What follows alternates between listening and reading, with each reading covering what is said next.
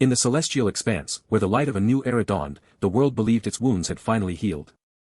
But for those burdened with memory, a quiet apprehension lingered, reflecting the cold, stark truth of an unspoken future.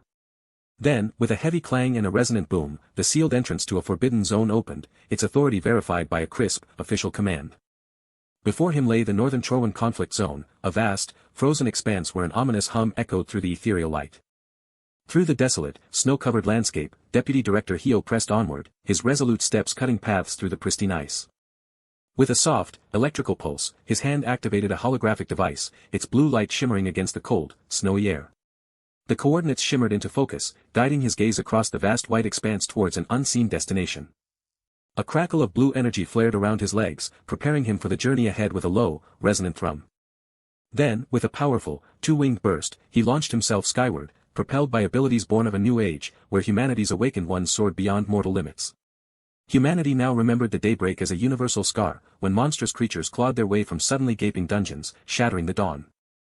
The world teetered on the brink, ravaged by the overwhelming tide of these grotesque invaders, enveloped in apocalyptic despair. Yet, from the ashes rose the awakened ones, heroes who stemmed the tide, slowly reclaiming civilization and drawing the 20-year daybreak Great War to its climactic close.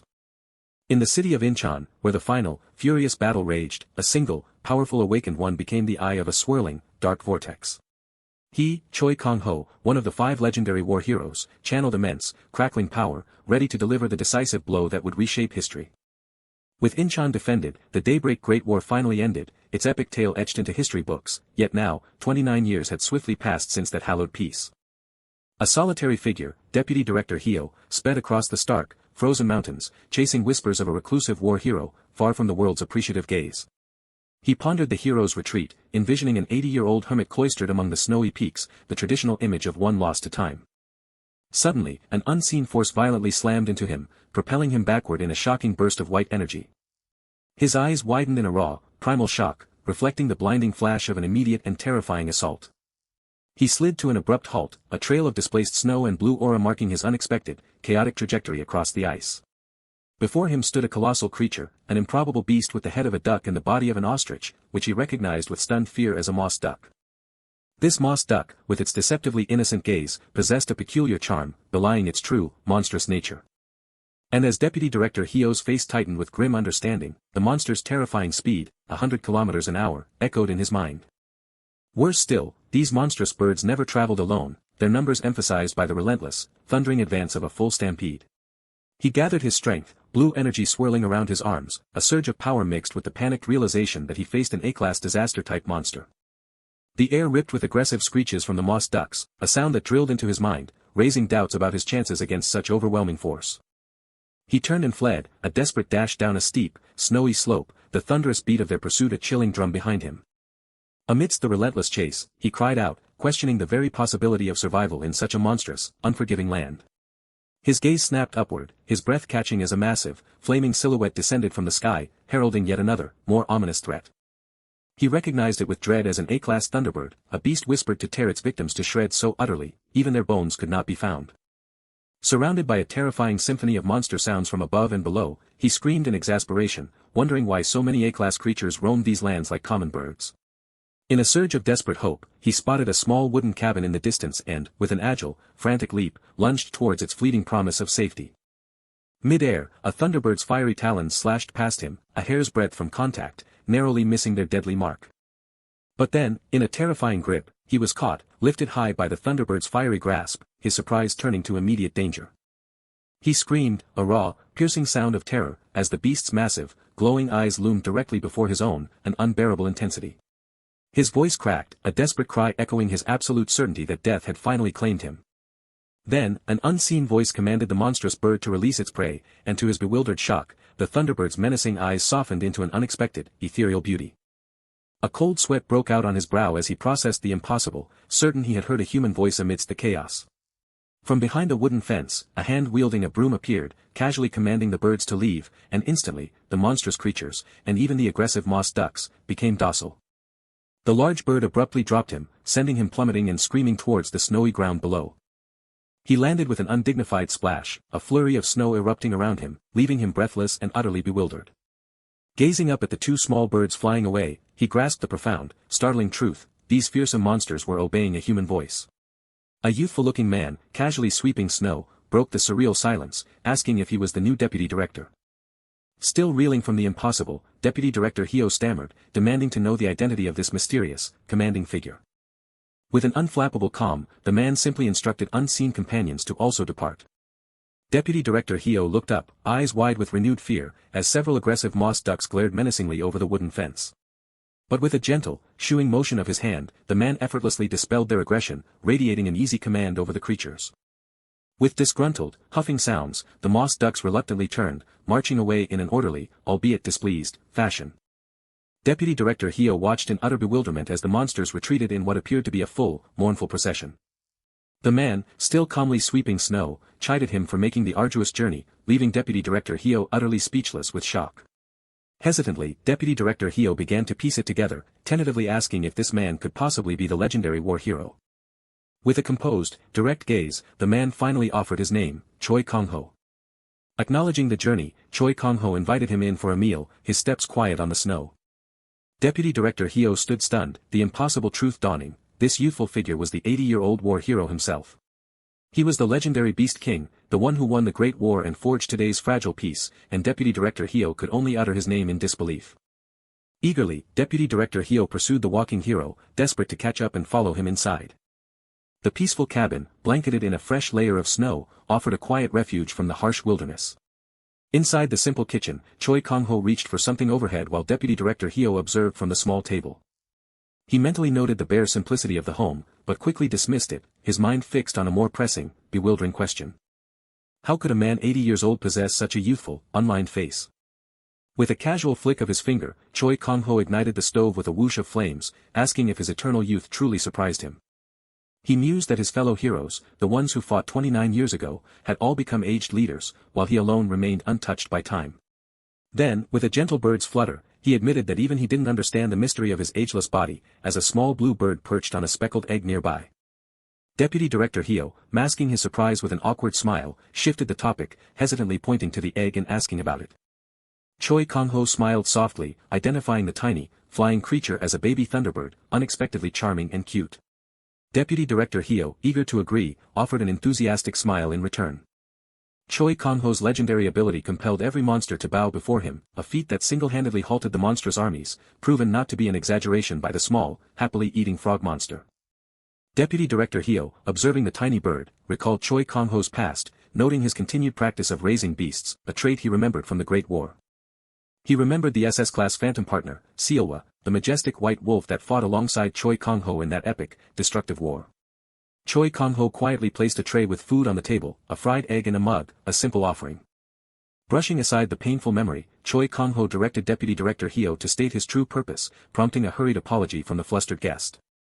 Deputy Director Hyo nervously revealed a new problem, unaware of Choi Kang-ho's internal irritation at his lack of tact regarding the past. He presented his phone, displaying images of new-type monsters from Busan and Daegu, their surging numbers and aggressiveness demanding Choi Kang-ho's urgent help. Choi Kang-ho, his expression serious, noted the unprecedented emergence of new monster types since the war, requesting a detailed explanation. With formal respect, Deputy Director Hyo declared his honor in having met the hero. He bowed deeply, offering a sincere apology for any trouble he might have caused. Then, hesitating, he ventured one last question, a personal inquiry into Choi Kang-ho's isolated life. Choi Kang-ho, a subtle smile playing on his lips, replied simply that he was waiting for something. Deputy Director Hyo leaned in, pressing for more, and Choi Kang-ho began to reveal the object of his patient vigil. Suddenly, to his utter shock, Deputy Director Hyo found himself perched atop a massive, furry white beast. His terror exploded as he recognized the beast, an S-class disaster-type GA saber tiger, roaring with an unsettling hum. Choi Kang-ho, waving goodbye with a knowing smile, promised safe transport, while Deputy Director Hyo screamed, questioning the sanity of trusting this monstrous guide. He screamed for the senior hero as the GA saber tiger rocketed him away, a desperate cry swallowed by the rushing wind. Choi Kang-ho stretched, a relaxed sigh escaping him, as the guest departed and peace returned to his snowy abode. He moved to the sink, the gentle sound of running water filling the domestic space as he began to wash the dishes. He affectionately instructed his two small monster companions, the blue bird and the frog, to enjoy their meal, watching them happily eat. Returning outside, he swept the incessantly falling snow, a mild annoyance evident in his resigned sighs. Suddenly, the broom was struck with powerful force by the Jie saber tiger's tail, sending a splash of snow and blue energy into the air. Choi Kang-ho looked with mild exasperation at the purring Jie saber tiger, Mengchi, as it licked its chops. He questioned Mengchi's swift return, playfully warning him against abandoning Deputy Director Hyo somewhere random. Mengchi responded with a comical whimper, its sad, cartoon tears betraying a hint of remorse. Meanwhile, Deputy Director Hyo tumbled head over heels down a snowy slope, an uncontrolled, comical descent. At the gate, the military officer greeted a dizzy, bewildered Deputy Director Hyo, who incoherently questioned if he had been carried in the mouth of a bull-sized tiger. The officer laughed warmly, reassuring him that such shock was a common initial reaction. He then explained that they were now quite used to such strange occurrences, as Deputy Director Hyo offered a nervous, uncertain laugh in response. Back at his cabin, Choi Kang-ho made a quiet, definitive statement, his hand resting on his broom. He mounted the mighty white beast, Mengchi, with a resounding clatter, ready to face the snowy landscape once more. His gaze firm, he told Mengchi that they would embark on their daily journey again. With a rush and a whoosh, Choi Kang-ho and Mengchi sped off, carving a path of blue energy through the snow. 49 years earlier, after the daybreak, a new chapter began.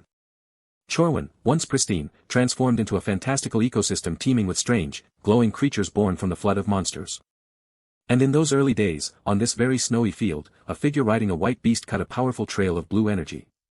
It was here that Choi Kang-ho, in his youth, first encountered Seol-a, the majestic white wolf who followed closely beside him. He gazed upward with a gentle, reflective smile, noticing something had grown a little since then. Perched atop a snowy peak, an incandescent blue egg pulsed with mysterious, radiant light. 29 years ago, in that cataclysmic great battle, a ferocious horde of monsters roared their destructive intent. A lone awakened one stood defiant amidst the overwhelming tide of beasts, a solitary beacon in the heart of chaos. 107, surrounded by snarling, aggressive monsters, the determined awakened one steeled himself for the impossible fight. 108, the monster horde surged forward, a terrifying wave of destruction, their numbers a crushing force. 109, then, from the awakened one, a mighty burst of blue energy exploded, momentarily silencing the roar of the charging horde. 110, the monsters were violently scattered and destroyed, blasted backward by the overwhelming force of the blue energy wave. 111, Choi Kang-ho, transformed by crackling blue energy, called out his partner's name, Seol-a, summoning her to the fight. 112, with devastating force, Seol-a, the giant white wolf, descended, scattering the monster horde in an explosion of light and power. 113, Choi Kang-ho stood heroically beside his majestic partner, Seol-a, both formidable figures amidst the swirling chaos of battle. 114, with a powerful surge, Choi Kang-ho commanded Seol-a forward, his foot kicking off the ground, leaving a trail of blue energy. 115, his partner, Seol-a, with her shining silver fur and fierce, beastly eyes, carried him into the battle, side by side, to defend Incheon and end the war. 116, in that battle, he saved the world, but the cost was immeasurable. 117, for in saving humanity, Choi Kang-ho lost Seol-a, his grief a heavy cloak as he knelt over her still form. 118, her eyes slowly closed for the last time, a poignant farewell that marked the finality of her sacrifice. 119, he apologized to her, a broken whisper of gratitude for all she had endured. 120, her fur began to dissipate, dissolving into ethereal light particles, a ghostly farewell to her physical form. 121, Choi Kang-ho looked down, his face a mask of profound sorrow as his beloved partner vanished before his eyes. 122, then, where Seol-a had lain, a powerful burst of light and energy erupted, blinding and magical, as Choi Kang-ho instinctively reached out. 123, left in her place was a small, glowing blue crystal, resting mysteriously in the snow, radiant with an inner light. 124, Choi Kang-ho stared, wide-eyed and utterly heartbroken, at the crystal, a searing reminder of his profound loss. 125, Seol-a had disappeared, leaving only the radiant crystal in her stead, a silent promise of something yet to come. 126, ever since, he had remained in this remote place, preserving his youthful form, patiently waiting for the crystal's hidden potential to awaken. 127, he spoke aloud to the absent Seol-a, musing that midnight would soon usher in a new year, his voice tinged with a deep, enduring hope. 128, a small, glowing fairy, drawn by the approaching moment, drifted towards his arm, hovering near his digital watch. 129, Choi Kang-ho smiled gently, wondering if these fairies from a nearby gate had emerged to celebrate the new year. 130, the tiny fairy touched his digital watch, displaying 11 hours 59 minutes and 57 seconds, December 24, 2069, the final seconds ticking away.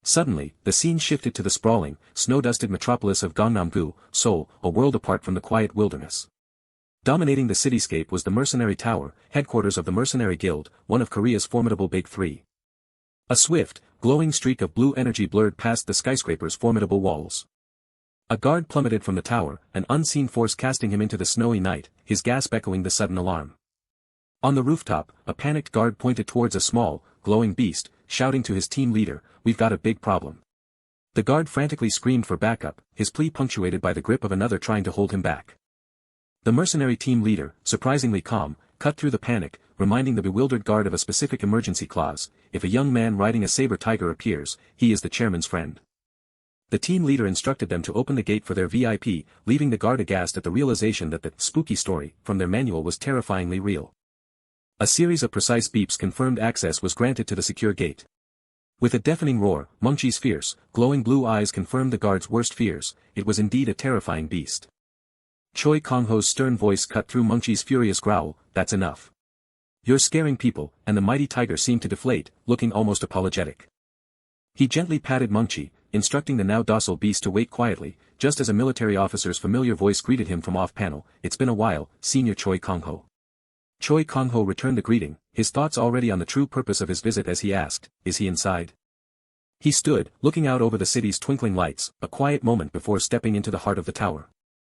In a shimmering reflection, a younger version of Seol-a appeared, embracing him, reminding Choi Kang-ho how fresh and young his old friend once seemed. A melancholic thought drifted through his mind: with every passing year, the footsteps of his old friend seemed to echo with a heavier burden. Suddenly, a boisterous shout ripped through the air, "Kang-ho, is that you?" It was Seol-a, the Iron Fist King, Guild Master of Mercenary and one of the 5 heroes of Daybreak. Seol-a enveloped him in an enthusiastic, bone-crushing hug, his joy overwhelming Choi Kang-ho, who could only manage a grunt of mild discomfort. Seol-a laughed heartily, declaring they were 80 now and must drink to properly catch up, but Choi Kang-ho playfully retorted, questioning if health shouldn't be a priority at that age. A soft whine and a wiggle betrayed the small creature, as it began to emerge from Choi Kang-ho's hoodie pocket. With a happy puff and a cheerful sound, the white fox-like creature fully emerged, an endearing ball of fluff. Seol-a's curiosity piqued, squinted at the tiny fur ball, a nagging sense of familiarity tugging at his memory. His jaw dropped, cigar nearly falling from his mouth, as Seol-a exclaimed in utter shock, "Don't tell me, it was born from Seol-a's egg?" Choi Kang-ho confirmed, holding the creature close, "She's Seol-a's kid, so I decided to call her Seol-a," and the happy creature responded with a joyful cry. Seol-a's gaze held playful amusement as he teased, "Oh ho, so you're here to show off this cute little thing, huh," causing Seol-a to adorably blush. Seol-a, bubbling with excitement, declared it was all the more reason for a grand celebration, prompting a resigned sigh from Choi Kang-ho, "Fine, fine." The clink of glasses marked the end of their playful banter, as Choi Kang-ho's tone shifted to a serious, "Seol-a, I actually came because I've got something to ask."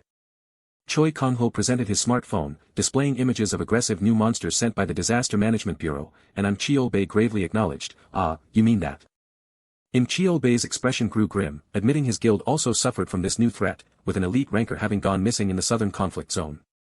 The missing hero was no ordinary fighter, but an elite A-class awakened, ranking 95th nationally, a significant loss against an enemy shrouded in dark energies. Seol-a leaned forward, his voice low with concern, "Something is definitely going on. New types of monsters are showing up more and more often, and I can't explain it clearly yet."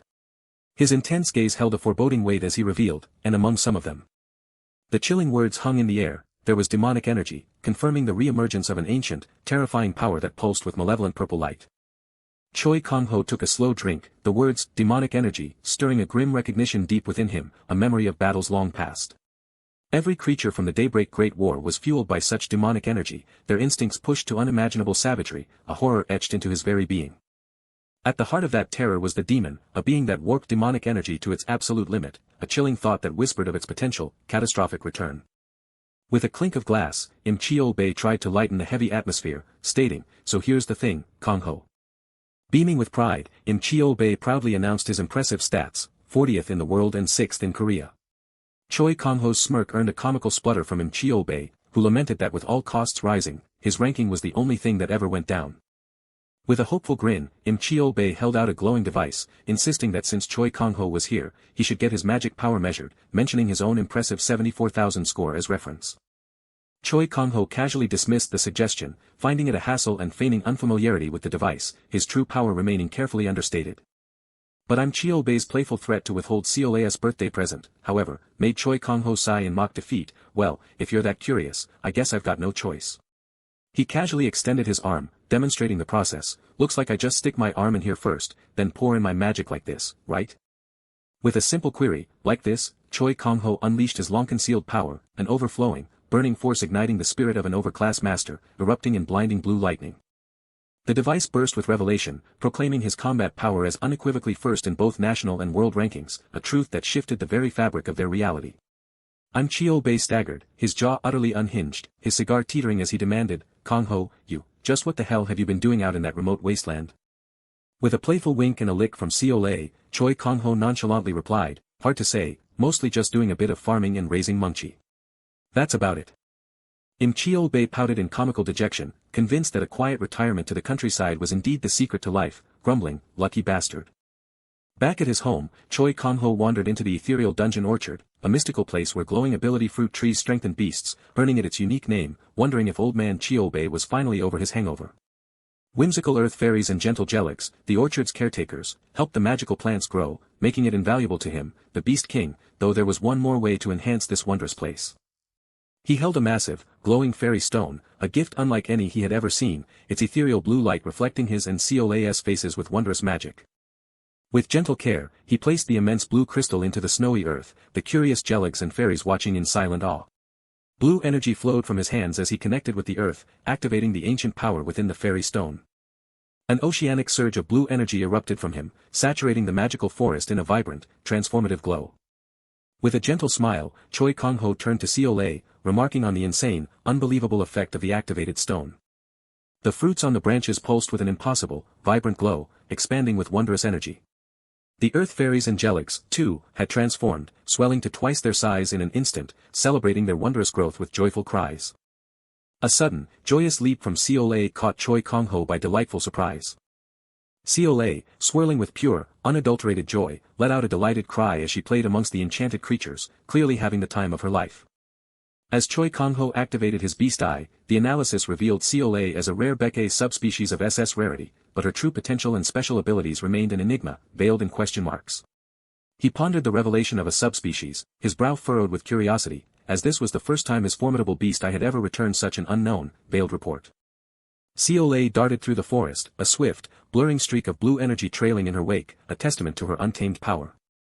Her wide, luminous blue eyes suddenly fixed, a silent hiss escaping her, sensing something unseen in the magical depths. Choi Kang-ho looked down, a question forming on his lips as Seol-a, now glowing intently, stared back with unexpected urgency. With a swift upward rush, Seol-a suddenly launched herself into the air, a blue trail in her wake, startling Choi Kang-ho with her abrupt, powerful leap. His eyes widened in alarm as a protective cry tore from his throat, Seol-a. Her glowing blue eyes were fixed on something below, her small form poised and ready for action, radiating focused intent. A burst of unseen energy rippled through the air as Choi Kang-ho watched, a silent concern etching his features. Choi Kang-ho stood thoughtfully, realizing the terrifying implication. Did she sense something? If that was the case, then he had no choice. Blue energy swirled around his feet, his determination hardening for what lay ahead. A powerful burst of blue energy exploded from his feet, propelling him forward with incredible force. He moved, a blur of blue energy, through the magical forest, an unstoppable torrent of speed. A sudden realization struck Choi Kang-ho as he raced alongside the glowing Seol-a, both enveloped in exhilarating blue energy. Seol-a ran relentlessly, her small body panting with fierce determination, her eyes burning with singular focus. With powerful strides, Choi Kang-ho surged forward, Seol-a a fleeting, energized shadow at his heels. A proud, fond smile touched his lips. She sure can run, he thought, admiring her incredible speed. With an epic burst, Choi Kang-ho launched himself high into the bright blue sky, a beacon of immense, soaring power. Seol-a rapidly descended through the air, a blur of white and blue energy, plunging towards the unseen threat below.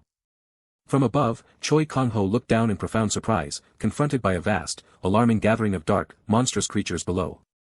A terrifying horde of menacing dark monsters loomed over cowering, tiny fairies, who could only clutch their crude weapons in helpless terror. A sudden, unintelligible chaos erupted in the sparkling, magical forest, as a young elf-like woman recoiled from attacking monsters. With a thunderous roar, the white fox-like creature charged forward, a blur of determined energy. A chorus of menacing shrieks rose as the small monsters surged forward. The terrified fairy-like creatures cried out desperately for salvation. The peculiar pack of earth spirits made Choi Kang-ho wonder if Seol-a had rushed here specifically to protect them. Suddenly, a colossal snake-like monster bellowed, startling the small fox-like creature. Choi Kang-ho worried that even for a mythical beast, Seol-a was far too young to face an A-rank disaster species. The immense Titanoboa roared, an A-rank disaster species with terrifying attack and defense capabilities. The Titanoboa struck with a furious hiss, causing Seol-a to yelp in alarm. "Alright, that's enough," Choi Kang-ho declared, his voice cutting through the chaos.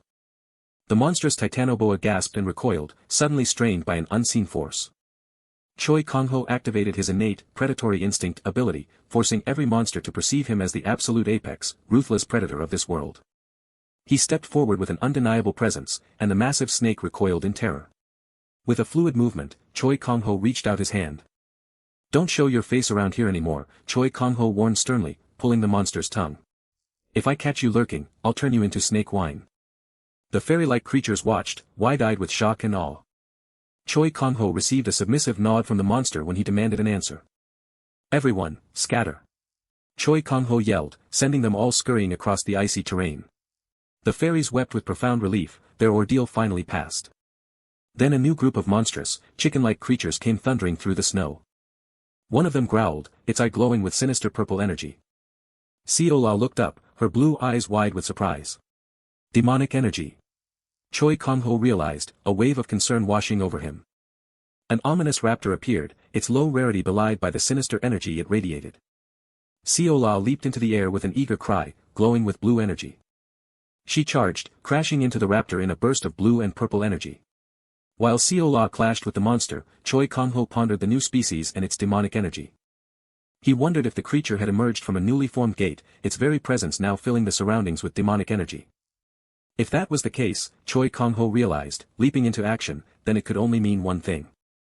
Choi Kang-ho crouched protectively, a chilling thought echoing in his mind, was a fiend lurking nearby? Then Seol-a began to glow, sparkling with newfound energy. Seol-a had acquired a second tail, a new skill gained from her fighting instinct and incredibly fast growth rate, leaving Choi Kang-ho astonished. 3 chicken-like monsters stood aggressively, crackling with dark energy. Glowing with innocent eagerness, Seol-a looked up at Choi Kang-ho, asking, "Can I go play?" "She's just like Seol-a back then," Choi Kang-ho mused, lost in thought. He remembered training with Seol-a in the past. They had grown by fighting countless battles together, but in the end, a quiet sorrow had claimed their partnership. Choi Kang-ho had yearned to raise Seol-a as a normal child, but he knew deep down that would never truly be her path. Seol-a was a child who naturally loved to fight, and he realized stopping her forever would be nothing more than his own selfishness. With resolute determination, Choi Kang-ho declared, "In that case, Seol-a, from now on, you and I are forming a contract." A magical hum filled the air as Choi Kang-ho extended his finger, a glowing blue ring of light forming.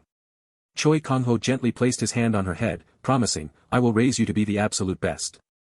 A powerful burst of blue energy engulfed him, signaling an intense magical transformation. Blue energy surged between Choi Kang-ho and Seol-a as their touch connected. A mystical hum intensified as a glowing blue orb of energy solidified in the air. Blue energy swirled dramatically around the ring on Choi Kang-ho's finger. A new, contract ring had manifested on Choi Kang-ho's hand, solidifying his bond with the magical beast. "Since you're still young," Choi Kang-ho said, a gentle glow flowing from his hand, "I'll share a bit of my mana with you. Go and fight to your heart's content," he encouraged, and Seol-a eagerly leaped into action. Seol-a swiftly glided through the air, pursued by the 3 chicken-like monsters. A chicken-like monster squawked in sudden pain. Seol-a's blue eye reflected her opponent with singular focus. Through sensory transfer, an innate beast master ability, Choi Kang-ho shared all senses, mana, and physical capabilities with his contracted beast. Seol-a and a chicken-like monster violently collided in an explosive burst. "Don't rush it," Choi Kang-ho cautioned from his hidden vantage point. "Wait a moment," he instructed, and Seol-a hovered, listening intently. Then, Choi Kang-ho gave the decisive command, "Now." Seol-a charged forward with a furious hum, teeth bared and enveloped in blue energy. She swiftly attacked from above, and the chicken-like monster cried out in surprise and pain. Seol-a delivered a decisive blow, sending the monster crashing down. Seol-a then demonstrated her inherited overwhelm ability, absorbing the demonic energy from her subdued opponent. Another chicken-like monster shrieked in terror, engulfed in purple energy. Seol-a calmly looked down at the defeated monster, which could only let out a confused quack. With intense focus, Seol-a darted forward again. She clashed with multiple chicken-like monsters in a crackling display of blue and purple energy.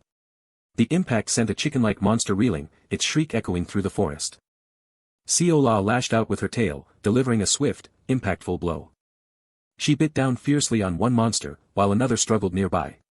Our Seol-a. Choi Kang-ho marveled, impressed by her surprisingly sharp movements in her first real fight.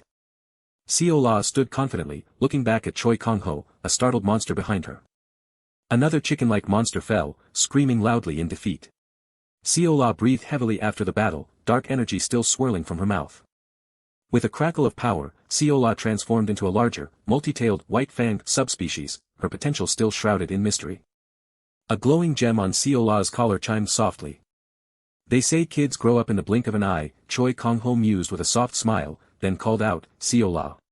Come here. Seol-a bounded towards him, glowing with excitement, asking, I did great, right? Choi Kang-ho let out a soft sigh, responding, yeah, you did wonderfully. Now, shall we hurry home before the gate closes? He asked gently. Suddenly, dark purple energy crackled and swirled ominously. Choi Kang-ho startled, shouting, wake up, all of you. The chicken-like monster squawked loudly in surprise as Seol-a watched. Choi Kang-ho smiled fondly, noting that Seol-a seemed to befriend anyone without demonic energy, finding her utterly cute. Now, everyone, run. Choi Kang-ho commanded, leading the panicked group away. But they were all suddenly pulled into a swirling, ominous black void.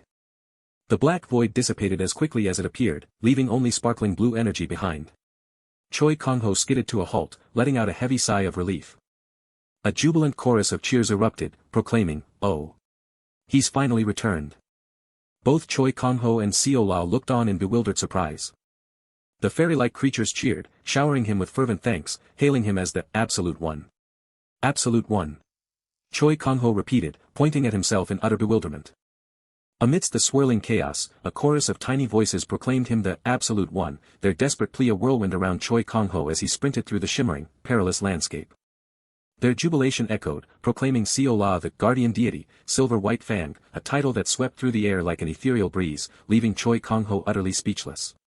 Choi Kang-ho's pragmatic mind cut through the reverence, demanding to know how they, tiny beings of light, could utter human words, a curious chick of surprise escaping one of them. With a calm, steady gaze, Choi Kang-ho cut straight to the core, inquiring if these grand, ancient titles, Absolute One and Silver White Fang, were meant for him and his precious Seol-a. The revelation of Seol-a as the Silver White Fang's true name ignited a fresh wave of excited chatter among the tiny folk, as if a missing piece of their prophecy had just fallen into place. Johanna, the crowned fairy, then spoke of their ancestral homeland, fairy tale of the Toon World, where White Fangs had been worshipped as guardian deities since time immemorial, with the Silver White Fangs holding an even more hallowed place. They spoke of kindness and strength, of a five-tailed Silver White Fang who, in a vision of ancient legend, had once saved their entire realm from the ravenous maw of a corpse dragon with a searing roar and brilliant energy. To the fairies, these were living legends, yet Seol-a herself seemed utterly bewildered by the tales, a soft, inquisitive nudge from a hand mirroring her confusion. For in his gentle care of the Silver White Fang, treating her with such tender devotion, they found undeniable proof, he could only be their fabled Absolute One, their voices ringing with absolute certainty. A nervous chuckle escaped Choi Kang-ho, their peculiar earnestness was overwhelming, as the fairies joyfully announced a dance of welcome for the Absolute One, fluttering with ethereal grace.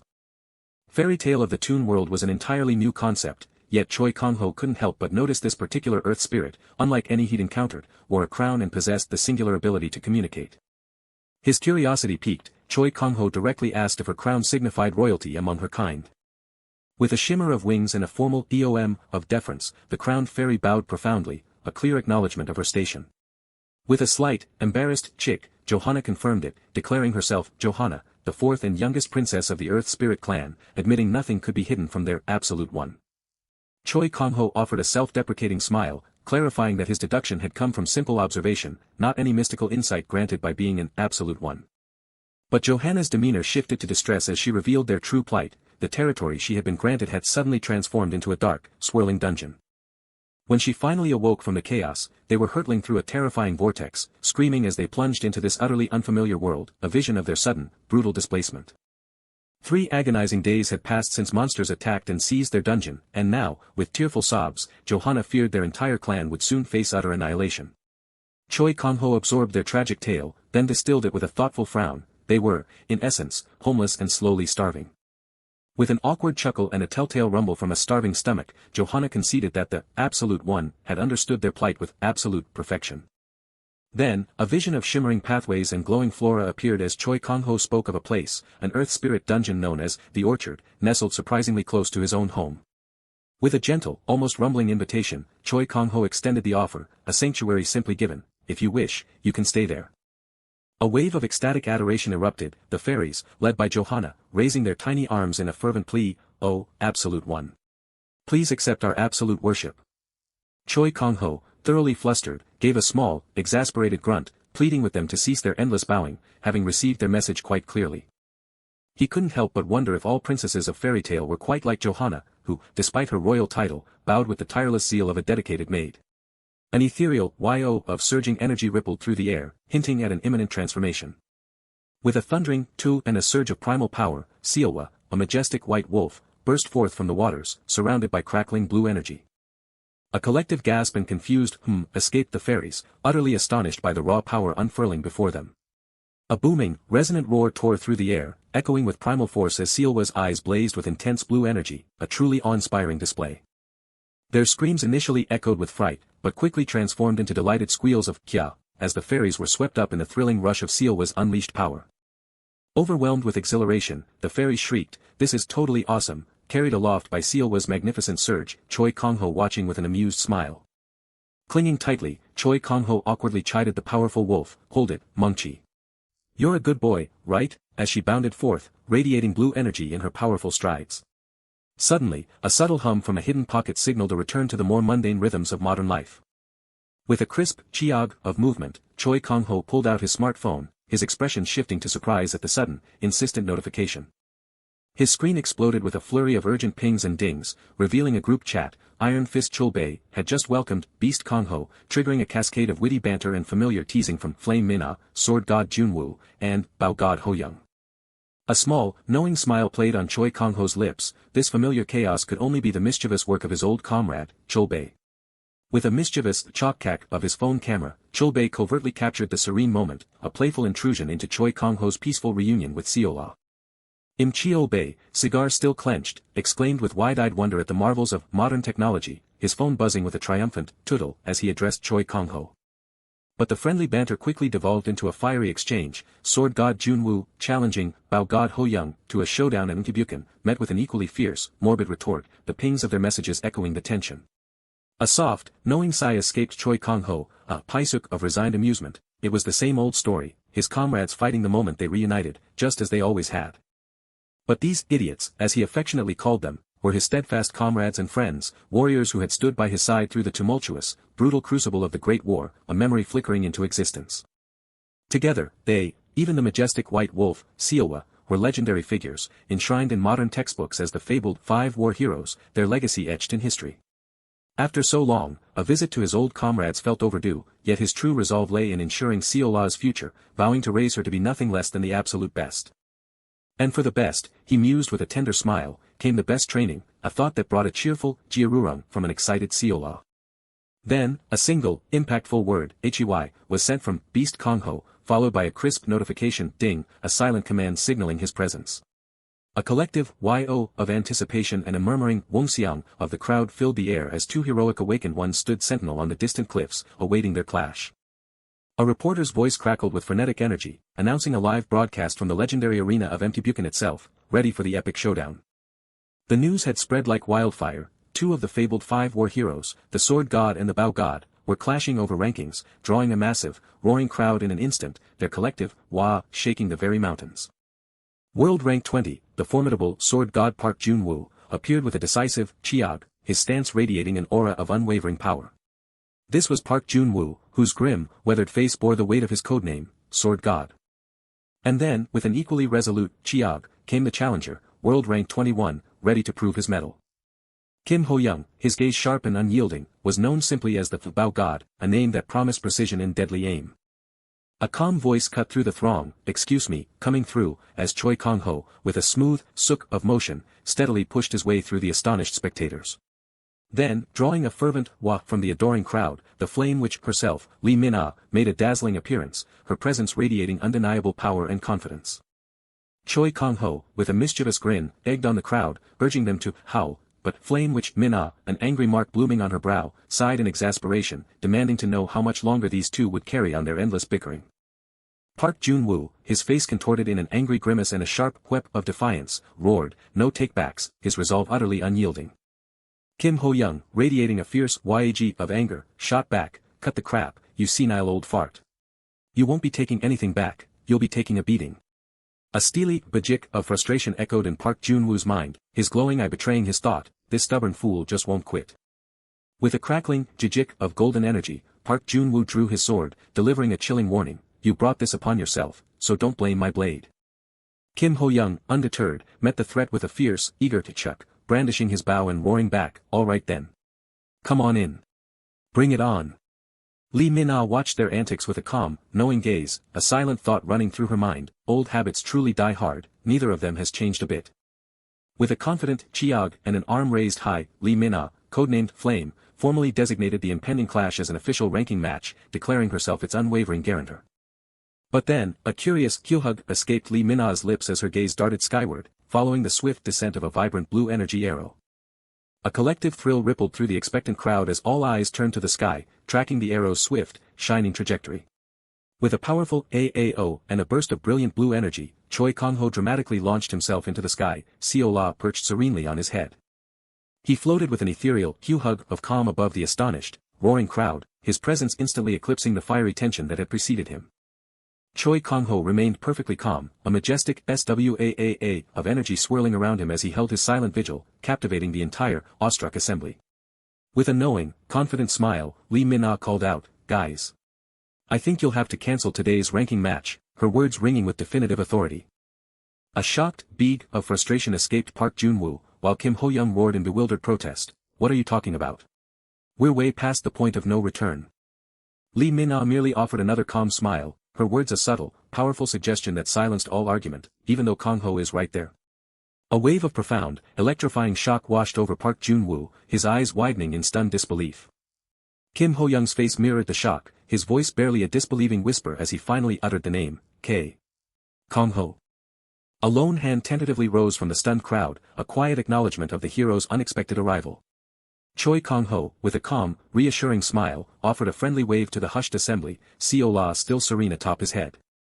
Min-ah watched with an amused smile as Park Jun-woo erupted, an angry, relieved, "You punk, so you finally decided to show your face before we die," while Kim Ho-young, ever pragmatic, simply pointed, "But, what's that white thing on his head?" With a tender smile, Choi Kang-ho leaned down to Seol-a, inviting her to share good food and even shopping with his old friends, asking if she was excited for such new adventures. But the concept of shopping was utterly alien to Seol-a, her wide blue eyes blinking with innocent confusion as she echoed, "Shopping? What's that?" After the sword god, Park Jun-woo, stepped down from his position as guild leader of the Big Three Guild, White Knight, a new era began under a majestic, star-filled sky. His new medium guild, established near Bukhansan Mountain, was dedicated to training his successors, their blades cutting through the night with disciplined power. Tucked away in a dimly lit, aged building was Park Jun-woo's medicinal herb warehouse, its door creaking open to reveal its secrets. Inside, a mystical, moonsault plant glowed, a rare and immensely expensive medicinal herb known to amplify a monster's mana when consumed. Choi Kang-ho gently corrected Seol-a, who was attempting to eat the magical herb, reminding her it was not meant to be eaten directly. An elder friend remarked on Seol-a's striking resemblance to Seol-wa, urging Kang-ho to take all 20 roots of the rare herb for her, a gesture that prompted Kang-ho's slight concern. Nightmare, the elder friend, then dramatically declared his intention to raid the entire warehouse, even as another friend watched with a sly, knowing smile. With a frustrated sigh, Nightmare conceded that he had intended to give the herbs away anyway, and Choi Kang-ho offered a calm, appreciative thank you. The elder friend looked at Kang-ho with a warm smile, inviting him to visit more often if he was truly grateful. With a sincere, cheerful smile, Choi Kang-ho promised he would. His spiked-hair friend, celebrating Kang-ho's first visit in 15 years, enthusiastically began preparations for a feast, setting out food with a lively shuffle. Bottles clinked and heavy dishes thudded onto the wooden table, overflowing with a spread fit for a celebratory gathering. The spiked-hair friend, embracing another, loudly declared they would drink 15 years' worth of soju, joking about Kang-ho's past drinking escapades with their mutual friend, Choi. Choi Kang-ho, with a wry smile, playfully wondered why only his friends seemed to age so much. The spiked-hair friend urgently insisted they drink quickly, for they were aging even in that moment, while the elder friend resignedly urged them to simply comply. The next day dawned, transitioning the scene to the bustling, ordinary exterior of Seoul Bank. Rapid footsteps pattered on the pavement, conveying a sense of urgency. Inside, a bank employee greeted Choi Kang-ho with exaggerated deference, bowing deeply and immediately offering a VVIP room escort. Choi Kang-ho, calm but slightly embarrassed, requested mana stones and politely asked the overly zealous employee to stop bowing. Seol-a, confused by the concept of mana stones, whispered her question, and Kang-ho winked, explaining it was the money they needed for shopping. With a low whir and rumble, the bank employee proudly informed Choi Kang-ho that the adjacent armory was also at his disposal, emphasizing the bank's extreme accommodation. Outside, a motorcycle roared to life, pulling away from the bank building. The man on the motorcycle glanced back with a subtle whir, beginning his secret surveillance of Choi Kang-ho. As Choi Kang-ho left, bank employees continued their effusive gratitude, bowing and inviting him to visit again. The mercenary leader on the motorcycle smirked, intrigued by the bank's excessive deference, and decided to uncover Choi Kang-ho's true worth. With a click, he activated his specialized Mana Stone Detector Plus Mana Detection Lens, a device designed to penetrate objects and reveal the grade of mana stones and detected mana. The initial scan, however, showed mana, not measured, and only a paltry 2C grade, 3D grade mana stones on a passing bank employee. The mercenary leader scoffed in annoyed disbelief at the meager findings, questioning the bank's fuss, before his expression suddenly shifted to a gasp of surprise. A new scan beeped, this time revealing an astonishing 3S grade mana stones on Choi Kang-ho himself. The device continued its revelation, beeping to register 2A grade, 5B grade mana stones. The mercenary leader gasped in utter shock, realizing the casual fortune Choi Kang-ho carried in his pockets amounted to almost 1.6 billion in cash. He then began to wonder internally if Choi Kang-ho was, in fact, an S-grade hunter.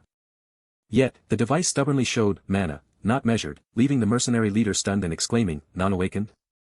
Unaware of the scrutiny, Choi Kang-ho continued his calm, steady walk down the street. A sinister smirk spread across the mercenary leader's face as he concluded that without an entourage, Choi Kang-ho was an unprotected, walking lottery ticket. The mercenary team leader, now fully identified, triumphantly reported to his boss that a total jackpot had been hit in Yongdongpo, a crackle of static accompanying his words. As Choi Kang-ho casually ate at an outdoor food stall, the narration questioned his true destination, hinting that such an immense quantity of mana stones could only be used in one specific place. The decision was made to continue tracking him, the powerful rumble of a motorcycle following his path, enhancing the building tension. The scene then shifted to the grimy, old-fashioned urban landscape of Yongdongpo 12th Street. With a quiet creak, Choi Kang-ho opened an old wooden door and stepped inside. A woman with cat-like features expressed her pleasant surprise, welcoming the Beast King back after a long absence, wondering if it had been 10, or perhaps 15, years. Her keen eyes then focused on Seol-a, musing on the last creature Choi Kang-ho had raised, Mungchi, and speculating about what magnificent being he was raising this time. With wide, awestruck eyes, she recognized Seol-a as a silver-white fang, then gasped, asking if she was a descendant of Seol-wa. Choi Kang-ho confirmed her lineage, explaining that Seol-a was a subspecies, as the little fox glowed with blue, mystical energy. The Beastkin woman, having lived for over 100 years, expressed profound amazement and gratitude for experiencing something as rare as a mythical beast subspecies. Addressing Choi Kang-ho with reverence as Beast King, she wished him success in raising his new battle beast. A soft sparkle of light enveloped Choi Kang-ho and a contented Seol-a, sharing a tender moment. 50 years after daybreak, the scene shifted to a bustling indoor market, Choi Kang-ho walking through it amidst the clang of activity. Choi Kang-ho looked at the diverse crowd, pondering internally why they were all so different. The narration explained that this vibrant street was formed by various races from the Mu continent, who had crossed over to Earth, building their own unique culture. Among them were the Blade Waisher, Lee Minha's magical race, known for living 80% of their lives in youthful form, their flags snapping in the wind. The narration then hinted at another representative race from the Mu continent, as Choi Kang-ho and Seol-a looked up at a towering structure, the sounds of metal ringing through the air. These were the dwarves, the blacksmith clan, and a robust dwarf blacksmith pounded his hammer with excitement, boisterously greeting Master Choi Kang-ho. Amidst the clanging of metal, the dwarf asked if Choi Kang-ho had found what he sought, then mentioned their overwhelming busyness with orders from far-off regions. Choi Kang-ho, holding up his arm, hesitantly asked for a favor, revealing a gleaming bracelet. The dwarf's eyes widened in astonishment, immediately recognizing the item as an aura blade and anxiously asking if something had happened to such a peerless treasure. Choi Kang-ho explained that nothing was amiss, but he had taken it out for the first time in 15 years, hoping for maintenance, though he worried about imposing on their evident busyness. The dwarf heartily declared that any request from Master Choi Kang-ho was always top priority, proclaiming that dwarves never forgot a favor with a booming laugh. Rallying his fellow dwarves, he shouted for them to put everything aside and prioritize Master Choi Kang-ho's item, to which they responded with unified, enthusiastic shouts. Choi Kang-ho laughed, wiping a bead of sweat from his brow, remarking that the dwarves were still the same as ever amidst the joyful clang of their hammers. As the workshop hummed with the incessant clang of hammers, the mercenary leader wondered what Choi Kang-ho had purchased before entering the dwarf smithy. His masked accomplice reported a list of purchases: 100-year-old Vialga roots, world tree fruit, stone of Citra, causing the mercenary leader to exclaim in shock at their absurd cost. The mercenary team leader decided no further checks were needed, chuckling darkly as he ordered an ambush once Choi Kang-ho left the workshop, identifying his group as Awakener Gang Raiders. The dwarf proudly presented the 2 aura blade bracelets, now sparkling with enhanced magical energy, explaining he had made some improvements during maintenance. He detailed the enhancements, including easier mana handling and increased maximum output, then offered Choi Kang-ho a chance to test them out. Choi Kang-ho, a knowing smile playing on his lips, declined, subtly implying he anticipated an imminent opportunity to test them. With a final wave, Choi Kang-ho bid farewell to the cheerful dwarves and departed the workshop. A motorcycle's growl rumbled, following closely behind a car, a tense pursuit underway. Choi Kang-ho walked alone down a desolate street, unaware of the lurking presence observing him from the shadows. Suddenly, the mercenary leader's command rang out, "Now, guys," followed by the vicious swishes and slashes of multiple swords as the Awakener Gang Raiders launched their attack. Unfazed, Choi Kang-ho calmly asked if all his attackers had emerged, swirling energy beginning to gather around him. A gang raider scoffed with arrogant confidence, dismissing Choi Kang-ho's calm as bluffing from a non-awakened. Choi Kang-ho's expression remained composed, a knowing amusement in his eyes as he deduced they must have used a mana detection lens. With a slight smirk, he articulated their misunderstanding, questioning if their limited detection capabilities, capped at 100,000 mana, led them to believe he was non-awakened. The gang raider stammered a confirmation, a jolt of shock and fear crossing his face as he panicked at Choi Kang-ho's unervingly relaxed demeanor. Desperately, the raider tried to dispel his men's rising fear, asserting that Choi Kang-ho must be bluffing, and vehemently ordered a renewed attack with a fierce roar. Choi Kang-ho simply uttered, "Well," as a powerful whoosh of mana began to swirl around him, acknowledging that everyone had indeed shown up. With an intense, determined gaze, Choi Kang-ho commanded, "Aura Blade, mana release," unleashing a massive surge of crackling blue energy. As a surge of power coursed through him, Choi Kang-ho ignited his aura blade, transforming into a beacon of crackling blue energy. The sheer force of his awakened power sent 2 guards careening through the air, their surprise a visceral grunt of impact. They screamed as they were violently flung, their bodies twisting helplessly against the stormy backdrop. Choi Kang-ho remained serenely composed as his invisible power effortlessly slammed the distant figures away, leaving only echoes of their impact. The mercenary team leader watched, his face twisting into a mask of pure disbelief and shock. Choi Kang-ho strode forward, his every step resonant with power, a digital overlay confirming his mana was utterly unmeasured, beyond mortal ken. The mercenary team leader's mind raced, a chilling question forming: was this man's combat power truly beyond the 100,000 threshold they couldn't detect? Choi Kang-ho, his hand alight with brilliant blue energy, suddenly questioned if another monster like the raiders' leader truly existed. A sudden, shattering burst of energy illuminated an unseen eye, reflecting the raw power unleashed. Bathed in his own crackling aura, Choi Kang-ho stared forward, a surprised query escaping his lips as he demanded to know who he was facing. With a subtle, swift motion, the glowing bracelet on his arm receded, its light dimming. He then produced a smartphone, revealing a stark, wanted poster for Lee Young-myung, leader of the notorious Raiders gang. Choi Kang-ho read about the Raiders' descent into robbery, kidnapping, and murder, a former executive of a major organization, sighing at their extensive crimes. The mercenary team leader, illuminated by a faint blue glow, decided to make a hasty retreat, realizing his opponent was far beyond his current capabilities. With a defiant surge of will, the mercenary team leader activated his innate ability, Assassin, purple energy crackling around him. Streaks of crackling purple energy darted through the urban alleyway, signifying the mercenary team leader's lightning-fast escape. He boasted confidently, believing his ability had made him untouchable, proclaiming he had never been caught while using it. Choi Kang-ho calmly questioned the mercenary team leader's choices, wondering why someone with such decent abilities and a past as an executive would live a criminal life, catching his opponent off guard. With a sudden, swift swing, Choi Kang-ho struck with a blade of pure blue energy, eliciting a sharp cry of pain from the mercenary team leader. A violent, concussive force exploded outwards, scattering purple energy and dust into the night. Injured and sprawled on the ground, the mercenary team leader groaned, a chilling realization dawning on him: his opponent was a top-tier ranker, far exceeding his own domestic top 50 ranking. Even bruised and falling, the mercenary team leader rallied his resolve, vowing not to be caught off guard again. Surrounded by his purple energy, the mercenary team leader frantically searched the shadows with his knife, demanding to know his opponent's whereabouts. "Right here," Choi Kang-ho simply stated, his calm voice sending a shockwave through the mercenary team leader, who turned to find him directly behind him. Choi Kang-ho delivered a sharp, decisive blow with his aura blade, silencing the mercenary team leader with a guttural gasp. Holding the mercenary team leader's knife, now humming ominously with his own blue energy, Choi Kang-ho warned that such a dangerous item should never be drawn. With a powerful, effortless kick, Choi Kang-ho shattered the knife into glowing fragments of blue light. The mercenary team leader was sent crashing through the air, his scream trailing behind him amidst streaks of blue energy. He landed with a sickening thump, convulsing in raw agony, his upper body bruised and exposed by the brutal attack. Choi Kang-ho, holding the small, cheerful white fox-like creature, quietly praised Smith's enhancements, noting the improved mana efficiency and precision in his strength control. He sternly warned the mercenary team leader, who painfully struggled towards the blue energy, not to touch anything so dangerous. Observing the mercenary team leader, Choi Kang-ho calmly deduced his age, recognizing him as a survivor of the Great War generation. He then pressed for answers, demanding to know the reason behind the mercenary team leader's current path after enduring such a gruesome war. Trembling, the mercenary team leader began to reveal his warped motivation, his voice filled with a strange fervor.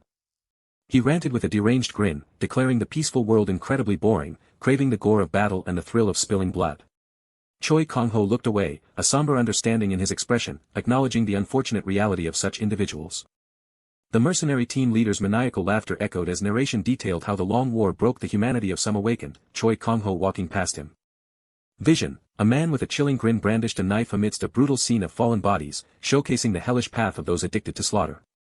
Vision, a frenzied figure swung a weapon in a chaotic, violent tableau, representing the war-created lunatics, a dark secret the current era tried to suppress. From the shadows, the mercenary team leader's voice cut through the air, mocking Choi Kang-ho, asking if he could relate to their brokenness. Choi Kang-ho remained silently pensive, his gaze distant, processing the mercenary team leader's provocative question. Meanwhile, in a serene, traditional gazebo, Deputy Director Hyo pondered a recent encounter. Deputy Director Hyo, a look of genuine surprise on his face, admitted his astonishment that the friend he'd met was none other than Choi Kang-ho. Seol-a playfully teased Deputy Director Hyo about Choi Kang-ho's youthful appearance compared to his master, causing the Deputy Director to stammer. Deputy Director Hyo then reflected on Choi Kang-ho's surprisingly gentle temperament, which seemed at odds with his legend as a war hero. Seol-a took a contemplative sip, agreeing that Choi Kang-ho might appear gentle now. But, Seol-a hinted to an attentive Deputy Director Hyo, there was much more to the story than current appearances suggested. Seol-a's expression turned serious as he revealed Choi Kang-ho's true nature, a nasty temper, especially brutal towards criminals. Choi Kang-ho's face was cloaked in shadow, his gaze intense as he echoed the mercenary team leader's disdain for peace. His body crackling with blue energy, Choi Kang-ho stood ready, a fierce resolve radiating from him as he prepared to act. Seol-a, eyes wide with alarm, grimly declared that the mercenary team leader's actions were the most foolish way to commit suicide. He stated that being caught by Choi Kang-ho was a fate worse than death itself, as the hero's blue energy struck an unseen figure with brutal force. Choi Kang-ho continued his relentless assault, his blue energy slamming another figure backward with raw power. A blue energy-infused punch landed with sickening force, distorting an unnamed man's face. Choi Kang-ho delivered a final, punishing blow, promising to give his opponent exactly what he wanted. A chaotic explosion of blue energy erupted, a testament to the devastating power unleashed. Deputy Director Hyo, startled, reacted to his phone ringing, displaying an incoming video call from Choi Kang-ho. Seol-a, amused, expressed his surprise at Choi Kang-ho initiating a video call. Choi Kang-ho, holding up the defeated mercenary team leader, cut straight to his business, asking if his companions recognized Lee Yong-myung. Seol-a instantly recognized him as the absolute scumbag, dragging White Knight's name through the mud, exploding in a fit of rage. As Seol-a furiously threatened violence, Choi Kang-ho calmly interjected, asking his master to calm down and offering to send the address for White Knight to handle. Choi Kang-ho casually revealed that he had already apprehended the entire gang, gesturing towards a pile of defeated, trembling bodies. The terrified mercenary team leader stammered, recognizing Choi Kang-ho as the demonic beast king, as Choi Kang-ho calmly interrogated him about the location of the stolen goods. In a desperate plea, the mercenary team leader insisted on his honesty, revealing that a thief named Phantom had stolen most of their goods, leaving only one stash. Choi Kang-ho reacted with a thoughtful, slightly confused expression at the mention of Phantom. The mercenary team leader fearfully elaborated on Phantom, a notorious thief who left behind black cards, before timidly asking if his confessions would spare his life. When the mercenary team leader asked if he would live, Choi Kang-ho's simple, "yeah," seemed an ambiguous promise as he turned his back. But then, with a sudden, sharp impact, Choi Kang-ho delivered a punch that made the mercenary team leader cry out in pain. Choi Kang-ho's glowing hand gripped the mercenary team leader's arm, mercilessly draining his mana, eliciting a horrific scream about his shattered power. Choi Kang-ho sternly declared that he had allowed him to live, but by destroying his mana whole, he had ensured he would forever live as an ordinary civilian. The mercenary team leader, aghast and horrified by the prospect of a powerless existence, begged Choi Kang-ho to kill him instead. Standing over the broken man, Choi Kang-ho delivered his final, stern decree. With his mana whole gone, the mercenary team leader was to engrave a crucial truth in its place. Holding the small, white fox-like creature, Choi Kang-ho reflected on the immense sacrifices made to secure the current peace. As he walked away, Choi Kang-ho reassured Seol-a that not all war veterans became like the mercenary team leader. He continued, promising Seol-a a delicious, nutritious meal back home, but with one condition: a bath came first. The secluded cabin nestled peacefully amidst the soft, falling snow. Seol-a yelped in protest, thrashing wildly in the sparkling, cerulean water. A determined hand reached into the shimmering depths, undeterred by her frantic squirming. With a firm but gentle grasp, Choi Kang-ho secured the struggling creature amidst the splashing, luminous water. Choi Kang-ho, with a soft smile, gently insisted she endure the bath, playfully comparing her aversion to someone named Hui. This was no ordinary bath, as a strange, tendrilled fruit plunged into the sparkling blue waters. It was a fragment of the mythical world tree, a potent treasure from his recent travels. He infused his powerful mana, dissolving the precious world tree fruit into the warm, shimmering water. Choi Kang-ho asked if the bath was to her liking, as Seol-a looked up, wide-eyed and utterly content. Seol-a tentatively dipped a paw into the inviting, glowing water. A sound of pure bliss escaped her as she surrendered to the luxurious warmth. He felt a profound satisfaction, watching her delight. Ancient beastman warriors once used a mere sliver of this fruit's peel to fortify themselves before battle. Such a small application was enough to render their fur, skin, and hides impossibly resilient. Yet now, Seol-a absorbed the entirety of the precious fruit, her tiny form soaking in its immense power. A soft, contented sound drifted from her as pure energy radiated outwards. The bathwater itself surged with raw, swirling power. Moments later, the luminous bathwater had vanished, leaving only faint, glowing traces. Choi Kang-ho looked on in surprise, realizing the potent waters had already vaporized. A gentle, knowing smile touched his lips. The effects were undeniably massive, as Seol-a now radiated with vivid, cheerful energy. A furrow appeared in his brow. Choi Kang-ho wondered why the fruit's profound effects had not yet concluded. An intense burst of azure energy erupted. Then, a celestial declaration echoed: Seol-a had become the guardian of nature, her very essence capable of absorbing natural energies with unparalleled efficiency. Choi Kang-ho, a mischievous smirk playing on his lips, pondered the astonishing depth of her absorption. After the transformative bath, Choi Kang-ho decided it was time to provide Seol-a with a proper meal. The quiet snowfall continued its descent over the isolated cabin. Inside, glimpses of a fairy and a chicken monster hinted at a bustling domesticity, even as the snow intensified outside. The fairies and chicken monster, straining under their loads, exclaimed that Choi Kang-ho's recent absence had been for these very precious ingredients. Choi Kang-ho, frying pan in hand, radiated confidence as he asked if they were ready to begin the feast. The fairies carefully unloaded the spherical, vibrant ingredients onto the counter. Choi Kang-ho listed the rare, potent ingredients, explaining that an ordinary flame would be useless against their hardened shells. With a simple declaration that this would suffice, Choi Kang-ho produced a handful of glowing mana stones, leaving the fairies utterly aghast. The fairies shrieked in alarm, warning that such a quantity of mana stones would unleash an explosion, not a controlled flame. Choi Kang-ho, however, remained utterly calm, a subtle smirk playing on his firelit features. The mana stones detonated in a chaotic burst of orange and yellow flames, shattering the surrounding rock. A fairy screamed in sheer terror, convinced the entire structure would be consumed by the massive inferno. Yet, with a mere outstretched hand, Choi Kang-ho effortlessly channeled the raging fire, bending its immense power to his will. He then calmly stir-fried the ingredients in a pan, wielding the swirling, blue-tinged flames with absolute mastery. The ingredients sizzled and transformed rapidly, bathed in the vibrant, swirling magical flames. A terrified fairy, peering from behind Choi Kang-ho, marveled at his terrifying mana, questioning how he could control such volatile flames with such ease. The ingredients, now perfectly roasted, crumbled into a fine, glowing powder. With a simple command, Choi Kang-ho requested the moon's alt, and a fairy-like creature saluted in eager compliance. From the moon's alt plant, a gift from Junwoo, he expertly squeezed out a milky white juice. He then combined the potent powder and liquid, forming a glistening, golden dough. He carefully shaped the magical dough into small, glowing orbs. With a flourish, Choi Kang-ho announced the completion of his glowing, golden dumplings.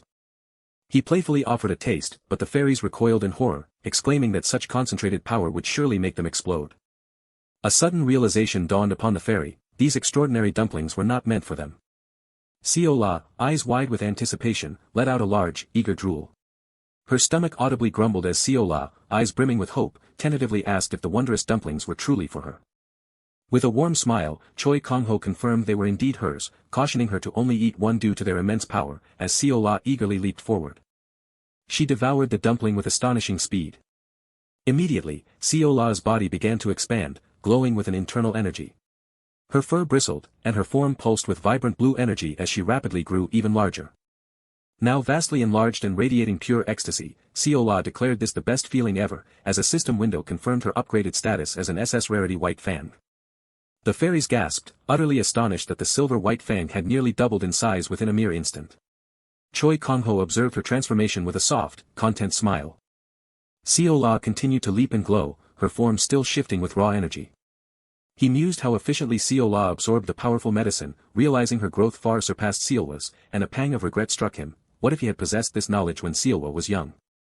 Looking wistful, he admitted he knew absolutely nothing about raising a companion back when Seol-a was young. In those harsh, early days, they merely fought and survived, and he often couldn't even ensure Seol-a was fully fed or properly rested when he was sick. He wished he had raised Seol-a better, a regret that fueled his intense study of demonic beasts after his partner's departure. Seol-a, bursting with newfound energy, exclaimed her boundless excitement as she leaped gracefully through the air. With a gentle, resolute gaze, Choi Kang-ho vowed to lavish upon Seol-a's descendant all the care and opportunities he could not provide for Seol-a himself. Seol-a, a beacon of radiant energy, continued her joyful leaps. But Seol-a, now significantly heavier, launched herself into his arms, causing Choi Kang-ho to stumble backward in surprise. He tumbled uncontrollably down the snowy incline, a flurry of limbs and laughter.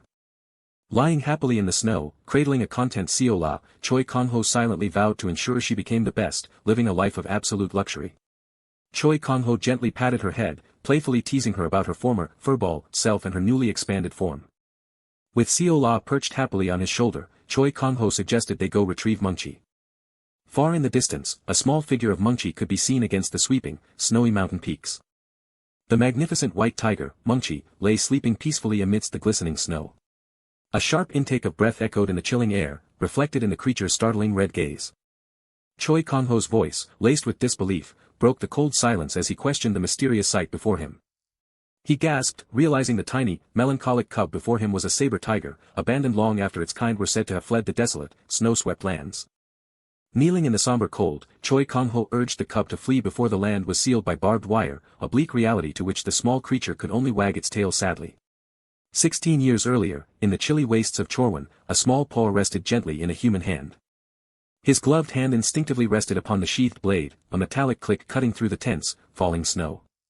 Choi Kang-ho grimly declared he would have no choice but to kill the cub, yet the innocent creature only wagged its tail playfully in the stark, cold air. A sudden, racking cough seized him, followed by a sharp sneeze, startling the small cub and betraying his strained health.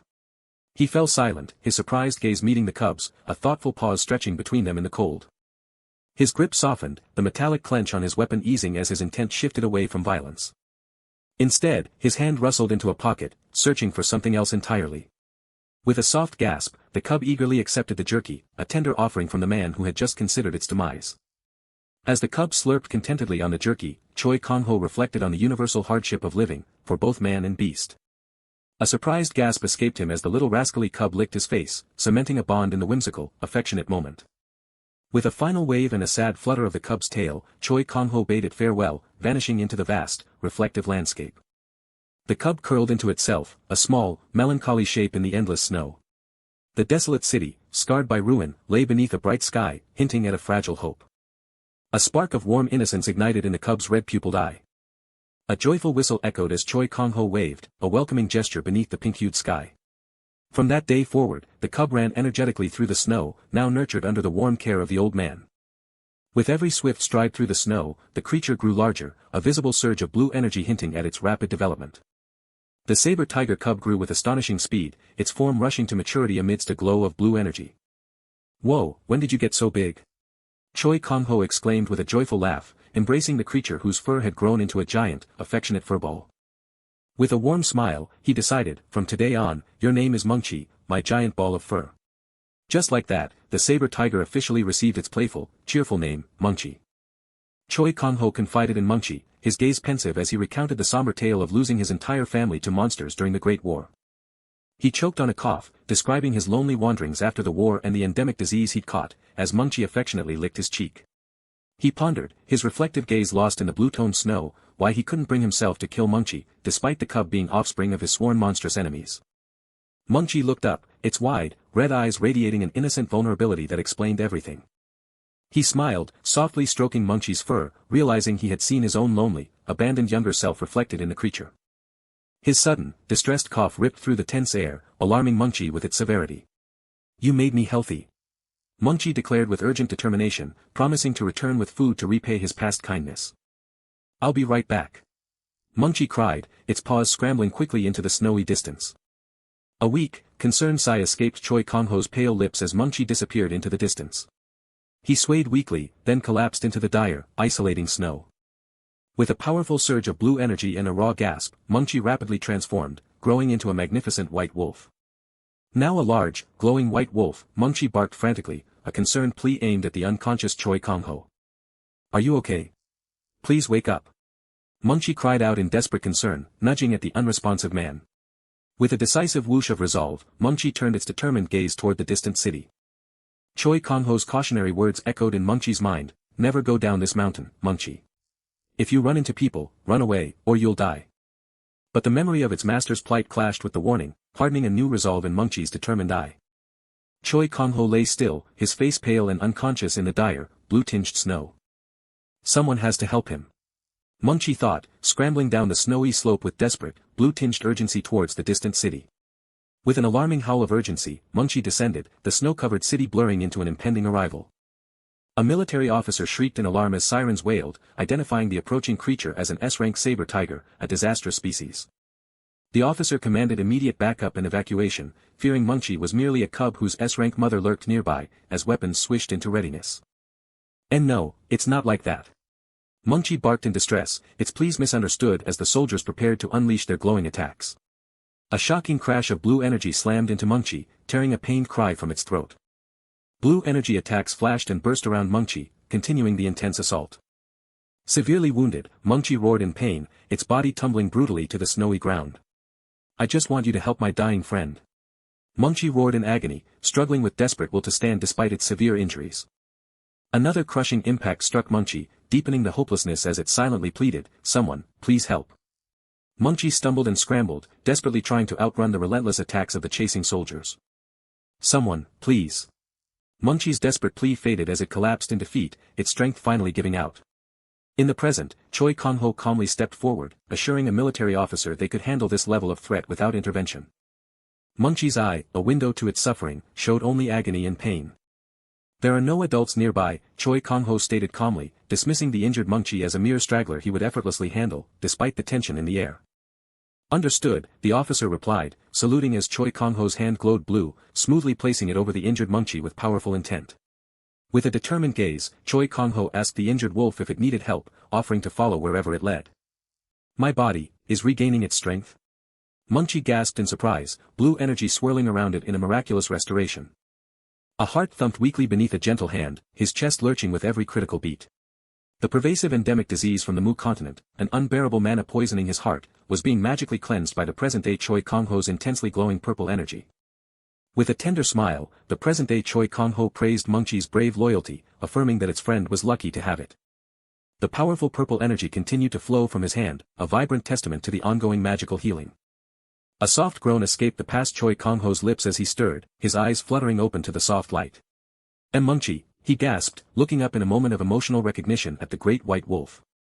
Huh, yeah, buddy, I'm glad to see you too, he laughed, as man and beast embraced in a heartwarming, joyful reunion.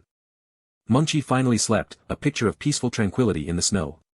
The present-day Choi Kang-ho crunched softly through the snow, calmly walking away from the sleeping Munchie and his younger self. A fierce determination burned in the present-day Choi Kang-ho's red-pupiled gaze. The present-day Choi Kang-ho smiled, gently patting the small white creature perched on his shoulder, a picture of peaceful contentment. Munchie's large paw rustled softly against the snow, resting near a tombstone in a somber act of respect. A profound sadness welled in the small creature's red-pupiled eye, reflecting the melancholy of the falling snow. The tombstone bore a photo of an elderly, serene Choi Kang-ho, a sad memorial in the silent landscape. A poignant message from the tombstone urged Munchie to follow the present-day Choi Kang-ho and live freely in the wide world. 5 years after entrusting Munchie to him, the old man had passed away, a somber reflection now etched on the present-day Choi Kang-ho's face. Since then, every year around this time, Munchie returned with the present-day Choi Kang-ho and Seol-a, honoring the old man in a melancholy yet enduring tradition of remembrance. The small creature looked up, its blue eyes wide with surprise as whimsical water droplets began to fall from above. Large, glistening tears dripped from Munchie's eyes, a profound and highly emotional display of grief as the small creature watched.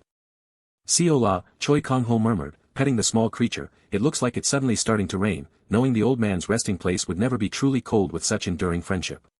A monstrous insect, surrounded by icy blue energy, roared as it lunged, striking with intense action. With a heavy thud, Choi Kang-ho, Munchie, and Seol-a stood calmly, radiating an imposing sense of readiness and power. The massive insect monster lay defeated in the snow, a conclusive end to the sudden threat. Are those the mayflies again? Choi Kang-ho casually remarked as swarms of screeching insect monsters filled the dynamic, snowy environment, ready for an ongoing battle. Through the ethereal, snow-laden air, a swarm of fantastic insectoid monsters swirled with potent energy, observed by Choi Kang-ho and the white fox-like creature, Seol-a. Choi Kang-ho's gaze widened in surprise, questioning if these were a new type of monster altogether, as more of the strange creatures appeared. With a serious resolve, Choi Kang-ho prepared for battle, activating his demonic beast eye as a pulse of blue energy enveloped him and Munchie. His skill revealed the creatures to be battle bees, a species of low rarity and power, yet noted for their blind obedience to a ruler and increased strength in a swarm. Choi Kang-ho looked on in astonishment as Seol-a, with wide blue eyes, playfully questioned if the monster was hers. Seol-a, in a burst of excited eagerness, lunged at the large insectoid monster, intent on taking a bite. Choi Kang-ho mused internally, wondering if Seol-a had somehow recognized the monster's peculiar demonic energy. The insectoid monster reeled from a powerful attack, a shockwave of blue energy rippling through the air. Both Choi Kang-ho and Seol-a focused with intense, predatory precision on their target. Seol-a, completely unfazed, clamped onto the monster's dangerous stinger, its blue energy crackling around her. With surprising force, the stinger of the insectoid monster snapped and broke under Seol-a's bite. Choi Kang-ho examined the broken fragment, reflecting that Seol-a's skin, fortified by the mystical world tree fruit bath, was impervious to such attacks. He then analytically deduced the stinger contained paralyzing poison, which explained the creature's deceptively high rank despite its size. Looking out at the vast, ominous swarm, Choi Kang-ho realized with determination that they could not simply ignore such a pervasive threat. Choi Kang-ho commanded Munchie to follow the monsters, his hand resting reassuringly on his loyal companion. As Munchie galloped across the icy plains, Choi Kang-ho noted, with a measure of relief, that there were no civilian settlements nearby to worry about. Yet, a deeper concern gnawed at him, the monsters possessed an insatiable hunger. Their appetite was so vast, it allowed them to consume entire landscapes, grass, trees, and even mountains. These omnivorous creatures devoured even the corpses of other monsters, making them an unpredictable menace that could attack civilian areas if they ran out of food. With a fierce resolve, Choi Kang-ho declared his intent to completely exterminate them before they could cause any harm to the innocent. Munchie let out a powerful, determined roar, echoing his master's conviction. Choi Kang-ho's brow furrowed in thought, a new observation sparking a question in his mind. As Munchie carried him closer to the dark, swirling mass from which the monsters emerged, Choi Kang-ho questioned if it was the creature's nest. The ominous red energy emanating from the nest reminded Choi Kang-ho of a difficult, raid-class gate 15 years ago, a challenge he and Munchie had faced together. Munchie responded with a confident roar, acknowledging the past but assuring Choi Kang-ho that their current strength was far superior. Let's head inside. Choi Kang-ho commanded, and Munchie surged forward, empowered by vibrant blue and purple energy. Munchie's powerful paws struck the ground with resonant force as the magnificent creature charged. Surrounded by the swirling swarm, Choi Kang-ho calmly observed their movements, surmising that they were merely protecting their home. Choi Kang-ho unleashed his mana release and predatory instincts, imbuing both himself and Seol-a with intense blue mana that made their eyes glow. The insectoid monsters flinched and recoiled, startled by the sudden surge of power. Choi Kang-ho and Mungchi pressed onward, cutting a path through the dark cavern teeming with swarming insectoid monsters. A system message detailed the nature of a raid-class gate, an ecosystem transplanted from another world, holding rare resources unseen in normal gates. Yet, this rarity came with its own formidable challenge. For, by that same token, the monsters protecting these gates were equally formidable and strong. Choi Kang-ho and Seol-a gasped in surprise, realizing they faced a new species, 3 times larger and radiating 3 times the demonic energy of the previous foes. A massive insectoid monster lunged, its stinger extended, emitting an aggressive buzzing sound. Choi Kang-ho met the attack with a powerful blue energy strike, as a system message identified the new formidable foe as a Kinettle bee. Choi Kang-ho mentally noted that these Kinettle bees were far stronger than the battle bees they had encountered earlier, confirming the escalated threat. With a confident smile, Choi Kang-ho concluded these were the true guardians of the place, and Mungchi affirmed his assessment with a fierce bark. The swarm of massive insectoid monsters rushed forward, their aggression palpable. Choi Kang-ho activated sensory transfer, a profound connection that began to link his senses with Mungchi's. This sensory transfer allowed the contractor and demonic beast to share all senses, mana, and physical abilities, forging an unbreakable bond in battle. Mungchi dashed forward with immense power, leaping and kicking off the cave surfaces with blinding speed. Carrying Choi Kang-ho, Mungchi launched fiercely into the monstrous swarm, a blue aura of power engulfing them. Mungchi's paw struck with brutal force, shattering an insectoid monster into pieces. Choi Kang-ho swung his arm, dispatching another creature with a swift blue energy attack. Seol-a roared with unrestrained joy, reveling in the thrill of the battle. The white fox-like creature fiercely attacked an insectoid monster, its jaws wide open. Seol-a relentlessly pounded another monster, her small form embodying immense power. Seol-a attempted to bite a larger monster, her expression momentarily surprised by its unexpected size. Choi Kang-ho teased Seol-a, gently reminding her that some foes were still too big for her mouth, to which she responded with an adorable whine. Choi Kang-ho and Mungchi charged onward, their momentum unstoppable through the monster-infested cave. The large insectoid monsters retaliated, firing a volley of dangerous purple projectiles from their stingers. Choi Kang-ho's eye flickered with a subtle reaction, acknowledging the renewed intensity of the attack. He observed the endless stream of monsters, pouring out relentlessly as Mungchi continued its powerful advance. Choi Kang-ho suddenly detected an immensely powerful demonic energy, immediately questioning if it was the core of the entire infestation. With determined eyes, Choi Kang-ho declared he would investigate the source himself, calling out to Mungchi. Mungchi launched Choi Kang-ho into the air with a powerful, coordinated thrust of its paw. Choi Kang-ho soared through the air, Seol-a clinging tightly to his back, a blur of motion. He descended rapidly through the cavernous space, plummeting towards the source of the formidable power. Choi Kang-ho empowered himself, his bracelets glowing brightly as he activated his aura blade, a cascade of blue energy swirling around him. He roared, "Activate," and sliced through a massive monster with his luminous blue energy blade, closing in on the dark, menacing central demon. Choi Kang-ho's eyes widened in sudden shock as he registered an astonishing discovery. He realized the colossal, pulsating structure was the giant honeycomb guarded by the Kinettle bees, the very source of all the demonic energy. A powerful blue energy blast struck the dark, organic central mass with devastating force. Choi Kang-ho stood firm against the impact, an aura of blue energy encompassing him and Seol-a. He gazed intently towards the shadowy, purple-glowing central demonic mass. A grim realization settled on Choi Kang-ho as he held his arm, his glowing bracelets pulsing, recognizing a recurring and significant presence. He identified the menacing, shadowy figure with glowing red eyes as a fiend. Choi Kang-ho expressed his shock and alarm that such a formidable fiend had managed to breach so deeply. His eyes narrowed with grim determination, fixated on the malevolent entity before him. Elsewhere, a man panicked, raising his arm and cursing his dire situation, realizing he was completely doomed. The man continued his desperate lamentations, then suddenly paused, his panic giving way to an astonished question as he noticed something unexpected. Choi Kang-ho grimly acknowledged that the ominous forces had finally reappeared. From a surge of malevolent energy, a figure materialized, declaring himself a demonic human. His glowing red eyes burned with furious disbelief that they had managed to breach so deeply. Choi Kang-ho watched with unyielding intensity. Engulfed by swirling blue energy, the demonic human's panic reached a fever pitch, knowing his situation was truly dire. Amidst his frantic curses, a strange shift in his surroundings arrested his desperate lamentations. Choi Kang-ho's voice, laced with urgent relief, cut through the chaos, demanding to know if his words could be heard by the spectral foe. Choi Kang-ho pondered the true nature of this particular demonic human, whose existence seemed to defy explanation. Then, with a dramatic flourish of red energy, the demonic human introduced himself as Theo Gamin, once fourth in the demon realm's hierarchy. Choi Kang-ho's eyes narrowed, anticipating the impending assault. Surrounded by swirling red energy, Theo Gamin raised his hand dramatically, his words heavy with promised power. Then, with a sudden, comical thump, he declared his unconditional surrender. He then confessed a deep-seated aversion to combat, especially against someone as absurdly strong as Choi Kang-ho, a human who commanded monsters. Choi Kang-ho, utterly mystified, could only watch as Seol-a, the fox-like creature, glowed with an otherworldly blue light. With a hungry buzz and a sickening crunch, Seol-a devoured a monstrous bee, its magical essence her sustenance. As his aura blade deactivated with a faint magical chime, Choi Kang-ho's glowing hand returned to normal. Theo reflected on their unexpected communication, realizing Choi Kang-ho was a different kind of entity than the machine-like demonic humans he encountered during the war. Compared to those monsters, Choi Kang-ho felt almost human, prompting Theo to ask, "You, what are you?" With a hint of awkward reluctance, Theo then clarified his own identity, a demon.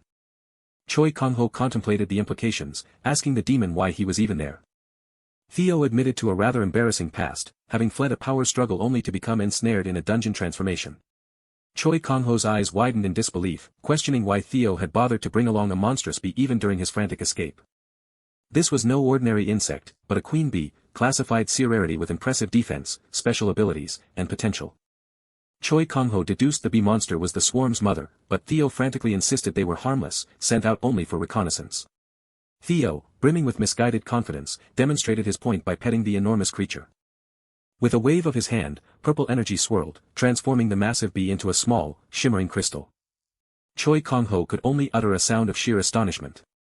Theo proudly explained that in this fossilized state, the crystalline bee was utterly harmless, sustained only by pollen. Before another word could be uttered, Seol-a, with a delighted swirl and a crunch of crystal, swallowed the creature whole. Theo, mid-sentence about his pet, could only utter a bewildered sound as the realization dawned on him. Seol-a savored the unique, delicious flavor of demonic energy, happily consuming its essence. A guttural scream of pure terror tore from Theo, demanding to know what kind of demonic energy-eating beast had just consumed his pet. Choi Kang-ho assessed Theo, concluding he posed little direct threat, but the true danger lay in the newly revealed dimension, the demon realm. If Theo was indeed fourth in the demon realm's hierarchy, he was an invaluable source of information, even as his panicked cries for Seol-a to stop echoed through the space. Yet, an indelible memory lingered, the shocking strength that demonic human once possessed. With a decisive swirl of blue energy around his hand, Choi Kang-ho prepared to act. A sudden surge of blue energy erupted as Choi Kang-ho grabbed Theo's chest, eliciting a scream of pure agony from the demon. Choi Kang-ho sternly reminded Theo of his unconditional surrender, declaring his intention to implement a necessary safety measure. "I'm going to steal your mana heart," Choi Kang-ho declared, as Theo screamed in a fresh wave of agony, purple energy forcibly ripped from his chest. Purple energy streamed violently from the screaming demon, drawn irrevocably into Choi Kang-ho's outstretched, glowing hand. With a dazed crack, Theo collapsed to the ground, utterly bewildered by the sudden emptiness within him. Theo's voice was a whisper of shock, his demonic energy was gone, and Seol-a complained it now tasted bad. Choi Kang-ho, radiating cold menace, ordered Theo to follow without a sound, warning that any attempt at deception would be met with instant death. Theo nervously agreed, his mind reeling with confusion over this human's terrifying mana and the sheer strangeness of the encounter. Meanwhile, outside the gate, the landscape had transformed, now packed with guilds who had rushed to the site of the newly appeared raid-class gate. These prestigious guilds had gathered for one reason, to secure raiding priority. Since the war's end, raid-class gates, once objects of fear, were now seen as veritable treasure troves of vast resources. The method for securing raiding priority was brutally simple, an impromptu tournament where strength alone decided who earned a ticket to the treasure trove. The guild with the strongest contender would claim the coveted priority. Even the prestigious Napa Guild, one of the big three, had specially recruited a contender for this very tournament. With a powerful crack, a fighter was violently launched into the air, shattering the ice beneath him. The triumphant mercenary was known only by his codename, King. He was none other than the 10th-ranked SS rank hunter. King was also a notorious influencer, meticulously documenting his victories with hashtags and posts.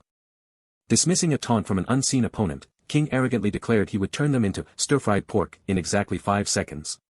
Then, with a furious grind of teeth, his new challenger, the S-rank broken from the prestigious Pungun Guild, announced that King's 5 seconds were up. King merely smirked, dismissively telling his opponent that he was asking for another beating. With a clang of furious intent, Broken unleashed a punch that met King's surge of green energy. Broken's determined punch met King's arrogant, green energy block. From within the swirling, purple dimension of the gate, Choi Kang-ho and Theo emerged. Cracks of power and heavy thuds reverberated as more fighters were violently struck and fell in the ongoing battle.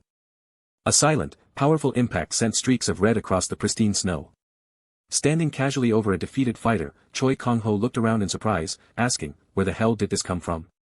Choi Kang-ho began to address the bewildered crowd. He observed the bustling, murmuring crowd, commenting on how much the view had changed since he entered the dungeon.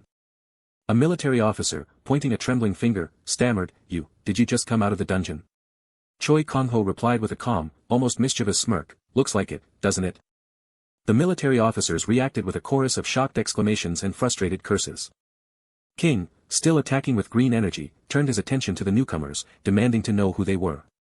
His face contorted with fury, King bellowed at the perceived intruders. With a series of powerful crashes, King lunged forward, surrounded by destructive green energy. Theo whispered nervously to Choi Kang-ho, asking if he would truly kill King this time, burning him an irritated reminder to keep silent. Choi Kang-ho's gaze narrowed, thoughtfully assessing the man. "Seems like the cocky type, doesn't he?" Choi Kang-ho remarked, a faint whoosh of energy surrounding their confrontation. King shouted in indignant fury, demanding to know who Choi Kang-ho thought he was, emerging from the gate without permission. Choi Kang-ho calmly questioned the need for permission, which King vehemently affirmed. King furiously explained they weren't fighting for sport, but for the sacred raiding priority that defined their very purpose. Choi Kang-ho calmly acknowledged the concept of raiding priority, while a nearby officer fumed, realizing this civilian didn't even register on their mana measurements. King furiously attacked, berating Choi Kang-ho as a mere non-awakener who should know his place and stay out of danger. Theo whispered nervously to Choi Kang-ho, asking if he would truly kill King this time. Choi Kang-ho, holding King's wrist in a grip of iron, calmly stated, "I'm not killing him." With a confident, almost chilling smile, Choi Kang-ho reiterated, "Right. I won't kill him." Theo, concerned, questioned Choi Kang-ho's intent, asking if he truly planned to end their opponent's life. Choi Kang-ho calmly assured Theo he wouldn't kill him, even as King's fury erupted, unleashing a powerful blast and screaming at what he perceived as a mere non-awakener to leave. Our hero's eyes narrowed, hinting at a fate for King that, while not death, might prove far more impactful. With a burst of speed, Choi Kang-ho soared through the air, drawing a gasp of recognition from an unseen voice. Theo exclaimed in shock, realizing that White Knight had also arrived to contest the coveted first clear rights. Lee Hyuk, guild master of the formidable White Knight, introduced himself with confident formality, honoring their prior video call with his master. Choi Kang-ho smiled pleasantly, recognizing Junwoo's top disciple and casually inquiring if the notion of first clear rights for gates was now common practice. Lee Hyuk confirmed the contemporary practice, further igniting King's indignant rage as he shrieked about being ignored and boasted of his online following. King pondered, utterly confused as to how a supposed non-awakener could be known to such figures, a flicker of recognition stirring at the name Choi Kang-ho. Then, with a stark jolt, the truth slammed into him. King's voice rose in disbelief, naming the legendary Beast King, one of the 5 war heroes, as the long-haired man beside him simply smirked. Lee Hyuk's eyes widened at the hero's subtle expression, recalling the precise warning his master had once given him. In a quiet flashback, Lee Hyuk's master once lectured him, "If you ever meet Kang-ho, be most careful when he smiles like a saint, for that smile means that he is soon going to completely crush the opponent right in front of him," the old man concluded, as an image of Choi Kang-ho's deceptively gentle smile shimmered. Lee Hyuk began to tremble, realizing the hero's smile had grown even wider and more terrifying than before. King initially scoffed at the idea that such a pathetic bold geezer could be a war hero, but a sudden thought sparked a cunning ambition: if he could defeat this legend, he would surpass the 5 war heroes himself. King roared, charging forward with a furious burst of green energy. Choi Kang-ho simply smirked, a dangerous glint in his eyes, as he nonchalantly offered a sarcastic thanks for the impending assault. "Don't mention it," King sneered, convinced of his imminent victory. "The one who should be thankful is me," he bellowed, unleashing a powerful, energy-infused punch. King's face contorted with ecstatic triumph. He believed he had landed the very first blow on the legendary Beast King. "Ha!"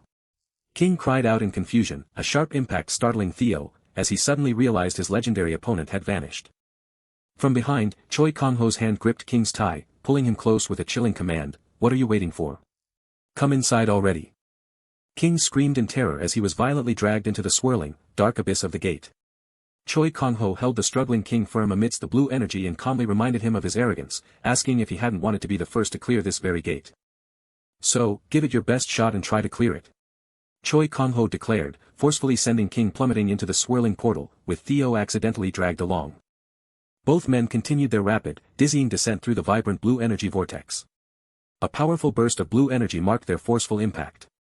King lay disoriented on the cold ground, questioning if the surreal experience was nothing more than a dream. How else could something like this happen, he gasped, utterly shocked by the impossible turn of events. Choi Kang-ho, with serious eyes, confessed he didn't favor settling first clear rights through force, but had been willing to overlook it given current practices. But at the very least. He continued, taking a deliberate step forward. The cavernous depths pulsed with streaking blue energy, dwarfing the figures within. King, still defiant, launched another strike, which Choi Kang-ho effortlessly deflected with a ripple of blue energy. King screamed in green-tinged fury, mocking Choi Kang-ho as an outdated, first-generation awakener who belonged to a bygone era. Choi Kang-ho's grip tightened on King's face as he declared, if you're going to live in a world ruled by power, you should act humble, he finished, forcefully slamming King into the ground with a powerful burst of blue energy. Theo, sweating with worry, murmured, he's going to die, right, to which Lee Hyuk grimly replied, he just might. Theo reflected on his own wise decision to surrender, then turned to Lee Hyuk, wondering if he too was a part of Sir Choi Kang-ho's mysterious group. With a heavy sigh, Choi Kang-ho calmly inquired if the bruised and defeated King had finally come to his senses.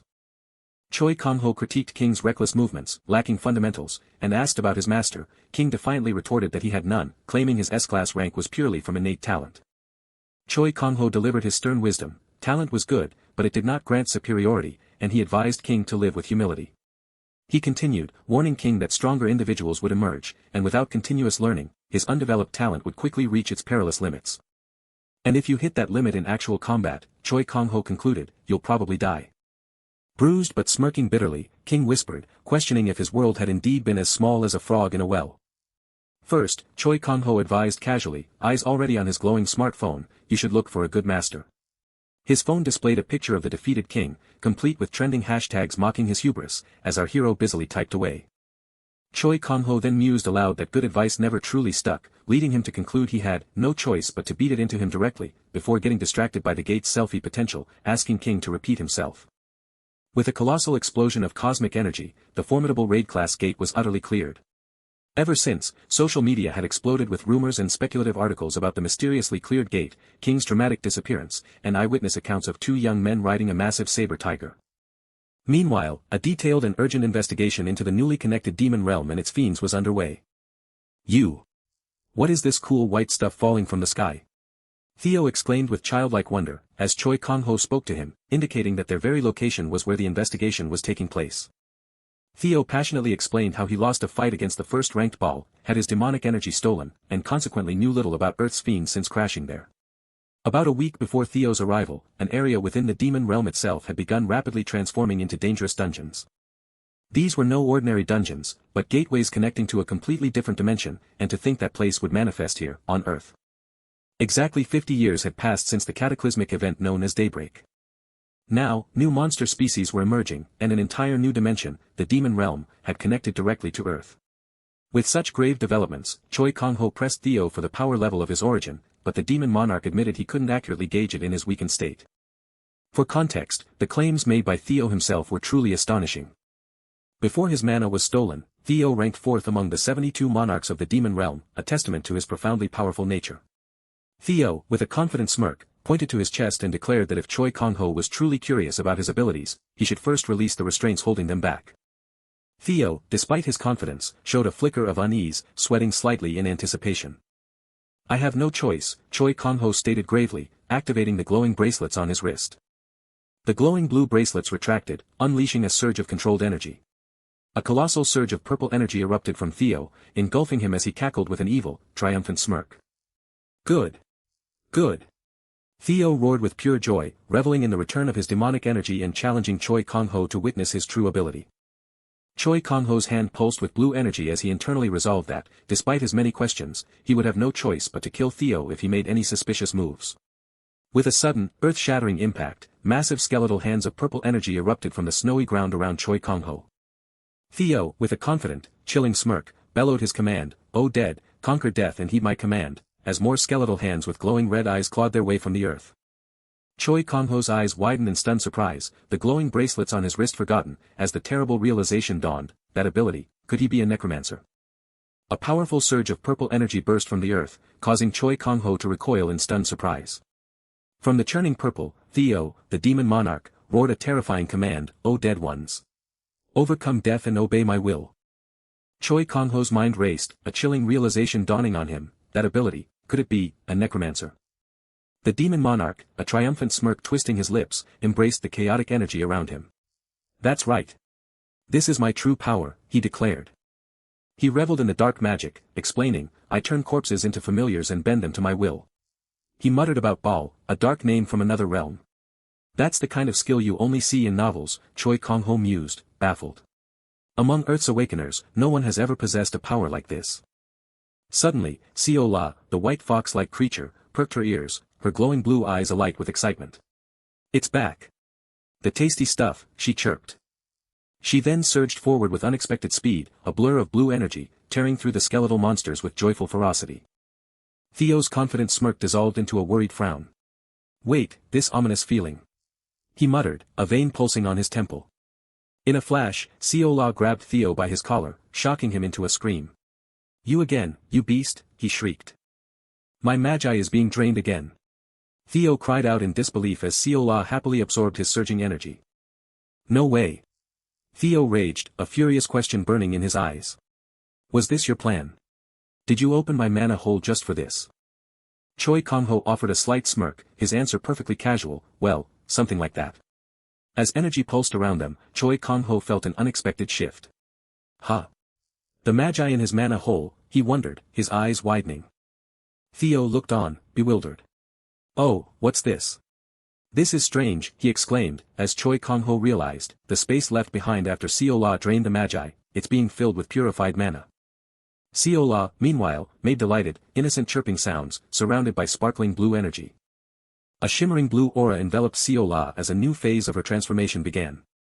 With a soft, resonant hum, a new, glowing tail began to form, adding to Seol-a's mystique. Another tail. Choi Kang-ho gasped, utterly astonished by Seol-a's rapid evolution. Seol-a now stood proudly with two tails, her very being a living legend, species, Becca, subspecies, rarity, SS. As Theo remarked on her new tail, "Oh, you've grown another tail, little beast," Choi Kang-ho pondered, her ATK and def grew when she absorbed magi last time. Did her skills change too? A system message confirmed the acquisition of a second tail, promising special abilities when conditions were met. Choi Kang-ho then remembered Yomu's words about the legendary five-tailed silver-white fox. He wondered, then will Seol-a keep growing tails like that silver-white fox? Suddenly, a rhythmic vibration hummed from Choi Kang-ho's wrist, signaling an incoming communication.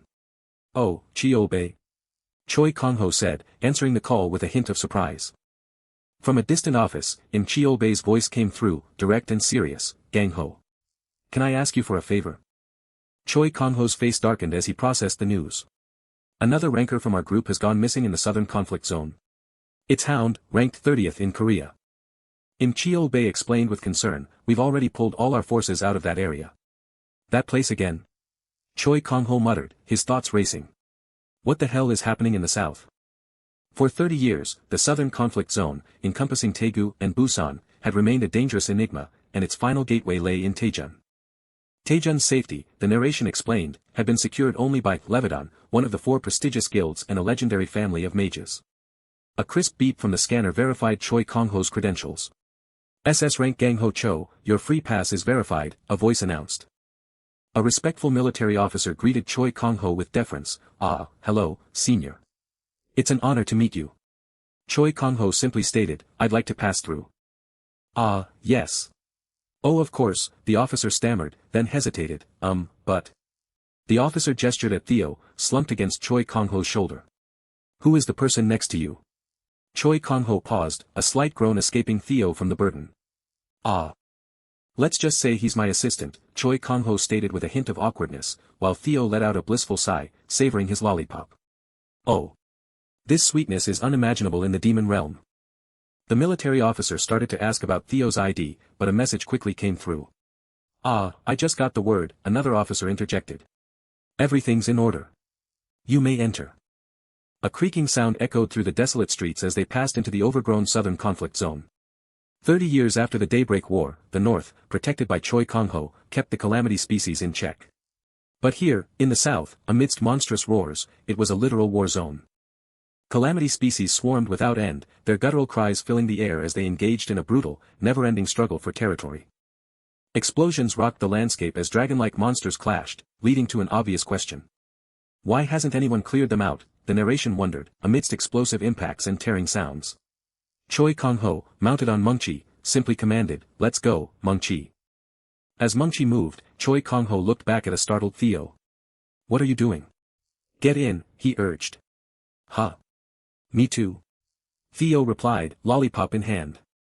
Theo, still licking his lollipop, seemed surprisingly pleased. "Actually, this place reminds me of home." "Not bad." A monster suddenly whooshed through the air, then fell with a heavy thud. A terrifying monster's shriek startled Theo, causing him to drop his precious lollipop. Choi Kang-ho, a smirk playing on his lips, taunted Theo. "Think you'll enjoy those memories with your mana hole sealed?" Seol-a, perched on his shoulder, gave a mischievous smile as monsters cried out. "You serious?" Theo exclaimed, glancing at the menacing monster, then, with a resigned grunt, decided, on second thought, maybe it's time I embrace new surroundings.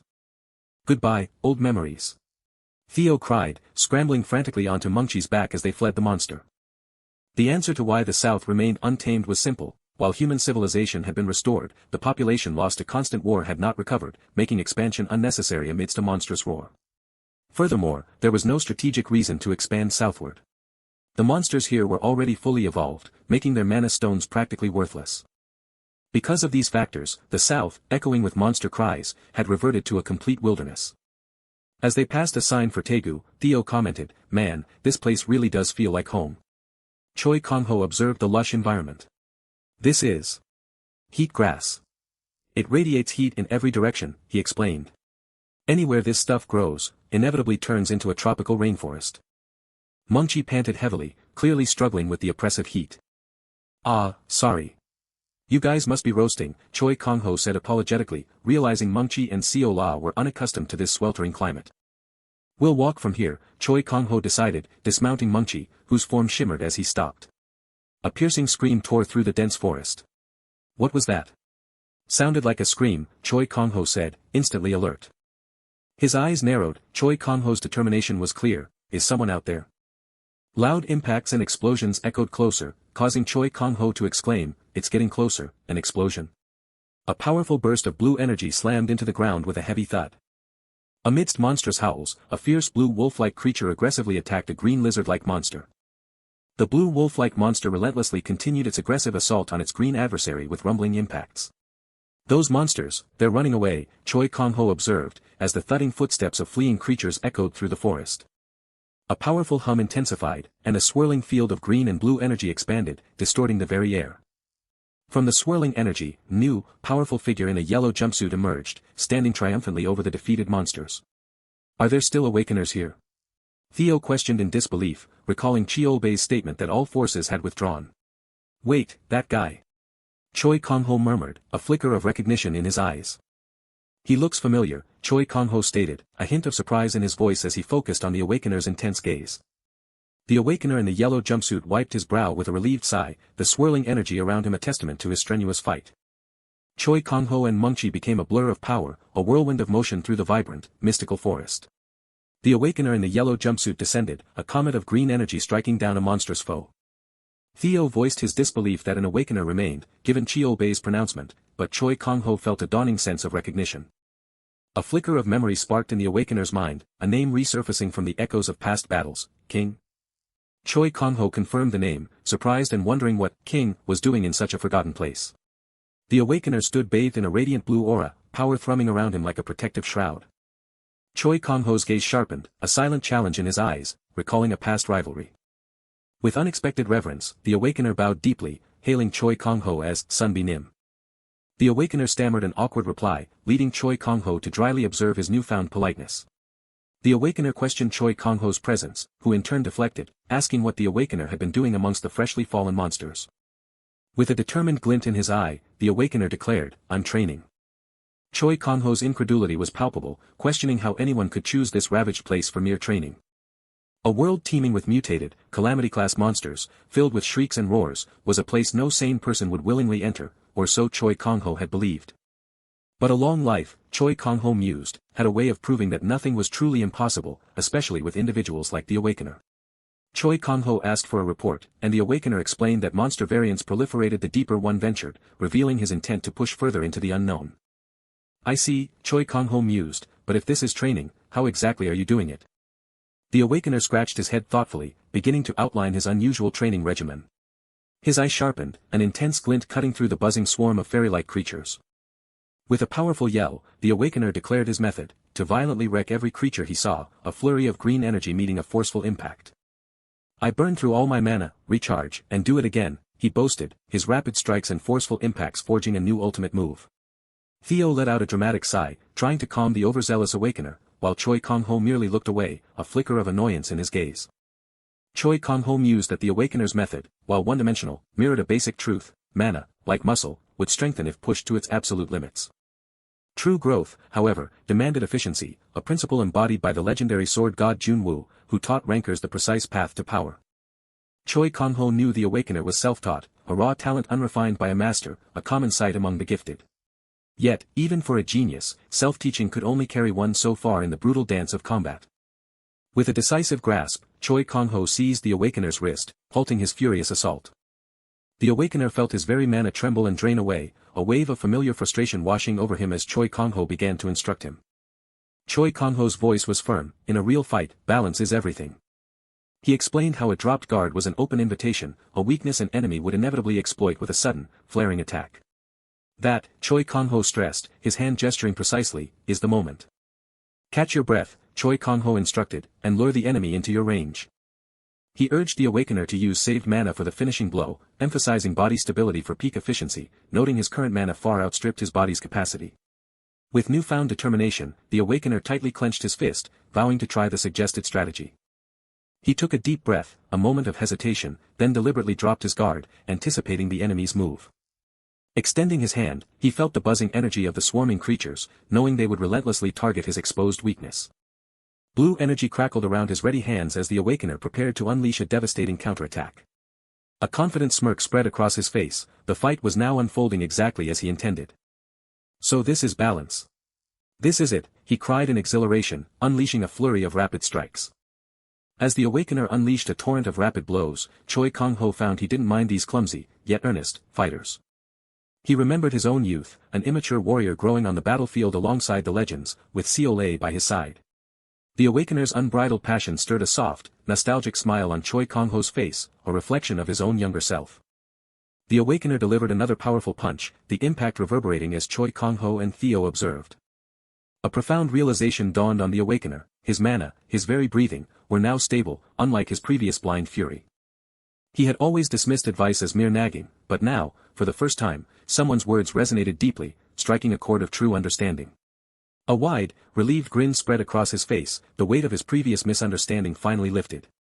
A fierce desire to learn more from Choi Kang-ho bloomed in the Awakener's heart, as the hero offered a gentle, knowing smile. Sunbeam. Mind if I come along? The Awakener blurted, leaving a surprised Choi Kang-ho with an unexpected companion for their journey. As they finally reached the city's desolate heart, eerie screeches and shrieks echoed through the ruins. A low, unsettling hum filled the air as Choi Kang-ho recoiled, and Theo cried out, "It's demonic energy." Theo explained that the demonic energy had formed an ominous, purple dome, encompassing the entire area. Oblivious to the ominous energy, the Awakener casually commented, "Don't know about that, but my phone's dead." Choi Kang-ho deduced this must be the very place where the mercenary rankers disappeared, as Theo cried out in alarm at some terrifying sight. Choi Kang-ho's eyes narrowed in intense surprise and dawning recognition. "That's a crypto," Choi Kang-ho declared, pointing towards the mysterious entity, as Theo echoed, "Crypto?" The crypto was a mother from the demon realm, rooting herself to build a base and then aggressively expanding her monstrous territory. Theo prompted for more details, as the gnarled, green-glowing roots of the crypto creaked ominously. Choi Kang-ho, equally serious, urged him to continue. A sudden surge of green energy hissed and spread, transforming the very air with invasive spores. The ominous green energy continued to spread, enveloping the trees and painting the landscape in an eerie, sickly glow. Theo warned that the mother crypto spread these spores to claim territory, and a creeping warmth would ignite in anyone they touched.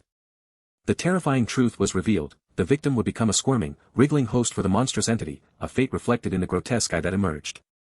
With ear-splitting screeches and shrieks, ferocious monkey-like monsters emerged, a plague Theo remembered from the demon realm itself.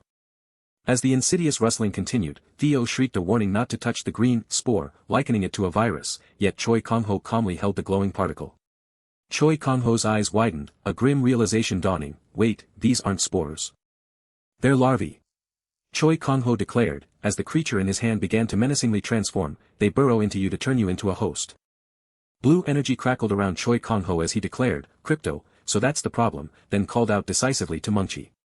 Choi Kang-ho initiated a sense transfer, leaping onto Mungchi as power surged through them, granting him a temporary 5-fold boost in kicking strength. Choi Kang-ho held on tight as Mungchi surged forward, leaving Theo and the Awakener watching in their wake. Incredible, he's already that far, the Awakener gasped, while Theo, ever casual, simply asked for food, suggesting they wait. Mungchi surged forward, a prolonged whoosh of wind and blue energy as he carried Choi Kang-ho at immense speed. Choi Kang-ho and Mungchi soared through the bright, clear sky, leaving trails of azure light. They swiftly approached the ominous, tree-like structure, the very source of the crypto race. Here, the fearsome Mother Crypto had taken root, her glowing eyes a sinister beacon of power. Every living thing nearby had already been twisted into a host, the entire city now the Mother Crypto's chilling domain, as Mungchi's paw glided past. Delicate petals rustled and fell from a vibrant red flower, a stark contrast to the ominous energy surrounding it. The Mother Crypto's glowing eye narrowed, detecting the approaching intruders, one human, one beast, with a disdainful scoff. Unlike the demon realm, this world's peaceful weakness made the occasional human visitor a predatory, almost welcome, sight for the Mother Crypto. With a chilling smile, the Mother Crypto initiated Emergency Alert Level 1, commanding her minions to capture the intruders and transform them into new hosts. With a chaotic flutter and rustle, a menacing horde of monsters swarmed forward, ready to attack. Choi Kang-ho and Mungchi plunged into the chaotic fray, a swift blue strike against the monstrous horde. There's so many of them, Choi Kang-ho murmured, his grave expression confirming his darkest suspicions. As the agonized groans of a man being assimilated echoed, Choi Kang-ho grimly realized, the missing rankers must have been turned into hosts right here. The Mother Crypto's command echoed with chilling intent: Emergency Alert Level 1 activated, capture the intruders and turn them into hosts. Amidst the swirling green energy of the monster horde, Choi Kang-ho and Mungchi became a swift, powerful blur, carving a path through the chaotic fray. A grim realization settled on Choi Kang-ho's face as he understood the horrific truth: the missing rankers, too, had been twisted into new hosts right here. A sinister smile played on the Mother Crypto's lips, her glowing eyes reflecting a predatory interest in the nature of humans. She mused on their potential, how despite being weaker than demons, 2 recent human hosts had already proven to be of a decent level. With a blood-curdling shriek, a human agonized, transforming into a twisted host as the Mother Crypto dreamed of a day she might stand shoulder to shoulder with the demon lords. Her malicious smirk widened as she issued a confident, direct command to the intruder: you, too, become my host obediently. Choi Kang-ho, determined, focused his will, his voice cutting through the din of battle: Aura Blade. With a deafening boom and a shattering crack, he activated his Aura Blade, unleashing a powerful strike that carved through multiple monsters, Mungchi fiercely at his side. A wave of powerful explosions annihilated the first line of defense, leaving behind only the echoing sounds of immense destruction. The Mother Crypto's glowing eyes widened in alarm, her confidence momentarily shattered by the unthinkable news. Amidst swirling green energy, the Mother Crypto processed the impossible: an incredibly strong human had arrived, and she resolved to make him her most powerful host yet. A new, terrifying roar heralded the activation of Emergency Alert Level 2, as colossal, multi-headed monsters surged forth with tremendous force. Yet, before they could fully gather, a blinding blue energy beam pierced one of the monstrous beasts. Choi Kang-ho and Mungchi moved with impossible speed, a whirlwind of blue energy slicing through the surging enemy ranks. Monsters were brutally torn asunder, their forms violently cleaved by the hero's relentless assault. With a resounding impact, the second defense line dissolved completely, vanishing like a dream. What? The Mother Crypto shrieked, her face a mask of utter disbelief and mounting fear. Choi Kang-ho and Mungchi raced forward with unbelievable speed, the narration confirming their rapid, unstoppable approach. The Mother Crypto's face contorted in horror and disbelief: a human had shattered her second defense line with impossible swiftness. No, she thought, a chilling memory forcing its way to the surface, this has happened before, don't tell me. In a vivid, terrifying flash of memory, she recalled a powerful, dark-haired man and his skeletal legions, his overwhelming power leaving her unable to even touch his subordinates. She remembered her pathetic escape, finding fleeting relief in this new, dungeon-fied world, now tainted by the return of her deepest dread. A bone-chilling shiver ran through her, confirming her fear, that monster-like guy, that nightmare of a man. Then, a new figure appeared in her mind, a powerful white-haired man, smirking maliciously, speaking in an unknown tongue of torment. But the vision dissolved in a humorous puff of air, as the white-haired man wiped sweat from his brow, looking comically flustered. "Trainee. How about carrying me on your back?" the white-haired man playfully shouted, only for the man in yellow to retort, "Stop talking nonsense and just hurry up." The man in yellow trudged on, a resigned sigh escaping him, remembering a time he was an object of fear. Back with the Mother Crypto, her fear hardened into fury. This time, she vowed, she would not be merely beaten as she was in the demon realm. A malicious smirk returned to her face, confidence radiating as she clutched the glowing blue magic stone embedded in her chest. Thanks to that stone, she gloated, she had amassed an army larger than her prime in less than a month, its power rumbling ominously through the land. With a defiant smirk, the Mother Crypto challenged the intruder, initiating emergency alert level 3 and summoning her elite guard. With violent cracks and groans, a massive, dark entity began to erupt from the very ground itself. What on earth is that?" the white-haired man exclaimed in wide-eyed shock, the man in yellow equally bewildered. Even Choi Kang-ho looked up, a flicker of surprise crossing his face as the immense new threat materialized. A titanic, dragon-like monster fully emerged with a thundering roar, dwarfing Mengqi below. Choi Kang-ho inhaled sharply, then launched himself skyward, twin blue swords drawn, as Mengqi charged below. The colossal dragon-like monster let out a furious, deafening roar, shaking the very air. Choi Kang-ho sighed with a trace of weary reluctance, wishing he didn't have to engage in this next, inevitable battle. The dragon-like monster growled menacingly, its fanged snout an imposing sight. "Huh," the white-haired man murmured, both he and the man in yellow staring in baffled confusion. The Mother Crypto's face twisted into a malicious smirk, enjoying the chaos her ultimate creation was causing. Suddenly, the monstrous dragon let out a surprised roar, a tremor of unexpected pain in its voice. A powerful blue energy attack crashed into the dragon-like monster, its force echoing like a thunderclap. "Ugh! That smell is awful." Choi Kang-ho groaned, falling through the air with whistling speed, pinching his nose. With an earth-shattering rumble, the gigantic dragon-like monster crumbled and disintegrated, vanishing in a final, explosive crash. The narration grimly confirmed the total collapse of the third defense line, the intruder's location now unknown. Level 3 was breached and his location is unknown, the Mother Crypto shrieked in frantic desperation, where on earth is he? Choi Kang-ho calmly observed the plant-like being, musing to Mengqi, "I've lived a long life, but I'm seeing all sorts of new things now." "Since when?" the Mother Crypto screamed, her eyes wide with fury and shock at his sudden, silent presence. "Nah. No eating. This isn't for eating," Choi Kang-ho scolded Mengqi, who crunched away, much to the Mother Crypto's bewildered query, "And what is this big ball of fur?" "Senior. We've arrived too," the man in yellow excitedly announced, scrambling forward with the exhausted white-haired man close behind.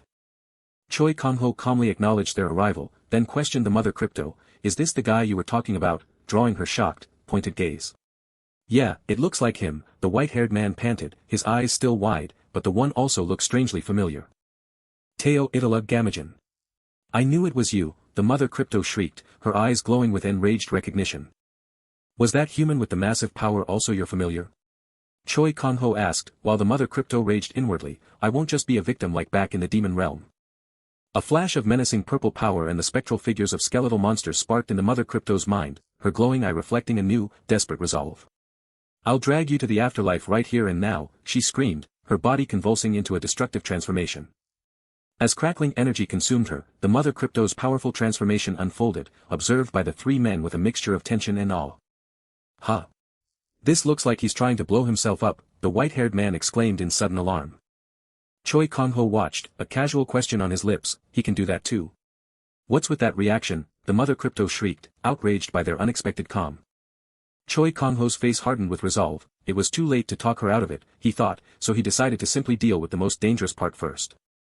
"Huh," the Mother Crypto gasped in shock, realizing her magic stone, and with it her explosive power, was being torn from her body. Before she could comprehend, Choi Kang-ho delivered a swift, brutal strike, severing parts of her body as she shrieked in agony, her transformation undone. "What kind of monster?" the Mother Crypto screamed, her distorted face full of despair as Choi Kang-ho remained calm and utterly dominant. With a powerful, decisive impact, Choi Kang-ho delivered a final kick, eliciting a sharp cry of pain from the plant-like being.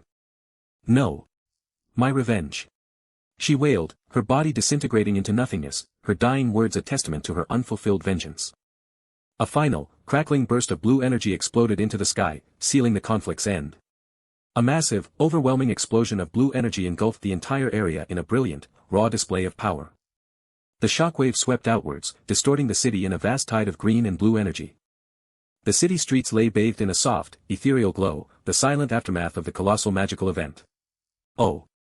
I have to film this and post it," the man in yellow exclaimed excitedly, phone in hand, while the white-haired man calmly observed the scene. Choi Kang-ho, holding the glowing magic stone, mused quietly, "He's crazier than I thought." Choi Kang-ho murmured, his curiosity piqued as he intently examined the humming, glowing blue magic stone in his palm. A system message revealed the stone's true identity, a fragment of the eternal crystal, a primordial power containing the very essence of Earth. Eternal crystal, primordial power containing the essence of Earth. Choi Kang-ho repeated, his face filled with surprise and wonder at the profound discovery. Crackling energy erupted across the bright blue sky, a raw display of power. A colossal wave of blue and green energy then burst outwards, consuming everything in its path. The city below was instantly bathed in an ethereal, swirling glow, as if touched by an otherworldly hand. After the mother crypto was destroyed, a new reality settled upon the land. Her sprawling roots and verdant forests withered into dust, leaving the city in its former ruined state, a desolate monument to forgotten conflict.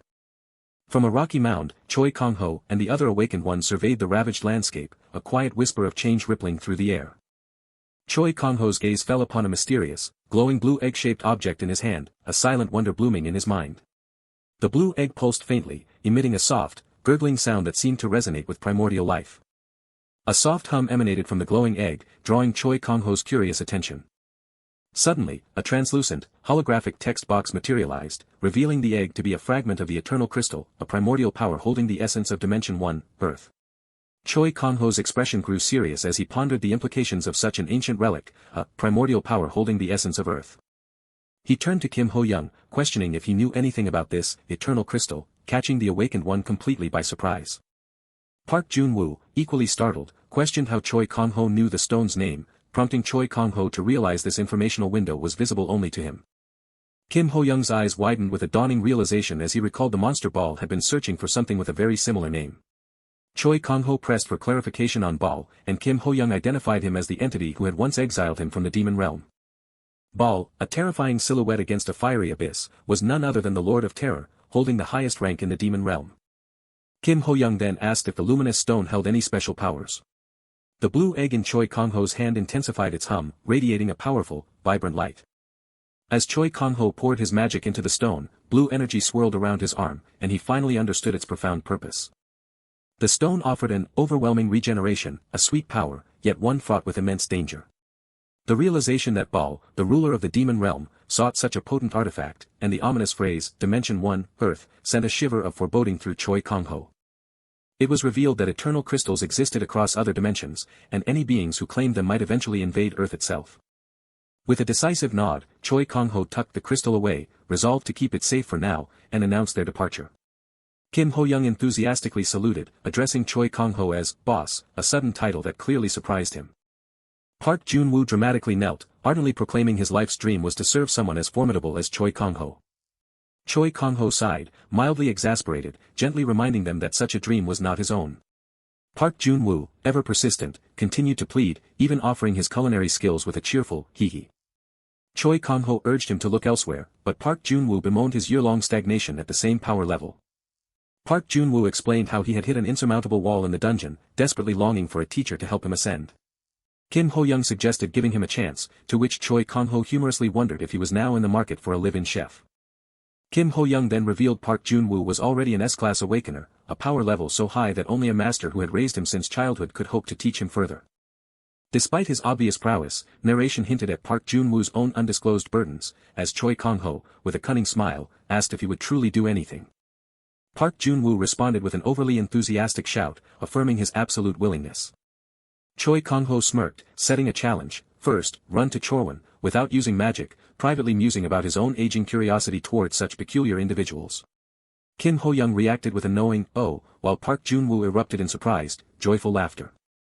The laughter quickly faded into confused anxiety as Park Jun-woo realized the immense distance to Cheorwon and the difficulty of the magical restriction, reminding them they were currently in Daegu.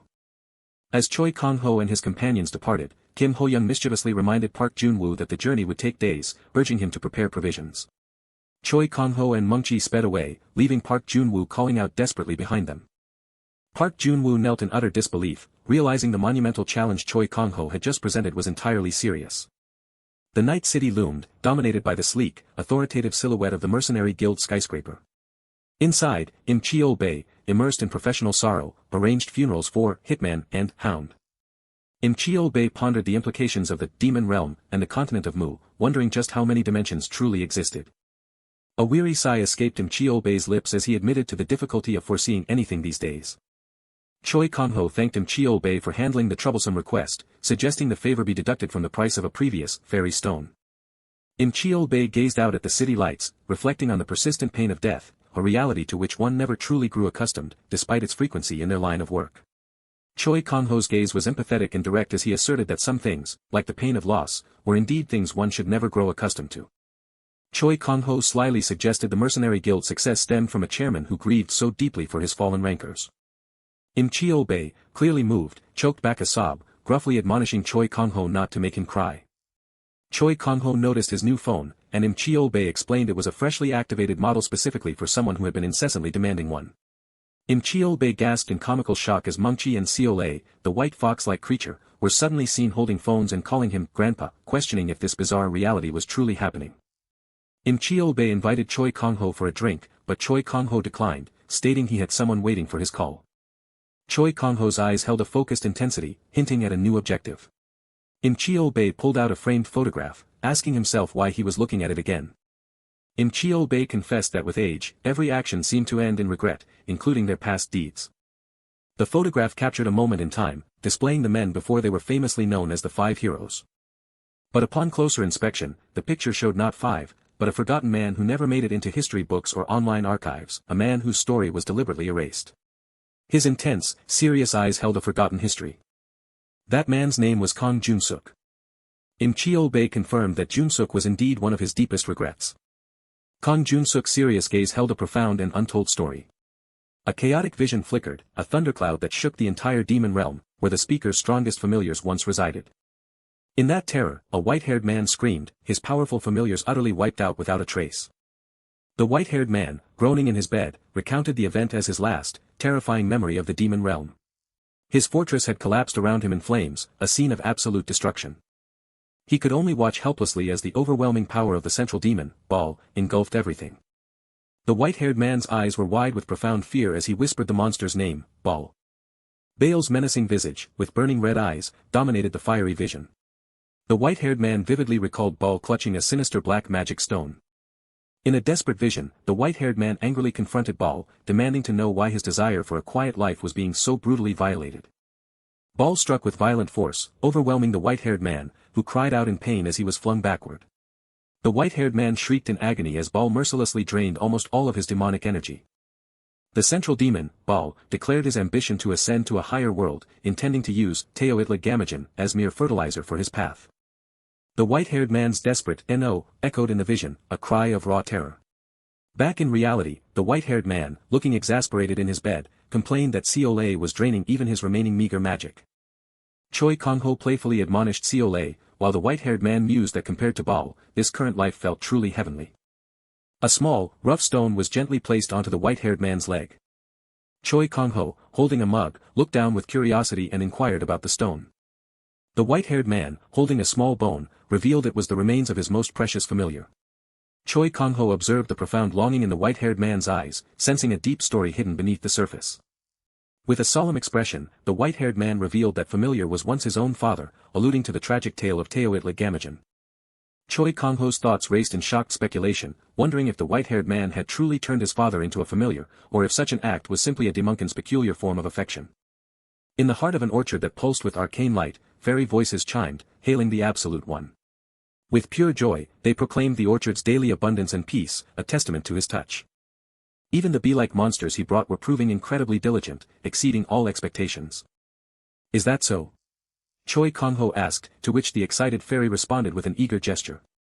A boisterous laugh erupted from the white-haired man, who proudly declared the bee-like monster's diligence, a slight rustle accompanying his gesture.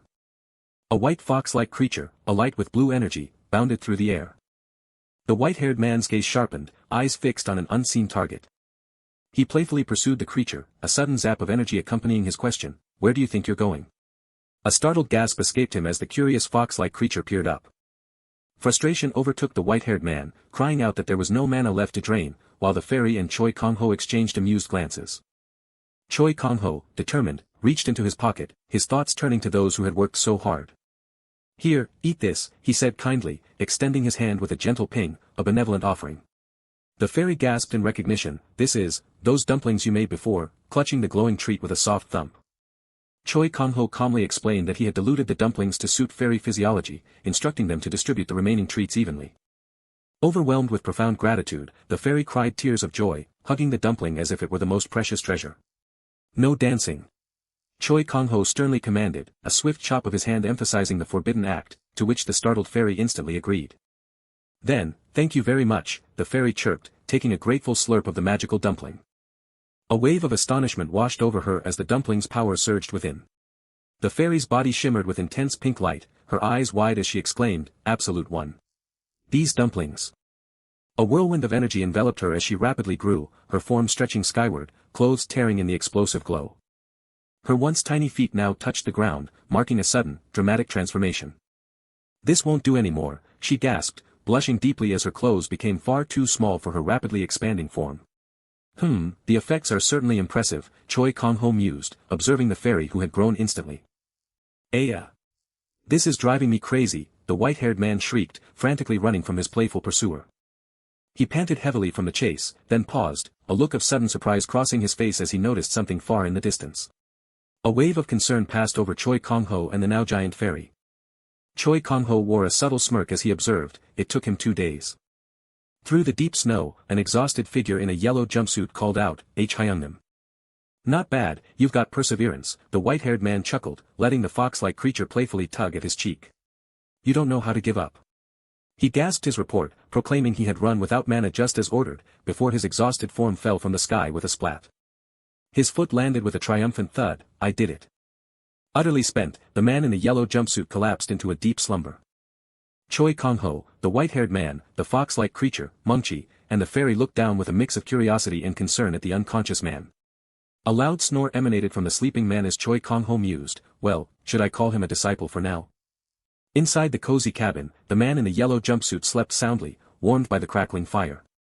Under the vast, star-strewn sky, Choi Kang-ho sat contemplatively on the snowy rooftop, gently rustling a small, glowing object. As he took a gulp from his bottle, Choi Kang-ho scanned his smartphone, deciding it was time to learn more about the man who would now be staying with them. News spread like wildfire. S-Class Rank 1 Firello, brimming with fiery energy, had provoked the SS-Class King, vowing to crush him completely in the upcoming ranking match. Firello. Choi Kang-ho narrowed his eyes, a flicker of recognition crossing his face. This guy is definitely from Rebaden. Rebaden, one of the 4 great prestigious guilds, was renowned as a long-established magic lineage, consistently producing high-level magic type awakened. Their guild master, the SS-Class Awakened Wind God Kang Tae-yong, had long claimed the achievements of the 5 war heroes were exaggerated, fostering a deep antagonism towards Choi Kang-ho and his companions. With a decisive click, Choi Kang-ho made a call, stating, "Hello. I have something to ask." "Oh. What brings our Beast King to call me?" A woman with red energy playfully stirred her pot as she answered. Choi Kang-ho cut to the chase, "You know Rebaden among the 4 great guilds, right? Are Firello and King on bad terms there?" "Their relationship isn't good," the woman explained, revealing that King had been affiliated with Rebaden until about 16 years ago, a truly complicated situation. Choi Kang-ho hummed, deep in thought as he processed the new information. After finally getting proper sleep for the first time in 2 days, I feel alive again, the man in the yellow jumpsuit declared, stretching with a satisfying thump. A wave of confusion washed over him as he looked around. The man in the yellow jumpsuit sat up, realizing, no wonder it felt a bit cold at dawn, as a brisk wind whistled past. The remote, snow-covered cabins nestled against towering peaks, untouched by the world, revealed themselves. I can finally sleep." The white-haired man grimaced, his eyes wide open in the dark. "I never realized snoring could be this terrifying." "You're awake?" the man in the yellow jumpsuit asked, surprised, to which Choi Kang-ho replied, "Ah, Hyungnim. I thought you abandoned me while I was asleep." Choi Kang-ho's gaze hardened, asking directly, "You're going to fight Firello?" "Ah, yes." The man in the yellow jumpsuit confirmed, "They're requesting an official ranking match." Choi Kang-ho pressed him, "Seems like your relationship with Ri Baden is complicated. Did you do something wrong there?" The man in the yellow jumpsuit vehemently retorted, "I didn't." His face etched with pain, the man in the yellow jumpsuit insisted, "My mother and I, we really didn't do anything wrong." Choi Kang-ho listened intently, his expression unreadable. 16 years ago, Ri Baden had made a chilling threat: recruiting King would be considered a declaration of war, leaving him an outcast until he achieved SS class on his own.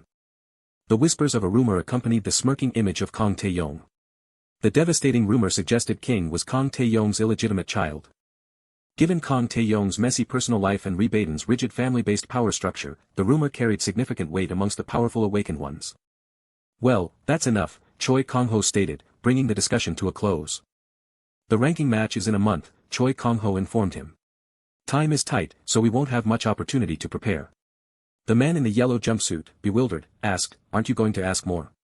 "For now, we'll seal your mana core and start with basic physical training," Choi Kang-ho challenged. "What do you think? Are you ready?" I am ready," the man in the yellow jumpsuit shouted, his fist clenching with resolute energy. "What's with that hand?" Choi Kang-ho murmured, a bead of sweat forming as he watched the man's overly zealous stance.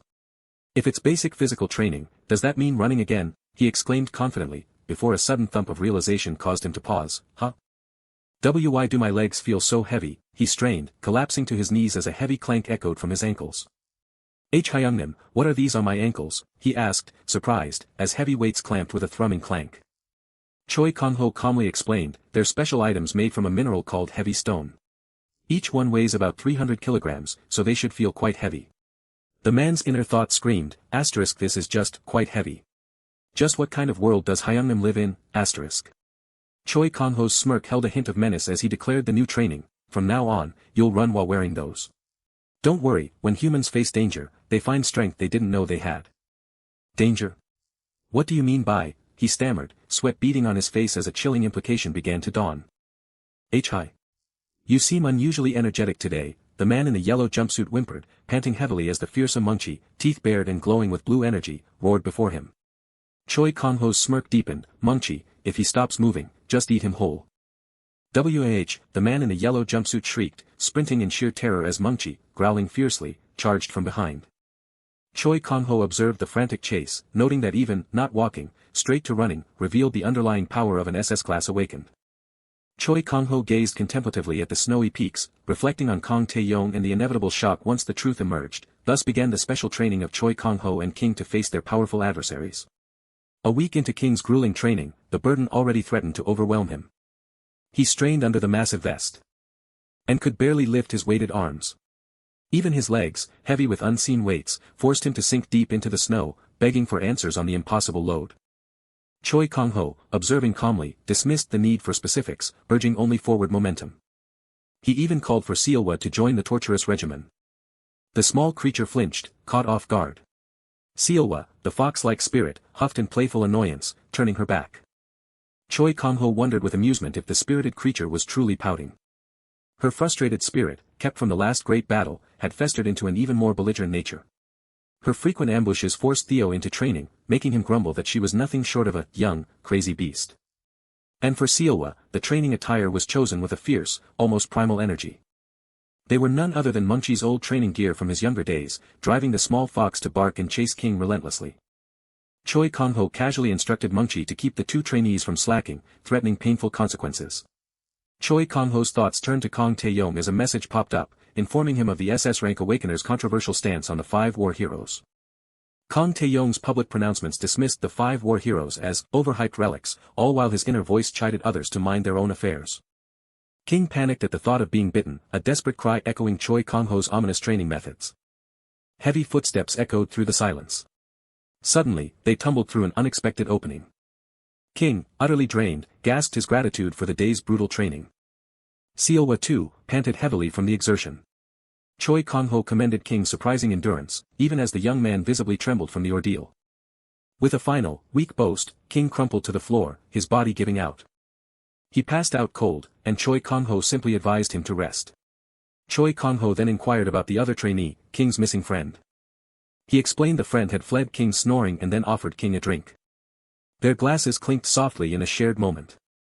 King, serious now, wondered if whispers about him had reached everyone's ears, catching Choi Kang-ho by surprise. The rumors surrounding him, he explained, were the source of his quiet concern. He took a long drink, musing that with age, one learns rumors are always part truth, part fabrication.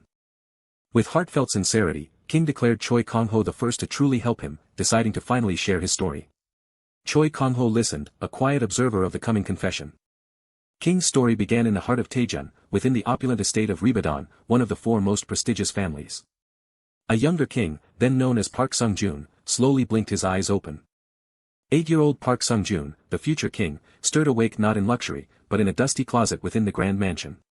He called out for his mother, his gaze fixed on the empty space beside him. For his mother, the day began before dawn, the rhythmic chopping of vegetables a familiar symphony in the kitchen. Despite their humble circumstances, a shared smile was a beacon of pure joy between them. Her radiant smile shone with unwavering love and warmth. One day, young Park Sung-joon found himself assigned to sweep the Ribadon family's private training grounds. His young heart was filled with an insatiable curiosity. The elite trainees, despite rigorous effort, struggled to harness even the slightest whisper of mana. Young Park Sung-joon, baffled, effortlessly conjured a sphere of wind energy from his outstretched hand. Why can't they do something so easy, he wondered, unknowingly exhibiting his own spontaneously awakened wind attribute. Behind him, Kang Tae-yong stood, emanating the very same wind energy, a silent revelation.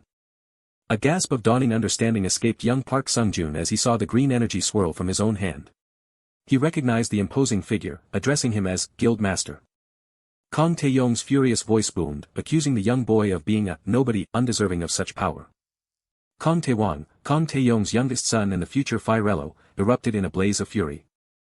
Along with him, Kang Tae-yong's other children glared with an inexplicable hatred, a mystery to the innocent boy. It was a cruel setup, orchestrated by Kang Tae-yong himself to deliberately provoke his own lineage. Soon after, the kicks began to land, hard and relentless. Thus began Kang Tae-won's systematic and cruel bullying of young Park Sung-joon. Yet the boy endured, his spirit unbroken, fueled by an unwavering resolve to become stronger. He dreamed of becoming a powerful awakener, of gifting his mother a life of luxury, a dream for which he would bear any hardship. Then, a sharp, shattering crash broke the illusion of peace. His mother's panicked cry revealed the clear reason why he could no longer hold back. Young Kang Tae-won screamed about stones in his rice, while Park Sung-joon's mother, trembling, offered a desperate apology. A silent fury welled within young Park Sung-joon as he clenched his fist. His rage exploded, a raw, green energy swirling around him for his mother. With a defiant roar, young Park Sung-joon launched forward, demanding Kang Tae-won release his mother. Both Kang Tae-won and Park Sung-joon's mother froze in sheer terror. A powerful, wind-infused strike sent Kang Tae-won reeling. He crashed violently to the ground, a blur of green energy and impact. Consumed by fire and hatred, Kang Tae-won rose, refusing to accept that a nobody possessed a wind ability like his father. He shrieked the most hateful insult, crackling fire engulfing him as his rage peaked. Park Sung-joon's mother cried out in horror, and he froze, the green energy around him flickering. The word echoed, illegitimate child, burning with clarity in young Park Sung-joon's reflected gaze. The crushing realization struck him, this was the source of all the contempt, the hatred. He wondered if it should have been him consumed by the flames. But why did his mother, engulfed in the inferno, make such a profound sacrifice?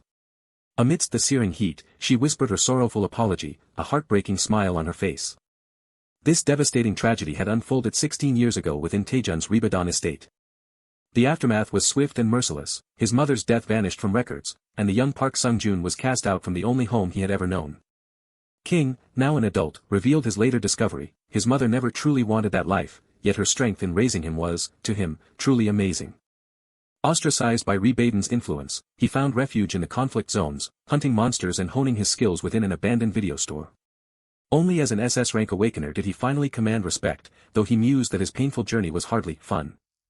He asserted, with quiet determination, that neither he nor his mother had ever done anything wrong. Yet, a deep melancholy settled as he doubted anyone would believe his truth, while Choi Kang-ho listened. Choi Kang-ho's firm voice cut through the doubt, stating his belief and suspicion of Kang Tae-yong's hand in the injustice. He assured the now sleeping king of his safety and acceptance, then quietly walked away. King, finally at peace, slept soundly. As a boy, he detested sleeping alone, the oppressive silence and consuming darkness his constant companions. He would watch videos, staring blankly at the flickering images on screen. In that digital world, a hero in a yellow tracksuit battled countless foes, an inspiring vision. The hero always smiled, radiating a cool resolve even in the direst moments. And so, the boy learned to smile, too. For his mother, through every hardship, he smiled, clinging to that resilience until he ascended to SS rank, finally earning his title as king. In a fiery, chaotic void, a haunting voice screamed accusations, reminding young King of a cruel legacy and his mother's agonizing final moments. Choi Kang-ho bolted upright, eyes wide with residual terror, his breath catching in ragged, desperate gasps. A soft chime cut through the silence, announcing an unexpected notification. Startled, Choi Kang-ho tightened his grip on the phone, the soft morning light doing little to dispel the lingering unease. The screen illuminated a stark message: 3 days later, Taejun Gymnasium. King sighed with weary relief, shaking off the persistent tendrils of his recurring nightmare. He pushed past the dark thoughts, embracing his hard-won philosophy: I smile more when things get tough. With a resolute breath, he reaffirmed his decision to simply smile through adversity. Then, with determined strides, King stepped out into the crisp, snow-covered morning. He raced through the snow, the invigorating chill sharpening his mantra: a star smiles more when things get tough. Choi Kang-ho acknowledged King's greatly improved movements, noting the newfound solidity of his basics, while King, full of gratitude, playfully teased him for walking so calmly. Choi Kang-ho reminded King of the impending ranking match, a fact King readily acknowledged with a backward glance. With a knowing smirk, Choi Kang-ho announced that they had something important to do right then. Choi Kang-ho pinpointed the source of King's nightly torment, Kang Tae-won, leaving King utterly shocked at his insight. Trauma, Choi Kang-ho elaborated, was an insidious thing. Even when buried, it would resurface whenever it found an opening in the mind. He explained that overcoming such a deep-seated trauma required a specific kind of training, a concept King echoed with a questioning: overcome it? King's voice was tight with anxiety as he pressed, demanding to know how. With a sinister smirk, Choi Kang-ho revealed his simple method: one must truly die once to break free, blue energy swirling around him. As Choi Kang-ho's fist crackled with raw power, King recoiled in terror, yet still managed to stammer out a desperate question about the method's efficacy. With a powerful strike, Choi Kang-ho forcefully asserted the method's undeniable effectiveness, adding that he had experienced it himself. King's eyes widened in utter disbelief, the fiery echoes of his own nightmare reflecting his shock that Choi Kang-ho, too, had known such trauma. Choi Kang-ho confirmed his past struggles, declaring with unwavering pride that he had overcome his own trauma exactly this way. A blast of blue energy propelled King through the air as Choi Kang-ho sternly instructed him to clench his teeth to avoid breaking them. Theo, the man with white hair, cautiously poked the unconscious King, wondering aloud if Choi Kang-ho had hit him too hard.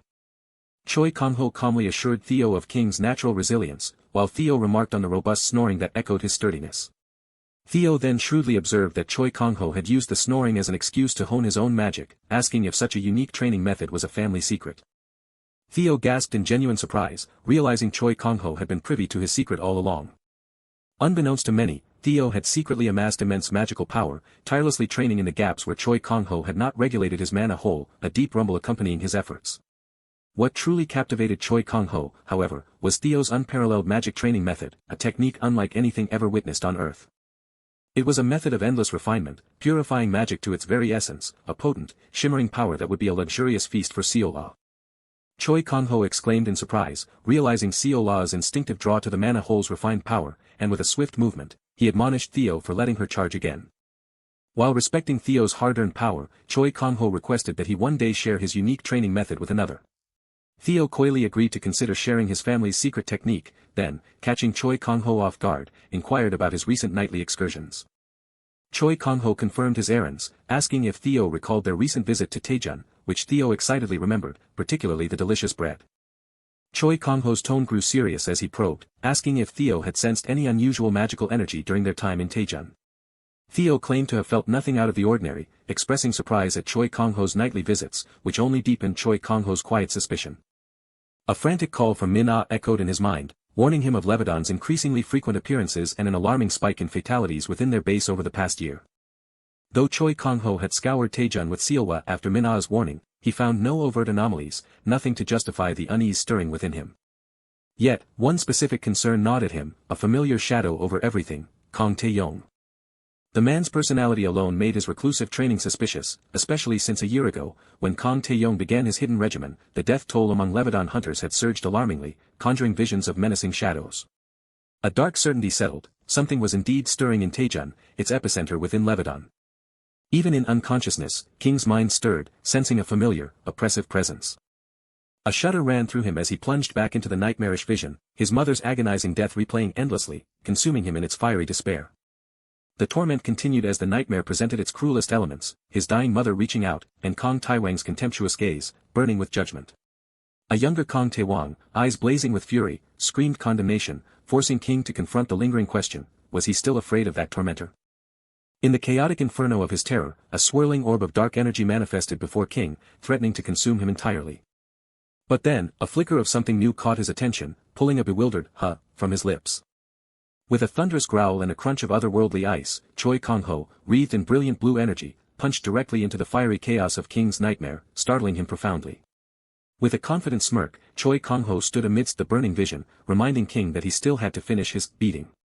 King shrieked in horror, realizing Choi Kang-ho had invaded his very dream, and amidst his panic, a new, terrible truth emerged: his mentor was far more terrifying than Kang Taewang.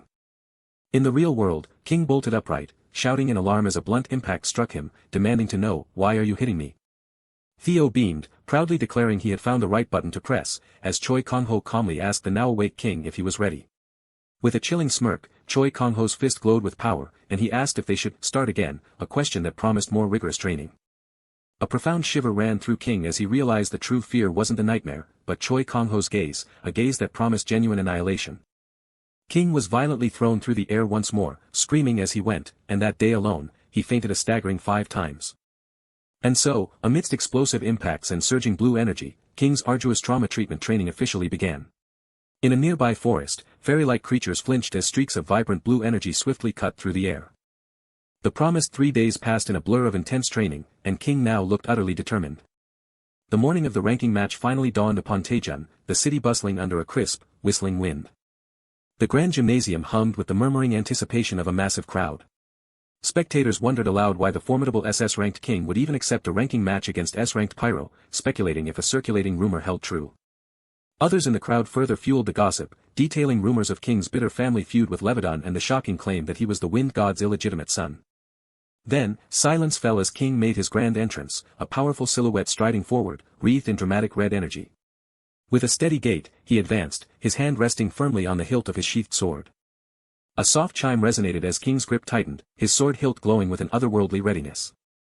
Then, Firello, also known as Kang Taewang, the youngest of the Lebanon family, entered the arena, confidently holding a shimmering, glowing sword aloft. Firello smirked, hearing the crowd murmur about his formidable magic sword, yet dismissed their chatter as the meaningless prattle of weaklings. Kang Taeyong, the rune master and fourth of the Lebanon family, sternly warned Firello to mind his words, but Firello, unconcerned, declared a different, more pressing worry. Firello's eyes blazed with a murderous fury, his grin menacing as he spoke of crushing his opponent, worrying only that the bastard child might be too scared to show up. Kang Taeyong, however, looked genuinely concerned, questioning if this truly was the path they should be taking. As King shouted accusations, Kang Taeyong's thoughts drifted to his family, Lebanon, wondering if their relentless pursuit of talent was truly a sustainable path. With a resounding chime and a sense of something breaking, Kang Taeyong emphatically rejected the notion that their situation was acceptable. Firello, clearly annoyed, turned away, leaving Kang Taeyong behind with a look of confusion etched on his face. Choi Kang-ho, vibrant with green energy, rushed forward, casually excusing his slight tardiness due to the long run. With a confident smirk and eyes glowing with power, Choi Kang-ho declared, "The main character always appears last."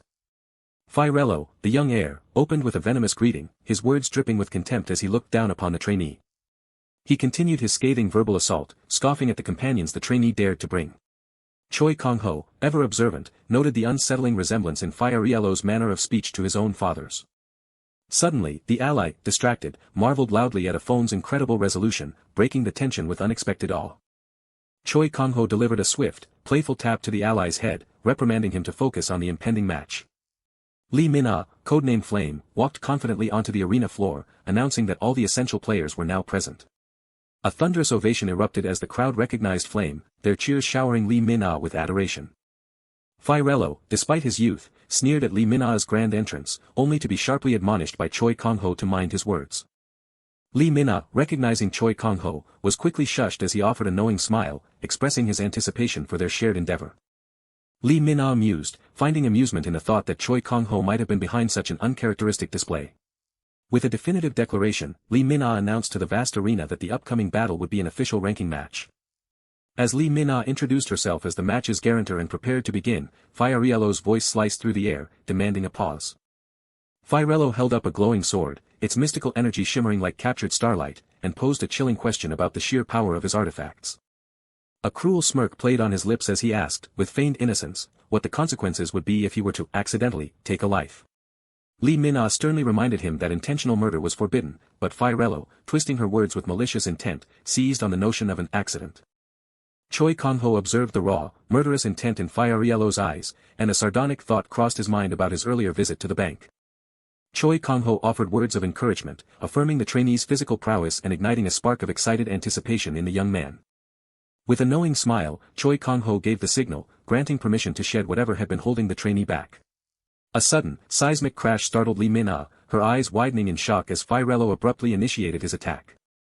With a resonant impact, heavy, restrictive weights shattered, releasing a vibrant burst of green energy. Fiorello stared in stunned disbelief, realizing the trainee had endured the entire journey wearing such oppressive burdens. The trainee stood, now unbound, radiating an explosive, vibrant green energy. Exhilarated, the trainee exclaimed to Choi Kang-ho that the special training was undeniably working, filling him with a power that made him feel as if he could soar. Fiorello, his face contorted in irritation, scorned the trainee's exuberant confidence, reminding him of his impending demise. Enraged, Fiorello launched himself forward, a fiery vortex surrounding him as he vowed to crush his foe before the entire audience, whom he dismissed as mere insects. Choi Kang-ho calmly announced the impending assault, while the ally cried out a desperate warning to the trainee not to fall. Fiorello and the trainee clashed in mid-air, their opposing energies erupting in a fiery dance. Fiorello's fiery sword strike met the trainee's green energy with a powerful, echoing impact. Trails of fire and green energy blurred as the combatants exchanged rapid attacks and evasions. The trainee landed a forceful kick, his green energy colliding with Fiorello's fiery block in a burst of power. Fiorello's eyes glowed with red malice as he taunted the trainee, reminding him that his final, humiliating moments were being broadcast live to the world. He continued his cruel pronouncements, detailing how even survival would lead to global humiliation, sealing the fate of any mercenary who failed so spectacularly. Fiorello delivered the final blow to his verbal assault, declaring the trainee's fate sealed, which ignited a furious response from the young fighter, who finally named his opponent, Kang Tae-won. In a sudden, somber flashback, the young trainee appeared, holding a framed picture, as his adult self questioned the depth of his opponent's understanding of his past 16 years. Raw anguish twisted the young trainee's face, his teeth gritted against the surge of fury and despair. Back in the present, the trainee, standing over defeated foes, declared that he was more than accustomed to a martial artist's life, where fists alone dictated destiny. The trainee, radiating green energy, defiantly accused Fiorello of being a sheltered brat ignorant of the real world, provoking a shocked outburst from his opponent. He pressed further, his voice laced with a genuine question, what exactly had he done to earn such consuming hatred? Fiorello's malicious smirk widened as he vaguely asserted that the trainee had done a lot to provoke his animosity. Then, with an explosive surge of fire, Fiorello launched a furious attack, screaming that the trainee's very existence was a mistake, an illegitimate affront. The verbal assault struck the trainee deeply, his eye widening in sudden, painful realization. The trainee deftly deflected Fiorello's fiery sword attack, green energy sparking against the blade. With a powerful surge of green energy, the trainee launched his opponent into the churning air. The trainee's bandaged hand touched the ground, charging with an intense, focused green energy. He unleashed a potent, green-infused kick that sent Fiorello hurtling through the air. Lee Min-ah and the others cried out in collective alarm as Fiorello was violently struck. Fiorello was sent sprawling through the air, while the trainee stood his ground, now dominant. Choi Kang-ho voiced his disappointment, while the ally conceded the attack had landed with surprising precision. Fiorello, to everyone's shock, merely smirked, boasting that his artifacts had rendered the blow almost imperceptible. The trainee could only stare in furious disbelief at his opponent's imperviousness, a single curse escaping his lips. Consumed by pure, unadulterated rage, Fiorello declared his intention to finally end the trainee's life. Fiorello's hand became a swirling vortex of intense, destructive fire energy. He unleashed a devastating, wide-ranging fire attack, roaring that he would erase the trainee as if he had never existed. The trainee's eyes widened in alarm as he instinctively threw up his hands, green energy flaring in a desperate defense. The arena shuddered as Fiorello's massive fire attack collided with the trainee's green energy, a cataclysmic explosion of elemental force. The trainee struggled desperately, his green energy barely holding back the overwhelming inferno engulfing him. The ally expressed his growing concern over the perilous turn of the fight, but Choi Kang-ho calmly urged patience. Choi Kang-ho's confident smirk suggested a deeper strategy, revealing he had anticipated this dangerous turn and made preparations at the bank, leaving his ally utterly confused. Engulfed in the monstrous flames, the trainee's mind reeled, trapped in a horrifying nightmare, as he questioned if this agonizing inferno would be his end. A fierce resolve flared within him, rejecting despair as he declared he would block the attack, even as he wondered how, recalling the legendary Apollo who was known to repel all. Then, a sudden, blinding insight pierced through the haze, a glowing symbol appearing in his eye. The trainee suddenly recalled a moment before the fight, when his big brother, Choi Kang-ho, had insisted he wear special gloves, guaranteeing his safety. Choi Kang-ho had looked at him with an unwavering gaze, sternly warning him not to dare lose. Hope surged through the trainee. He had believed this was a solitary fight, but now realized he finally had a powerful ally on his side. A confident smile graced his face as he acknowledged his reliable backer. Firello, with a malicious grin, launched a final, decisive fire strike, convinced this was the end. Yet, the trainee stood calmly amidst the raging fire, dismissively stating that Firello's flames were nothing compared to Choi Kang-ho's fists. Firello recoiled in utter shock and disbelief, his opponent was entirely unharmed. Enraged, the trainee roared at Firello to silence his damnable trap, launching a powerful, green energy-infused punch. His furious strike connected with visceral force, green and purple energies erupting as blood splattered dramatically. Firello, utterly consumed by rage, screamed that this was the end for his illegitimate piece of trash opponent, unleashing a furious, fiery assault. Firello roared, enveloped in intense fiery power, as his associate watched, his expression grim amidst a swirling aura of green energy. An unexpected shockwave tore through the fiery energy, leaving Firello reeling in bewildered confusion, his mind screaming, "Why me?" But in a flash of memory, a vision of the past erupted, engulfed in a swirling inferno, his mother fell, a haunting serenity etched upon her face as he screamed in futile agony. The vision intensified, revealing his mother, a single tear tracing a path through the flames, as the injustice echoed in his mind, "We didn't do anything wrong." But in reality, King's jaw clenched with an unyielding resolve, a single word hanging heavy with the weight of his conviction. Firello's face contorted in an expression of pure, unadulterated shock, his eyes wide with dawning fear. King, fueled by a righteous fury, roared at Firello to silence his blasphemous mouth, striking him with green wind energy. The blow connected with visceral force, and Firello's face exploded with splattering blood. King delivered a powerful, green energy-infused punch that sent Firello reeling backward, bloodied and contorted in agony.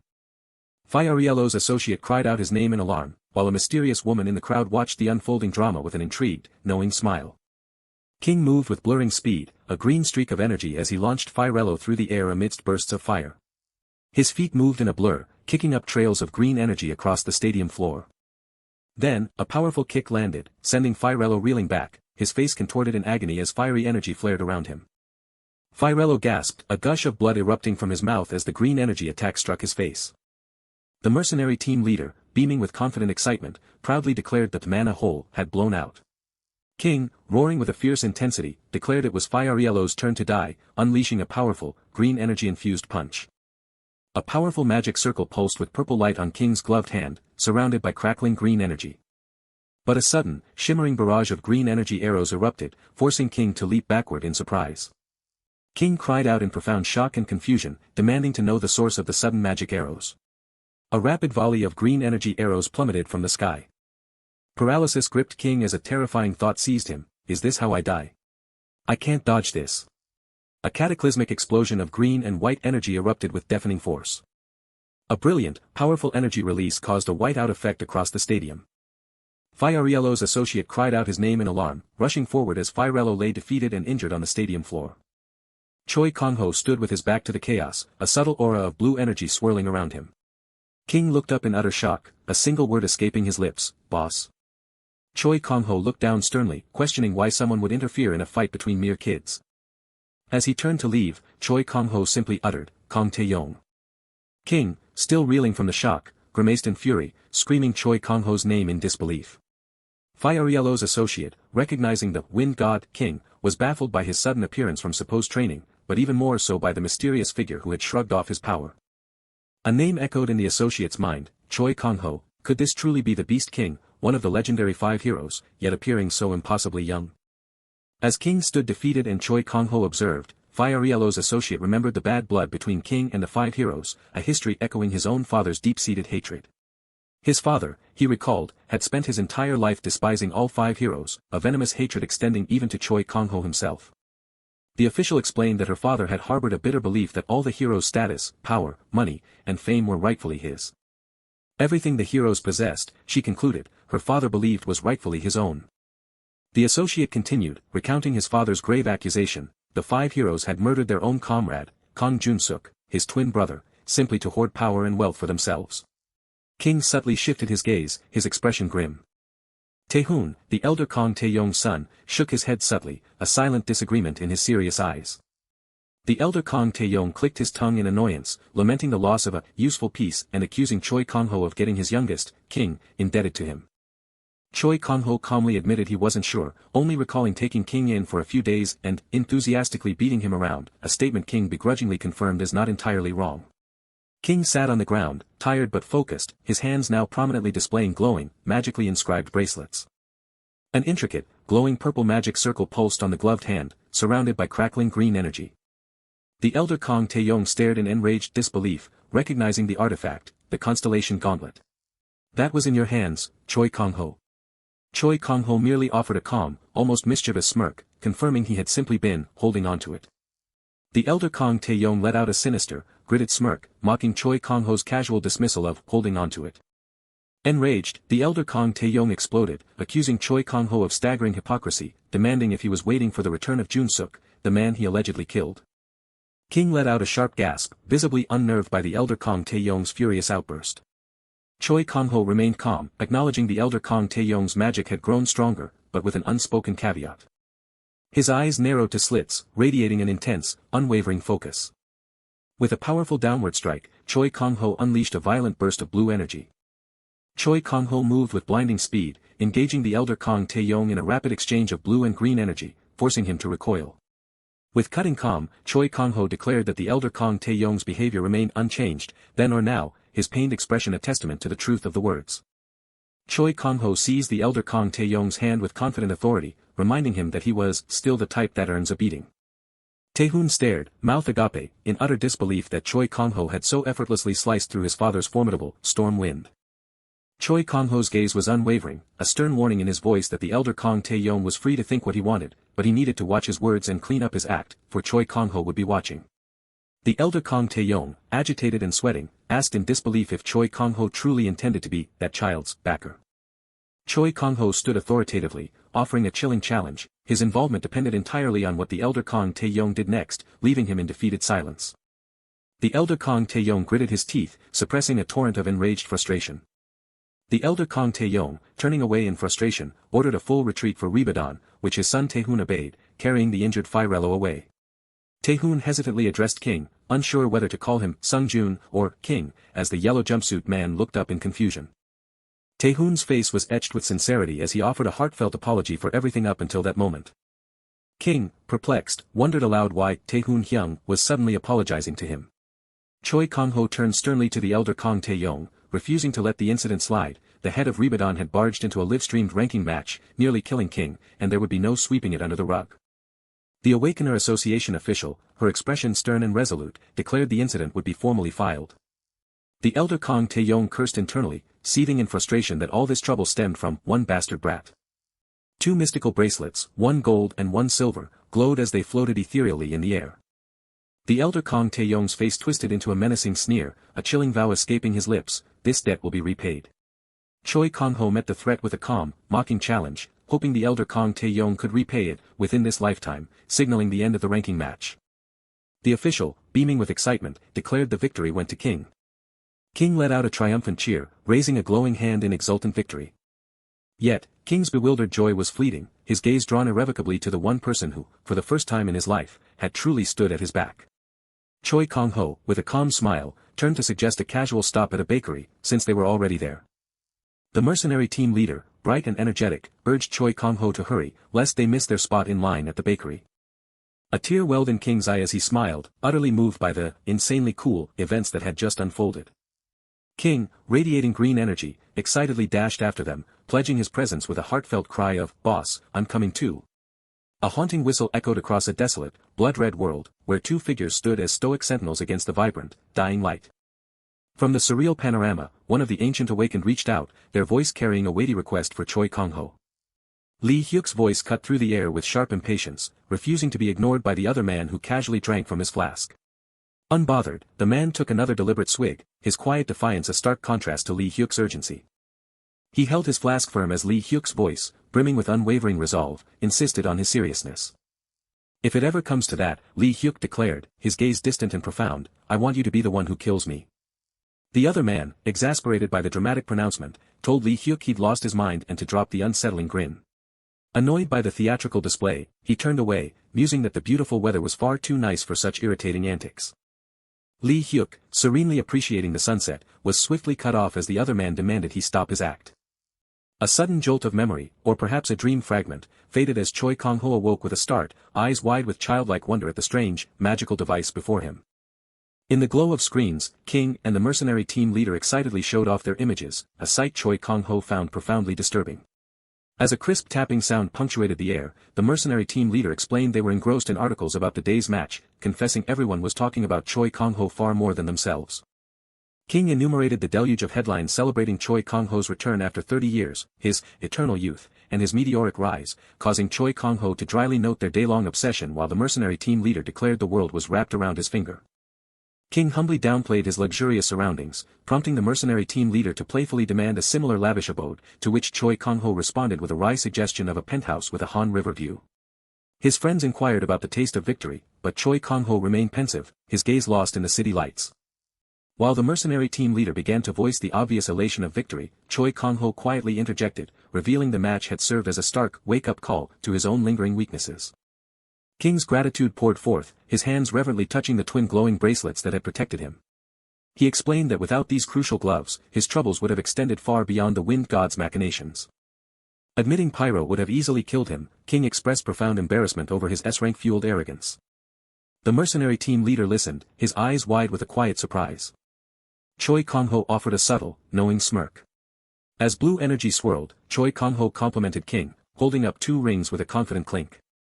King gasped in surprise as green energy pulsed around his suddenly clenched fist. King questioned the ring's nature, to which Choi Kang-ho gravely declared, "This is what your life is worth."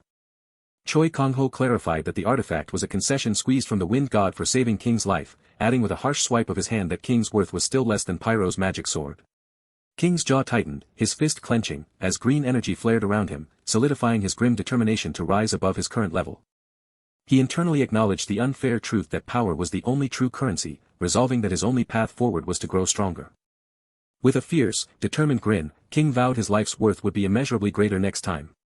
Surrounded by the ethereal forms of powerful mentors, King boldly declared his ambition to ascend to the top of the food chain, just like his master, Choi Kang-ho. The mercenary team leader let out a surprised laugh, the sudden joy cutting through the tension.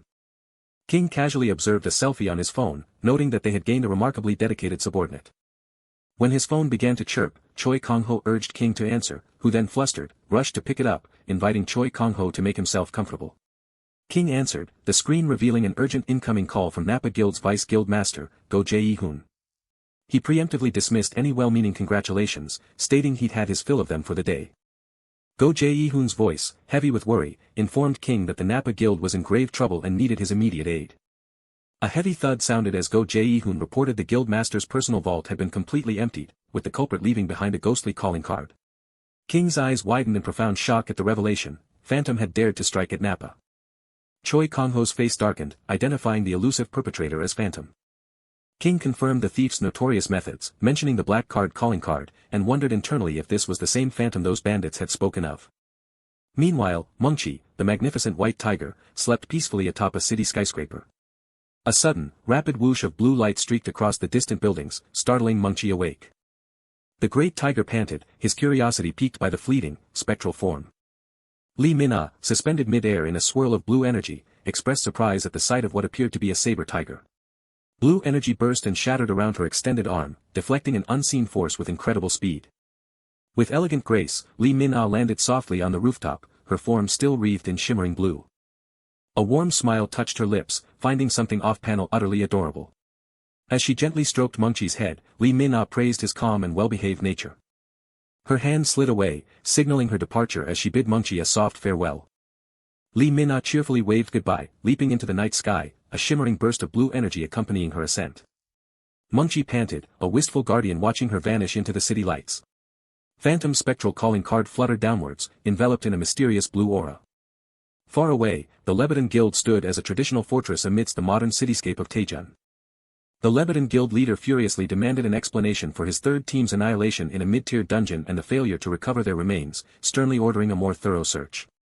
He sighed heavily, slumping over his desk, his face obscured by the shadow of exhaustion and defeat. After the infamous ranking match, his father had retreated deep into seclusion. And his younger brother, the designated heir, now lay frail and incapacitated in a hospital bed. This year alone, 3 guild members had vanished without a trace, their faces now plastered on grim, missing posters. The latest to disappear was Kim Myung-ju, a powerful A-class awakened, his image staring out from a somber poster. The guild leader clutched his face in anguish, whispering Myung-ju's name, wondering where his friend could possibly be. Public sentiment and associational pressure had become brutal since the incident with King, threatening the very survival of Lebanon. He realized he could not bear this crushing burden alone. Deciding he needed to speak with his father, the guild leader strode determinedly towards a large, ornate gate. A slow, ominous creak echoed as the ancient gate began to open. The guild leader stopped short, his eyes wide with surprise at finding the gate already ajar. Through the narrow gap, an unsettling darkness met him, from which a faint, emerald energy emanated. Cautiously, he peered through the opening, his expression a mix of confusion and apprehension. In the reflection of his own eye, a shadowy figure wreathed in blue energy appeared, causing him to whisper a tentative question, "Father." Meanwhile, far from the unfolding drama, the tiny, white fox-like creature, Seol-a, slumbered peacefully in the next room, unaware. Choi Kang-ho casually wondered if Mungchi was up for a walk, enjoying the quiet morning. Mungchi, in his usual relaxed state, let out a soft rumble, his tongue lolling. Choi Kang-ho gasped in surprise as Mungchi suddenly shifted, growing larger, and a tiny, confused Seol-a appeared, clinging to him. Choi Kang-ho held up a strange scarf, wondering how Mungchi had acquired such a fashionable accessory. He smiled, deciding some mysteries were best left unsolved, content that Mungchi looked quite handsome indeed with his new scarf, while Seol-a slumbered on. Choi Kang-ho savored the rare moment of calm, while his companion lamented the relentless demands that kept them apart. The chairman let out a long, weary sigh, dreaming aloud of a quiet life away from her demanding position. Choi Kang-ho playfully teased her about her youthful energy, which she immediately countered as a grievous act of elder abuse, a growl rumbling beneath her words. Shifting the subject, the chairman mused about Phantom, explaining the curious silence surrounding the Napa Guild Master's recent robbery. She explained the first reason was sheer pride. The humiliation of a big 3 guild master's vault brazenly pilfered by a common thief was too great to publicize. Choi Kang-ho reflected on the exorbitant cost of such fragile pride. The second reason, she continued, was Phantom's growing popularity, a thief who appeared and vanished like a whisper, leaving only a calling card and a trail of impossible feats. What truly fueled his popularity, she revealed, was that every item Phantom had ever stolen had been ill-gotten, a fact that only deepened the guild master's shame. A righteous Phantom who only targeted the corrupt. No wonder, Choi Kang-ho mused, the guilds were so desperate to keep their silence. The chairman's calm shattered, her frustration erupting into a crimson aura as she railed against the futile hunt for Phantom and the relentless pressure from both citizens and Lebanon. Choi Kang-ho gently urged her to calm down, realizing he had his own questions. He turned the conversation to Lebanon, wondering how things had fared for them since the tumultuous ranking matches. Kang Tae-yong, the very man who had shattered the ranking matches and threatened King's life, was already known for his volatile nature, yet something felt deeply amiss. When Choi Kang-ho had faced him, a strange, undeniable anomaly had lingered about Kang Tae-yong. The most unsettling detail, Kang Tae-yong appeared younger, impossibly so, than he had before the Great War's end. Choi Kang-ho admitted that even their association held little intelligence on Lebanon. The chairman elaborated that after Kang Tae-yong's solitary return from the Antares raid a year prior, Lebanon, already reclusive, had plunged into complete isolation. To make matters worse, Pyro's mana hole had recently shattered, undoubtedly leaving their vice guild master in an inferno of trouble. Her words were punctuated by the insistent, frantic buzzing of her phone, a constant reminder of her own overwhelming responsibilities. With another deep sigh, the chairman lamented her lost respite and rose to leave, Choi Kang-ho urging her to travel safely through the bustling city. A sudden downpour swept through the city, forcing Choi Kang-ho and a startled Seol-a to seek shelter. He cradled Seol-a gently under the umbrella, reassuring her that Mungchi awaited them just across the street. His thoughts drifted back to the raid a year ago, a nagging suspicion about Kang Tae-yong's true machinations swirling in his mind. The pedestrian light glowed green, beckoning them forward. A soft breeze rustled through the rainy air as they paused. Rain pattered softly on the umbrella above them. Then, a sudden realization struck him, the scarf the chairman had worn was the exact same one Mengqi had been sporting. As a woman with light blue hair walked away, a faint clinking sound suggested something had fallen. The rain intensified, and Mengqi's powerful roar startled a man whose face, reflected in a puddle, betrayed surprise.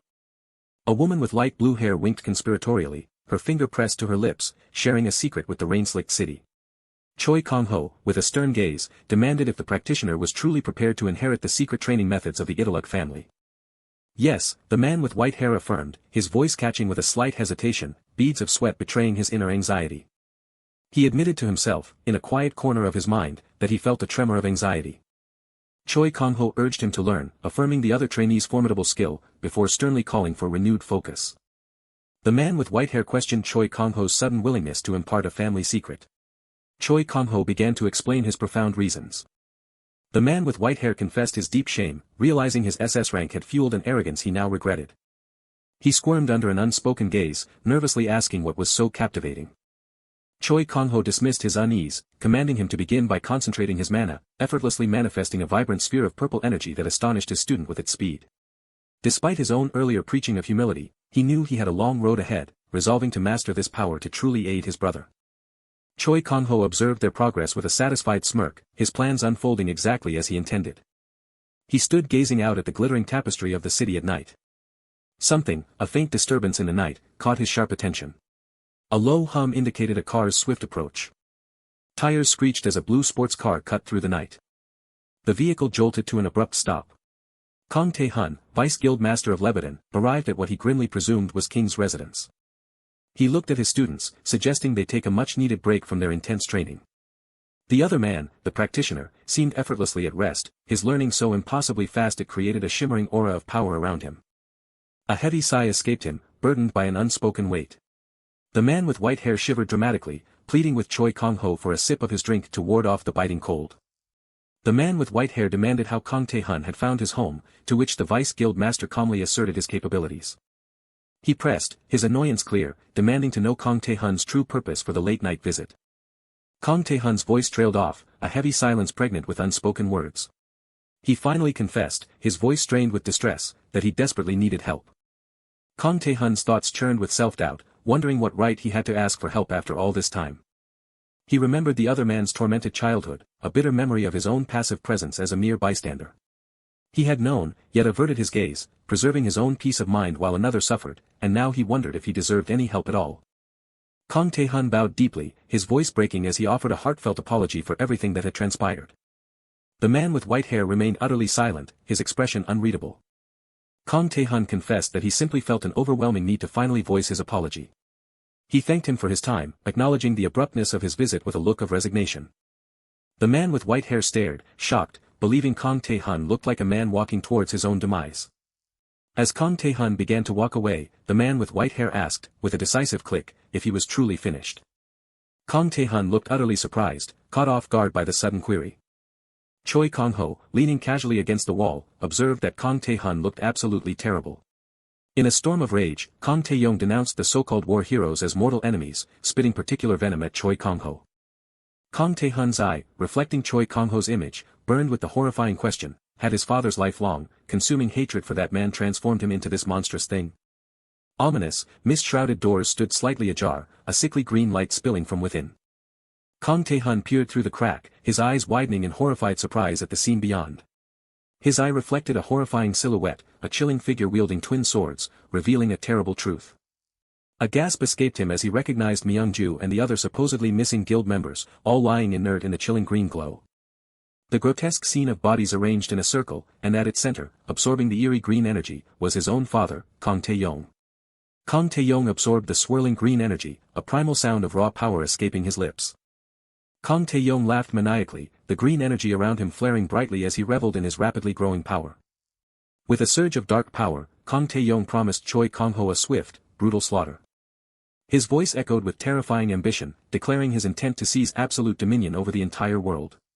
Kang Tae-hun wondered if it was the very existence of Choi Kang-ho, the envy and jealousy it bred, that had twisted his father into the monstrous thing he had become. From somewhere unseen, Kang Tae-yong's voice echoed with a menacing promise. He would tear Choi Kang-ho apart with his own hands, and soon. No, Kang Tae-hun corrected himself, his father had spent his entire life consumed by a bitter curse against the 5 war heroes. They had all merely watched from the sidelines before, and Kang Tae-hun swore he would not repeat his past mistakes, he alone would finally end his family's generational sins. Kang Tae-hun resolved to stop his father, even if it cost him his life, to ensure such horrors never happened again, but Choi Kang-ho gently interjected, reminding him he didn't have to shoulder that burden alone. Kang Tae-hun flinched in surprise, utterly bewildered by Choi Kang-ho's words. Choi Kang-ho spoke calmly, observing how some people admirably bore every burden and blame for those around them. But in his long life, he had come to learn a crucial truth. If one had people by their side, Choi Kang-ho advised, reaching out for help was always an option. With a soft step, Choi Kang-ho turned, telling him to go on, but to make sure he came back in one piece. A faint click sounded, and then a hum, as Kang Tae-hun's phone vibrated in his pocket. He pulled out his smartphone.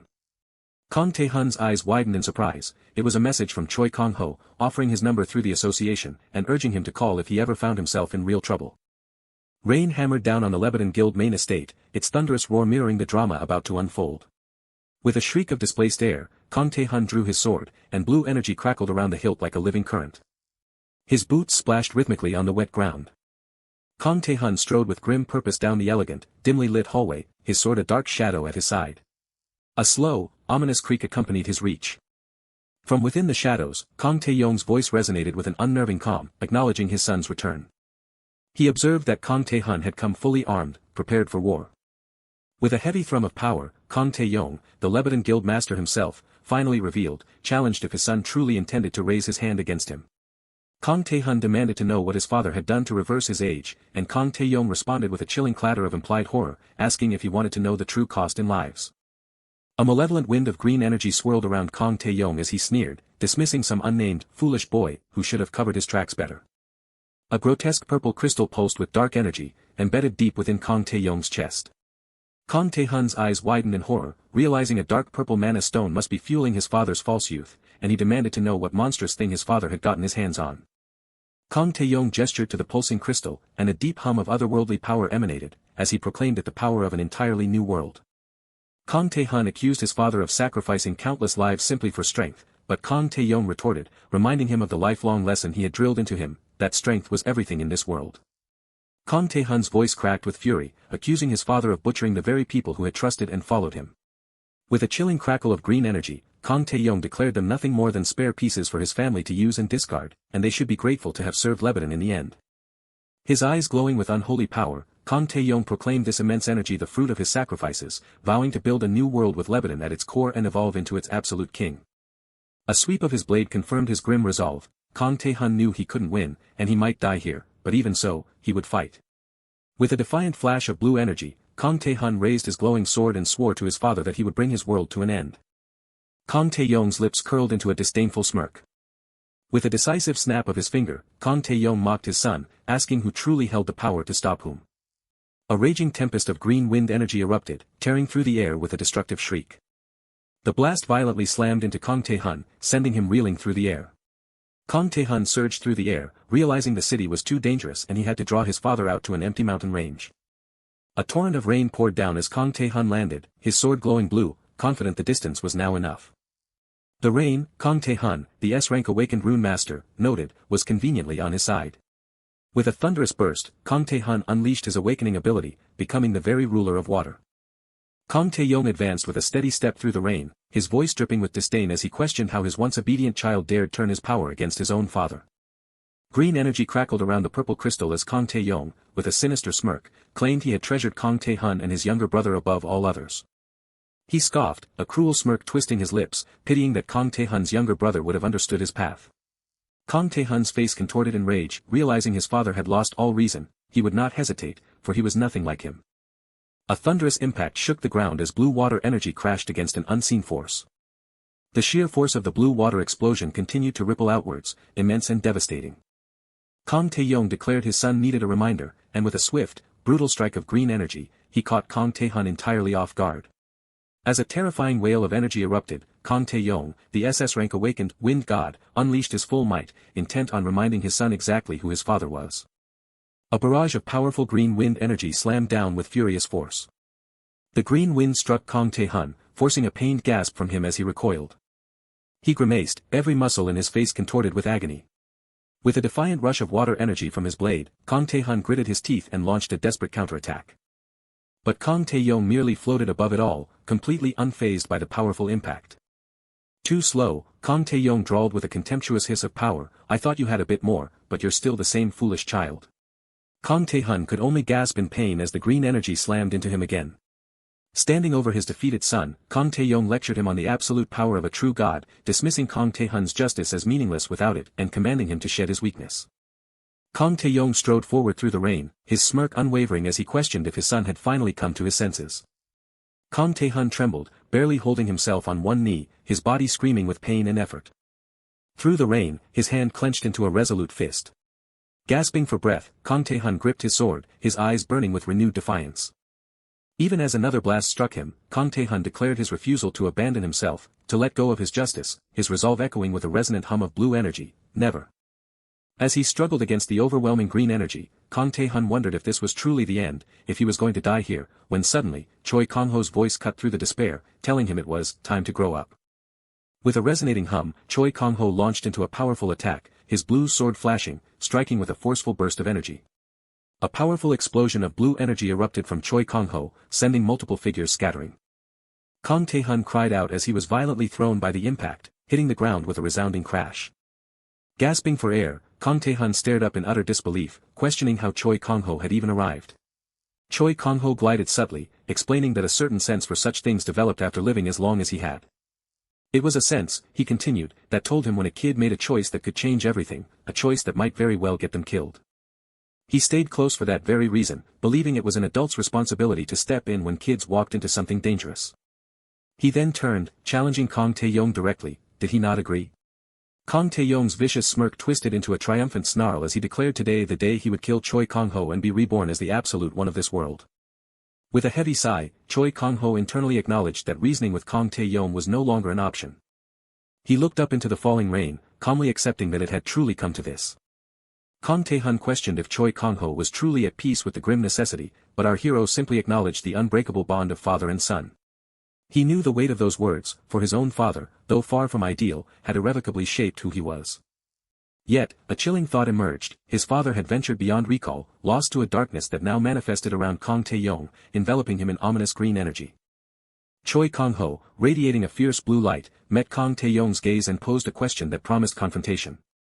Kang Tae-yong's smirk broadened into a triumphant snarl, his chest glowing with a dark crystal as he declared this the day he would finally kill Choi Kang-ho and seize absolute power. With a heavy sigh, Choi Kang-ho knew all words had failed, the time for diplomacy was long past. Kang Tae-hun's anguished plea pierced the storm, begging for his father to be stopped. Choi Kang-ho listened, the downpour mirroring the silent tension of the moment. With a surge of brilliant blue energy, Choi Kang-ho commanded Kang Tae-hun to rest, taking the heavy burden of confrontation upon himself. Kang Jun-suk observed the unfolding drama, his expression stern as he recognized the forbidden power now coursing through Kang Tae-yong. He pondered the nature of the eternal crystal, pulsating within Kang Tae-yong's chest, a power distinct yet eerily similar to his own. Kang Jun-suk surmised that Kang Tae-yong, unworthy of such a relic, must have been consumed by its dark influence, even as Kang Tae-yong's voice crackled with contempt, questioning the validity of his foe's righteous power. Kang Tae-yong's rage flared, his eyes glowing green as he shrieked, demanding to know if this was just another excuse to end him. His accusations sharpened, invoking the memory of Kang Jun-suk's supposed demonic demise, and he bitterly condemned his brother for his lifelong disdain. Consumed by a desperate greed, Kang Tae-yong lunged, convinced Choi Kang-ho's youth was stolen power, power he intended to seize and utilize. Die, Choi Kang-ho! Kang Tae-yong roared, unleashing a potent blast of dark energy. But Choi Kang-ho remained unyielding, a bastion of serene blue energy effortlessly repelling the assault. A cataclysmic explosion of blue and dark energy ripped through the rainy night, a violent clash of wills. Hovering above, Choi Kang-ho gazed down at Kang Tae-yong, his posture radiating calm dominance. Then, Kang Jun-suk's voice, tinged with melancholy, broke through the clamor. Choi Kang-ho remained utterly focused, his gaze sharp, ready to receive the coming words. Kang Jun-suk confessed his complex feelings toward Kang Tae-yong, a maddening, infuriating pain, yet undeniably still his little brother, a truth etched into the dramatic twilight sky. Kang Tae-yong, however, only screamed defiance, boasting of his overwhelming power and reveling in the shame it brought upon his opponents. Kang Jun-suk's thoughts drifted to the troubled past, reflecting on Kang Tae-yong's twisted nature, born from constant comparison and a profound inability to perceive his brother's attempts at kindness. Choi Kang-ho descended with blistering speed, a torrent of blue energy meeting Kang Tae-yong's defiant green surge. Blades of pure blue energy sliced through the air with lethal precision. Kang Jun-suk entrusted Choi Kang-ho with a final, poignant plea, do not hate his brother, but simply knock some sense into him. Choi Kang-ho delivered a thunderous punch, a concentrated burst of blue power. Their energies intertwined in a chaotic aerial dance, blue against dark green. Choi Kang-ho's devastating blow shattered through defenses, leaving a trail of shimmering blue fragments. Defeated and bloodied, Kang Tae-yong gasped in disbelief, branding Choi Kang-ho a monster for tearing through his newfound power. Kang Jun-suk's distant voice echoed, a disappointed challenge questioning when Kang Tae-yong would finally mature. Choi Kang-ho pinned the struggling, bloodied Kang Tae-yong to the ground, an aura of crackling blue energy surrounding them. From the depths of his anguish, Kang Tae-hun cried out, why? His voice strained, Kang Tae-hun raged at the perceived manipulation, unleashing a furious, energy-infused punch. A powerful, explosive impact shook the rainy night as Kang Tae-hun's blue energy struck its target. Tears streamed down Kang Tae-hun's face as he uttered his father's name, a heartbroken lament. Kang Tae-yong gasped, his body collapsing as Choi Kang-ho's hand pressed relentlessly against his chest. Choi Kang-ho's voice was firm, resonating with blue energy, as he commanded Kang Tae-yong to release the power that was clearly beyond his control. Despite his defeat, Kang Tae-yong spat defiance, accusing Jun-suk of still looking down on him, even now. Choi Kang-ho continued his assault while Kang Tae-yong, shrouded in dark energy, desperately reached to counter. With a defiant groan, Kang Tae-yong gripped Choi Kang-ho's hand, convinced that by draining his power dry, he would finally be capable of wielding it.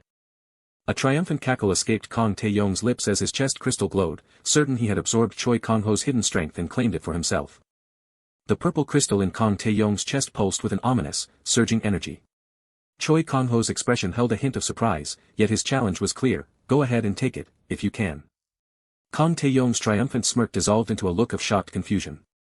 Choi Kang-ho's blue energy surged violently, overwhelming Kang Tae-yong's arm, spreading through him like a wildfire. Fear contorted Kang Tae-yong's face as he cried out, realizing the power was too much, threatening to consume him. Kang Tae-yong screamed in raw agony, his body racked with crackling blue energy, on the verge of exploding.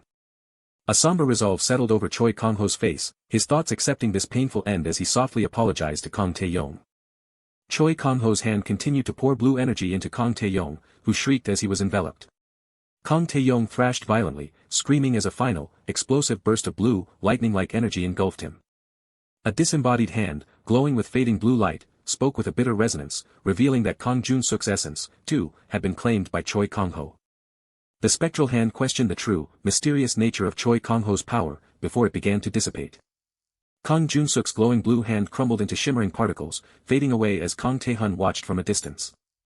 Kang Tae-hun's grief-stricken cry echoed his father's name. He crumpled to his knees, his head bowed in utter despair.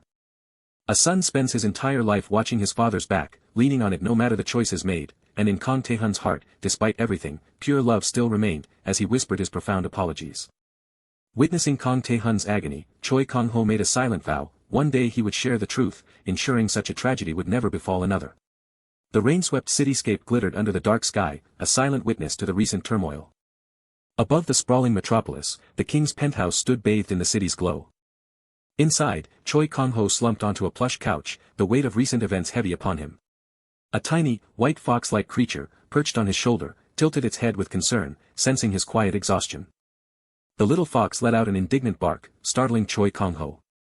Choi Kang-ho chuckled softly, a gentle smile gracing his lips as he nodded, understanding the creature's fierce loyalty. "Egu, there. Choi Kang-ho exclaimed, playfully chiding his beloved companions as they showered him with affection, their unwavering presence his true family. Firello, holding the glowing purple crystal, pointed out its unsettling resemblance to Baal's dark power. Choi Kang-ho confirmed the energy's demonic origin, prompting Firello to question if Baal had taken anything during their past confrontation. Choi Kang-ho recounted the devastating memory. Baal had shattered his familiars and drained his demonic energy dry, declaring his need for power to ascend to a higher world. As Choi Kang-ho mused about Taeo's demonic energy, wondering if there was a deeper mystery, he suddenly remembered he wanted to show a picture of his father, only to realize the demon realm lacked phones. Shifting topics, Choi Kang-ho looked around, wondering where the homeowner had disappeared to. Suddenly, Im Cheol-bae appeared, impeccably dressed in a suit, announcing his readiness for urgent business. Choi Kang-ho commented on Im Cheol-bae's formal attire, while deep down, Firello harbored a secret ambition to introduce the marvel of smartphones to the demon realm. Cheol-bae gravely informed them that an urgent situation had arisen at Napa. As Choi Kang-ho inquired about the nature of this mysterious work, the scene shifted to an awakened one hovering menacingly over the city. The awakened one was, apparently, in pursuit of a mysterious entity known as Phantom. High above the gleaming outskirts of Seoul, Lee Min-ah began a dizzying, uncontrolled descent. Her surprise was short-lived as the whoosh of a pursuing helicopter tore through the air above. With a swift, almost ethereal swish, she seized a rope, arcing gracefully between the towering structures. A sharp, precise motion sent her spinning, a vibrant crescent of purple energy trailing in her wake. A sudden, invisible strike tore through her, wrenching a gasp of pain as she plummeted, blood blossoming across her leg. Clutching her wounded leg, Lee Min-ah cursed, realizing the artifact's insidious power drained her strength as the bleeding stubbornly refused to cease. As three figures streaked across the night sky, one confidently declared their target could not have flown far, trails of blue energy rushing behind them. The astronomical bounty from Napa had ignited a furious competition, ensuring no one would pass up such a lucrative hunt. From her hidden perch, Lee Min-ah gasped, bewildered by the sheer number of hunters, a blatant contradiction to Napa's supposed discretion about the vault robbery. Blue energy crackled around her arm as Lee Min-ah seethed, the arrogance of the Big Three pushing her past frustration and into grim resolve. Her focused gaze hardened, blue energy intensifying around her clenched, wrapped fist. With a powerful, resonant impact, she unleashed a formidable kick, blue energy blazing around her. Mid-fall, she twisted with acrobatic grace, leaving a swirling trail of purple energy behind. She landed with a sharp, controlled precision, blue energy rippling from her feet as the fight momentarily paused. With a pained groan, a bandaged man plummeted, engulfed in crackling blue lightning, evidence of Lee Min-ah's retaliatory strike. As a helicopter's blinding spotlight found its mark, a voice cried out directions, intensifying the relentless pursuit. As she fell, a chilling thought echoed in her mind, had she just faced Napa's elusive ghost? A spark of fierce resolve ignited in her eye, pushing back against the encroaching chaos. Then, with a sudden, powerful surge, King materialized on a rooftop, a glowing holographic globe spinning behind him, his presence radiating confrontation. Gasps echoed his name as realization dawned, two SS-class powers now converged, escalating the stakes. With a confident smirk, King decided to hell with caution, green energy already swirling to his hand. A thunderous blast of green energy erupted from King, but Lee Min-ah twisted away, barely evading the destructive force. She gasped in surprise as the massive green energy blast swept past her, a breathtaking near-miss. Her mind reeled in disbelief, an SS-class like King had missed from such a short range. Amidst the crackle of stray energy, a frantic cry erupted, "Watch where you're shooting."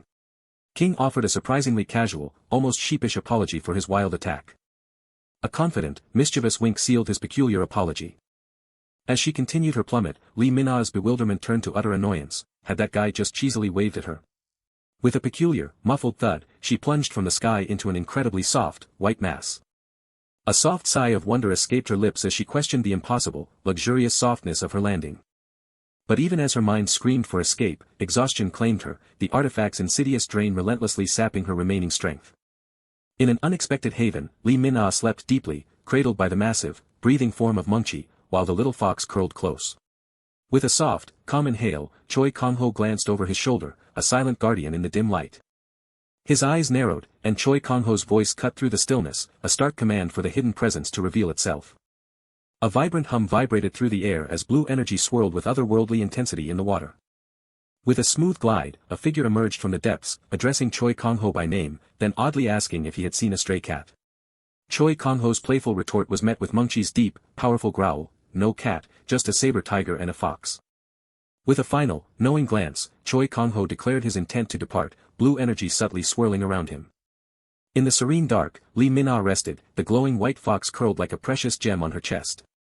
Lee Min-ah stirred with discomfort, her thoughts echoing her growing annoyance. Why is it so noisy? As unseen fairy-like creatures loudly debated the need for a new, oversized bed and the expansion of their home. Her flustered frustration intensified as the incessant chattering continued, the creature's worries about contract breaches only fueling her bewildered question, who are these people to yap this much? As the fairies continued their peculiar exchange, Lee Min-ah sighed in resignation, deciding that since she was caught, her only focus must be on survival. Then, a sudden, dramatic realization hit her, her clothes were gone, and impossibly, all her grievous injuries had completely healed. All thoughts of her predicament vanished as she gazed lovingly at the adorable little white fox on her lap, a soft sigh escaping her. The small white fox nestled contentedly in her lap, a picture of tranquil, magical peace. With a playful shush, Lee Min-ah gently commanded the good boy to be silent. The little white fox, sparkling with a joyful aura, chirped excitedly, "He's awake." Across the room, 3 men, including King, reacted with wide-eyed, synchronized surprise to the sudden announcement. Lee Min-ah stared, stunned, as realization dawned. Not only King but Choi Kang-ho himself stood before her. The black-haired man observed that after his ranking match, it would be harder to find anyone who didn't recognize King. With a frustrated grumble, the white-haired man bemoaned his own anonymity despite his 3 seconds of screen time. Her suspicion palpable, Lee Min-ah confronted her rescuers, demanding their true intentions for saving her. The black-haired man calmly explained that they had simply helped her out because their rookie, King, had suggested it. Lee Min-ah could only stare back, utterly bewildered by the explanation. King stammered awkwardly, clearly flustered by being labeled a rookie. As King began to walk away, the black-haired man's tone grew serious, halting his departure with a grave warning. "The thing is, boss." The black-haired man delivered the grim news. Phantom, now revealed to be Lee Min-ah, faced a dead or alive bounty from Nappa, threatening her life before night's end. King speculated Nappa sought to make an example, but the black-haired man challenged his ethics, asking why he hesitated when the thief merely faced consequences. King turned, his voice resolute, as he revealed his conviction. This was no example, but a desperate cover-up to bury Nappa's unsavory secrets. As he gently patted the little white fox, the black-haired man calmly asked King his intentions. King passionately declared that while theft was wrong, it could never justify killing someone as if they were worthless. With a wry, knowing smile, the black-haired man lamented King's meddling nature, then conceded, "Then let's do this." King, utterly overcome, sniffled with joy at being called our rookie, prompting his boss to respond with an annoyed, rhetorical question. Turning his gaze to Lee Min-ah, the boss pondered aloud how someone like her managed to pull off such a monumental heist. He added, with lingering curiosity, the significant detail that she was also a druid. Lee Min-ah remained stoic, her silence a shield of firm resolve. Druids, a rare race from the mystical continent of Mu, were beings deeply attuned to spirits, drawing power directly from the very essence of nature. The boss reasoned that her principles meant she only targeted unclean acquisitions, so her assault on a Big Three guild indicated a profound underlying reason. His gaze sharpened as he pressed further. "What did you steal from Nappa that was worth risking your life over?" Her voice trembled with fear as Lee Min-ah nervously offered, "If I tell you, will you spare me?" The boss met her desperate plea with an unyielding, deliberate silence. The boss reassured her, explaining they had no intention of killing her and had left the door unlocked, then playfully teased King for his oversight. The white-haired man launched into an animated monologue about door locks and house expansion, escalating the chaos to Lee Min-ah's utter exasperation. Lee Min-ah, desperate, pleaded for her life in exchange for the truth. Choi Kang-ho remained impassive, considering her desperate offer. Choi Kang-ho coolly dismissed the idea of killing her, adding he would have simply handed her to Ghost if that were the case, while the boss pointed out the unlocked door and playfully chided him for the lack of security.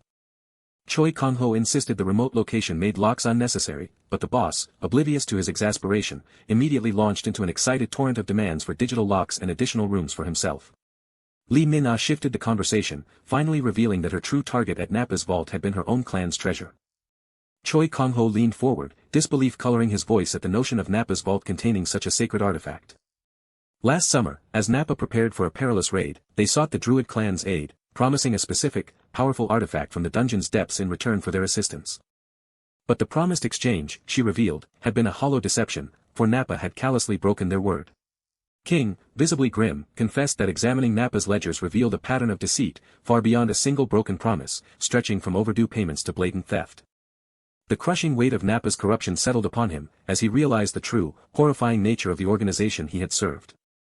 A mercenary who had only ever known the fight for survival was finally waking to the harsh realities of a world far more complex than simple battles, and this disillusionment, the narrative suggested, was merely the first tremor of his awakening.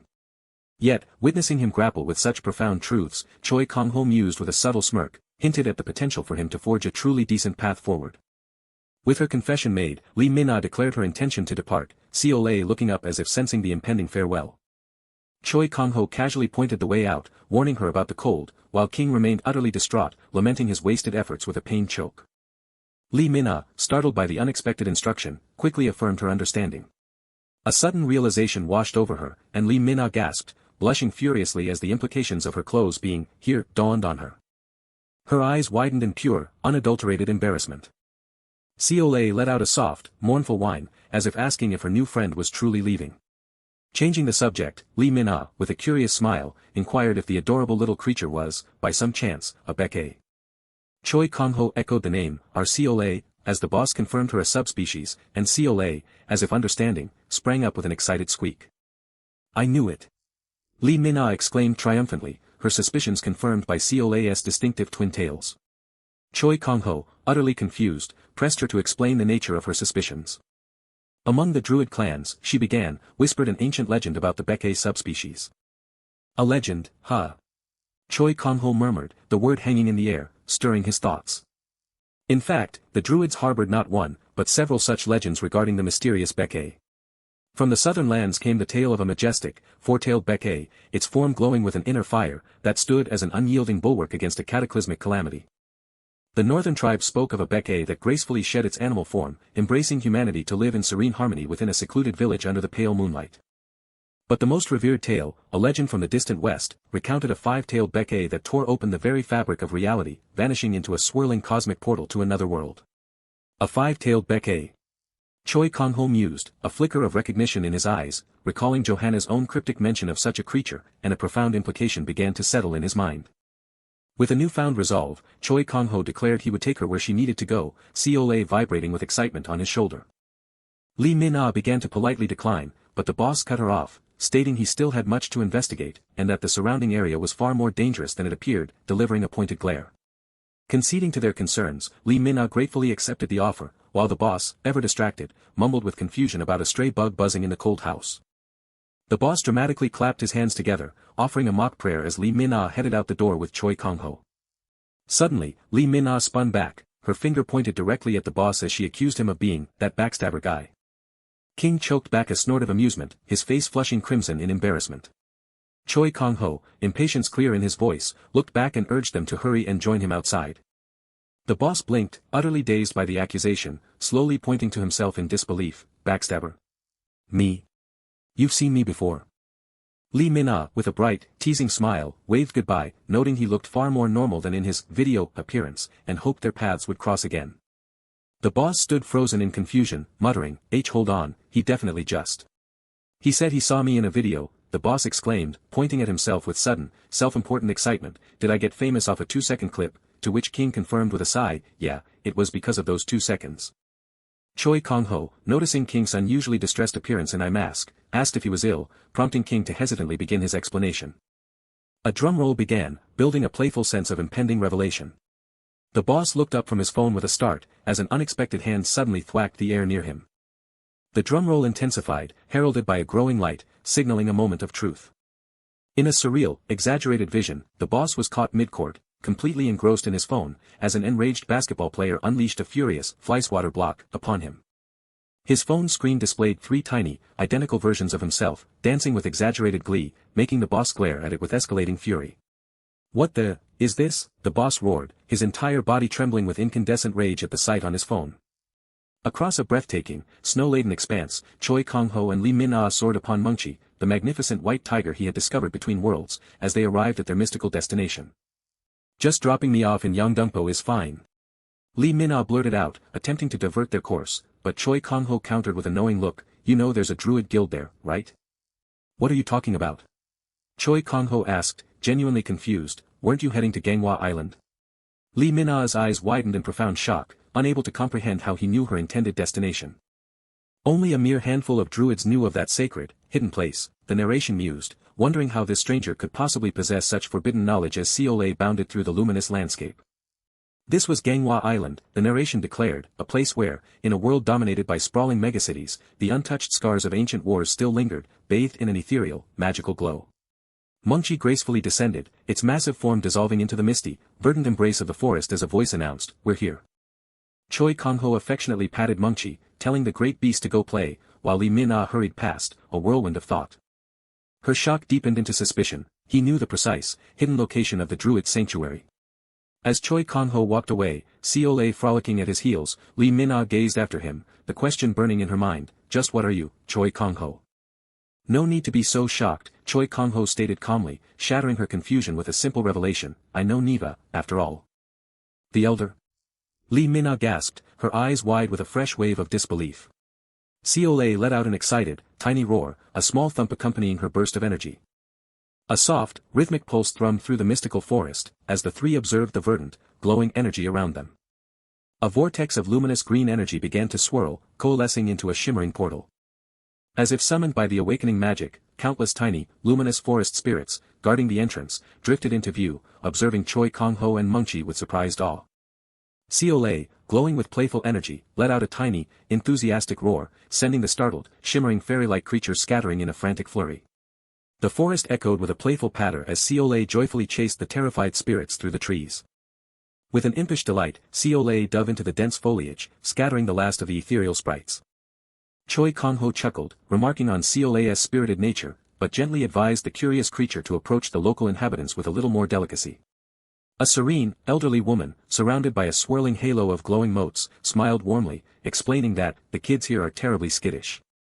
Lee Min-ah bowed deeply and respectfully to Elder Neva, announcing her return, and the elder's voice carried warmth as she commended her for a job well done. Then, Neva's gaze turned to Choi Kang-ho, a knowing smile gracing her lips as she greeted him as Beast King, remarking that he hadn't changed a bit over the years. "Look who's talking," Choi Kang-ho replied with a friendly wave and smile, returning her greeting with a familiar ease and asking after her well-being. Neva expressed profound gratitude for his past aid, ensuring their continued well-being, and then, with an inviting gesture, urged them to come inside after such a long absence. This was it, the Druid's hidden sanctuary, a vibrant, mystical forest where ornate, living structures glowed with an otherworldly blue energy, welcoming them home. Seol-a looked up with unbridled excitement, while Choi Kang-ho calmly observed the wondrous, glowing interior of the ancient sanctuary. Choi Kang-ho looked down at Seol-a, a proud, affectionate smile on his face, asking her what she thought of their magnificent new surroundings. "Yeah. I love it here." Seol-a chirped enthusiastically, her joy echoing through the magical forest. Choi Kang-ho had personally discovered and secured this hidden druid sanctuary on Ganghwa Island for their clan's migration a full 4 decades ago. Playful footsteps pattered softly as the white fox creature bounded through the sparkling, enchanted path. The elder druid spoke of a debt of gratitude that had only grown, but Choi Kang-ho gently dismissed it, claiming it was all long in the past. Still, she thanked him profusely for the rescue of a child, a kindness that weighed heavily on her heart. The elder revealed the child's vital destiny as a future clan leader, just as 2 other young druids burst forth, excitedly hailing someone named Phantom. Choi Kang-ho, his curiosity piqued, then asked if he too might be shown the long-lost druid treasure. With a warm smile, the elder readily agreed, promising to share the treasure over a friendly cup of tea. Seol-a, the white fox-like creature, let out a joyous cry that seemed to gulp down the very air with excitement. A gentle, magical rush of wind swept through the vibrant sanctuary as they settled.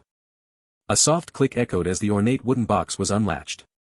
"This," the elder announced with a gentle smile, "is the treasured heart of our druid clan." The crystal shimmered with an intensely captivating light, radiating the immense power the elder described. Drawn to its luminous heart, Choi Kang-ho slowly extended a hand towards the radiant crystal.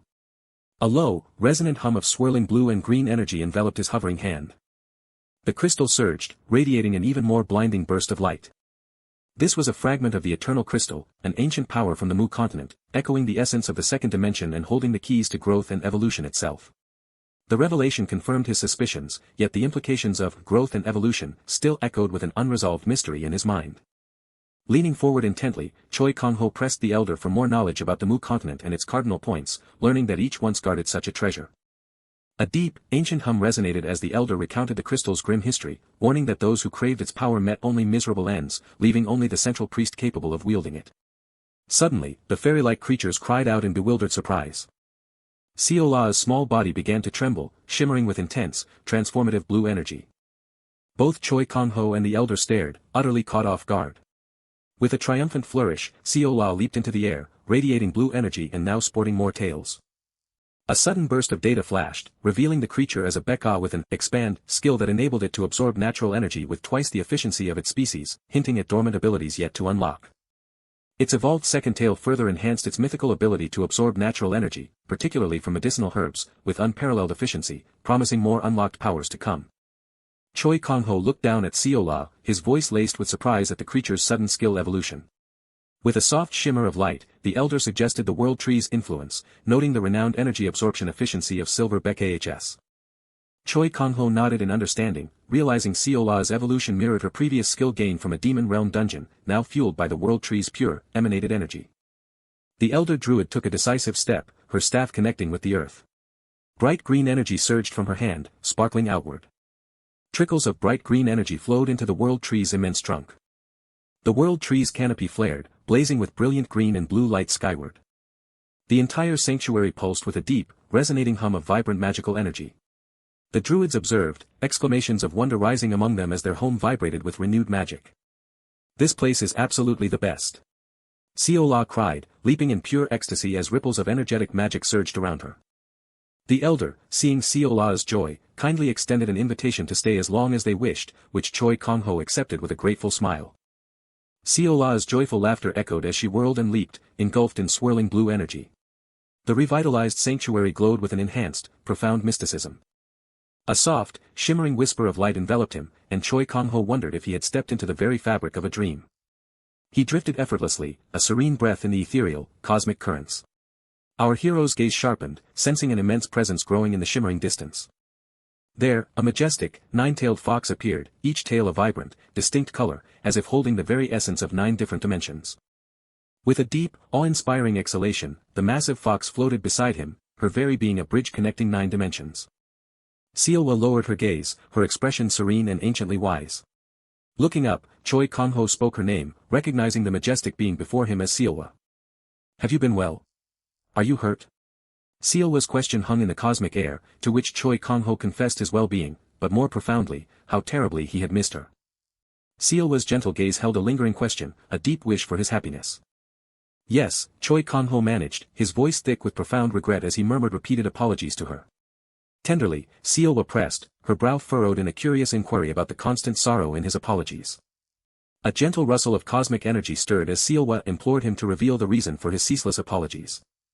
Suddenly startled, Choi Kang-ho questioned if another presence lingered nearby. With a soft, almost imperceptible shift, a small, childlike figure with fox ears and many tails emerged, looking shyly down. A soft, sweeping rustle enveloped the child in a cocoon of fluffy white tails. A sudden, profound realization struck Choi Kang-ho, the famed 9 tails belonged not to Seol-a, but to the mysterious child. Who could this child be? Choi Kang-ho wondered, a new mystery unfolding in his dream. Seol-a's voice echoed with a poignant finality, bidding him goodbye and declaring their time at an end. "Please take care," Seol-a's voice softly urged, her final message a tender reminder that he was allowed, even encouraged, to embrace more happiness. With a sudden jolt, Choi Kang-ho sat bolt upright, his dream shattered. Nearby, soft, peaceful breaths filled the quiet as Seol-a and the fairies slept soundly. Seol-a stirred sleepily, a soft murmur escaping her.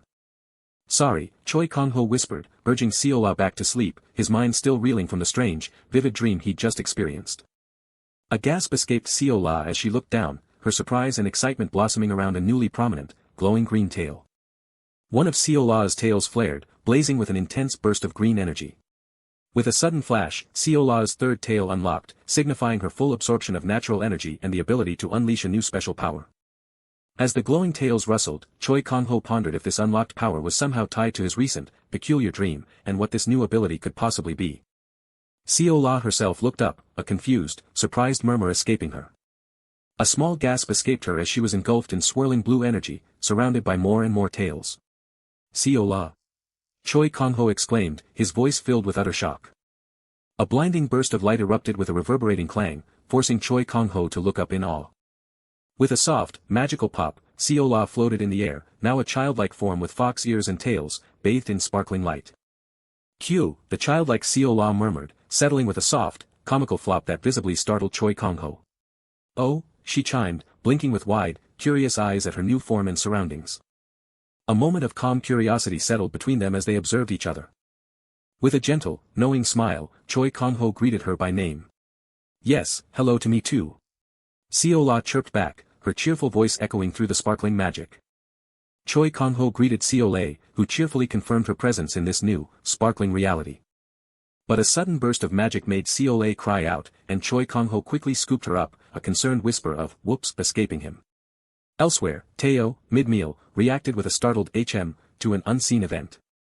The blonde man cooked with passionate fervor, confidently proclaiming his culinary skills were the bare minimum for an influencer.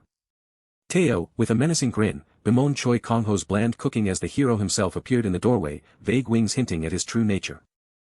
The blonde man's cheerful greeting to Choi Kang-ho sent a jolt of panic through Taeo, who desperately hoped his disparaging comments hadn't been heard. Choi Kang-ho entered, a calm smile on his face, observing his friends and the young fox spirit, Seol-a, already settled. Seol-a, emanating a determined blue energy, prepared herself for whatever came next.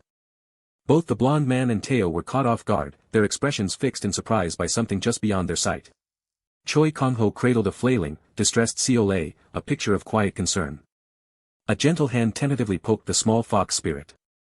Teo, crouching down to poke the seemingly asleep Seol-a, playfully questioned where Choi Kang-ho had found the little one. Seol-a, with a glimmer of mischief, opened one eye, pretending to still be asleep.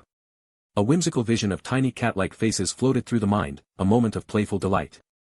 As Seol-a tugged at Teo's arm, he felt a strange, nagging sense of familiarity. The grand title card, The Absolute's Modern Life, unfolded with golden accents against a dark, dynamic backdrop. Choi Kang-ho held Seol-a aloft, praising how beautiful she looked in her new clothes. Teo proudly boasted of his tailoring prowess, a necessary skill for any true influencer, while the blonde man offered food and Choi Kang-ho, amused, wondered if there was anything Teo couldn't do. Teo smirked, showing off a viral social media post of Seol-a, then subtly mocked the blonde man for diligently studying the influencer's art. The blonde man cheered as Seol-a, mouth full, expertly caught another piece of steak. Teo, seemingly off-panel, marveled at the sheer speed of social media posts featuring the adorable fox spirit. Choi Kang-ho doted on a happily munching Seol-a, telling her to eat as much as she wanted, while the blonde man teasingly called him a doting dad. Both phones chimed, signaling urgent notifications. The message revealed a critical announcement: the first quarter awakener test was fast approaching. Choi Kang-ho acknowledged the looming test, and the blonde man gravely shared rumors of fierce competition for SS rank this year. The narration explained that awakener tests occurred quarterly, showing a massive stadium filled with aspirants. Rank was determined by accumulated merits, raw magic, combat ability, and sparring matches, as powerful awakened ones unleashed their elemental fury. The blonde man vowed to train harder to avoid losing to new blood, while Teo, surprisingly, asked if he could sign up too. Choi Kang-ho and the blonde man exchanged looks of utter disbelief at Teo's sudden request. Teo, flashing a peace sign, confidently confirmed his desire to enter the awakener test. Choi Kang-ho, suspicious, narrowed his eyes and questioned Teo's true motives. Teo, slightly flustered, dismissed any notion of plotting, then proudly declared his true name, Teo Itala Gamajan.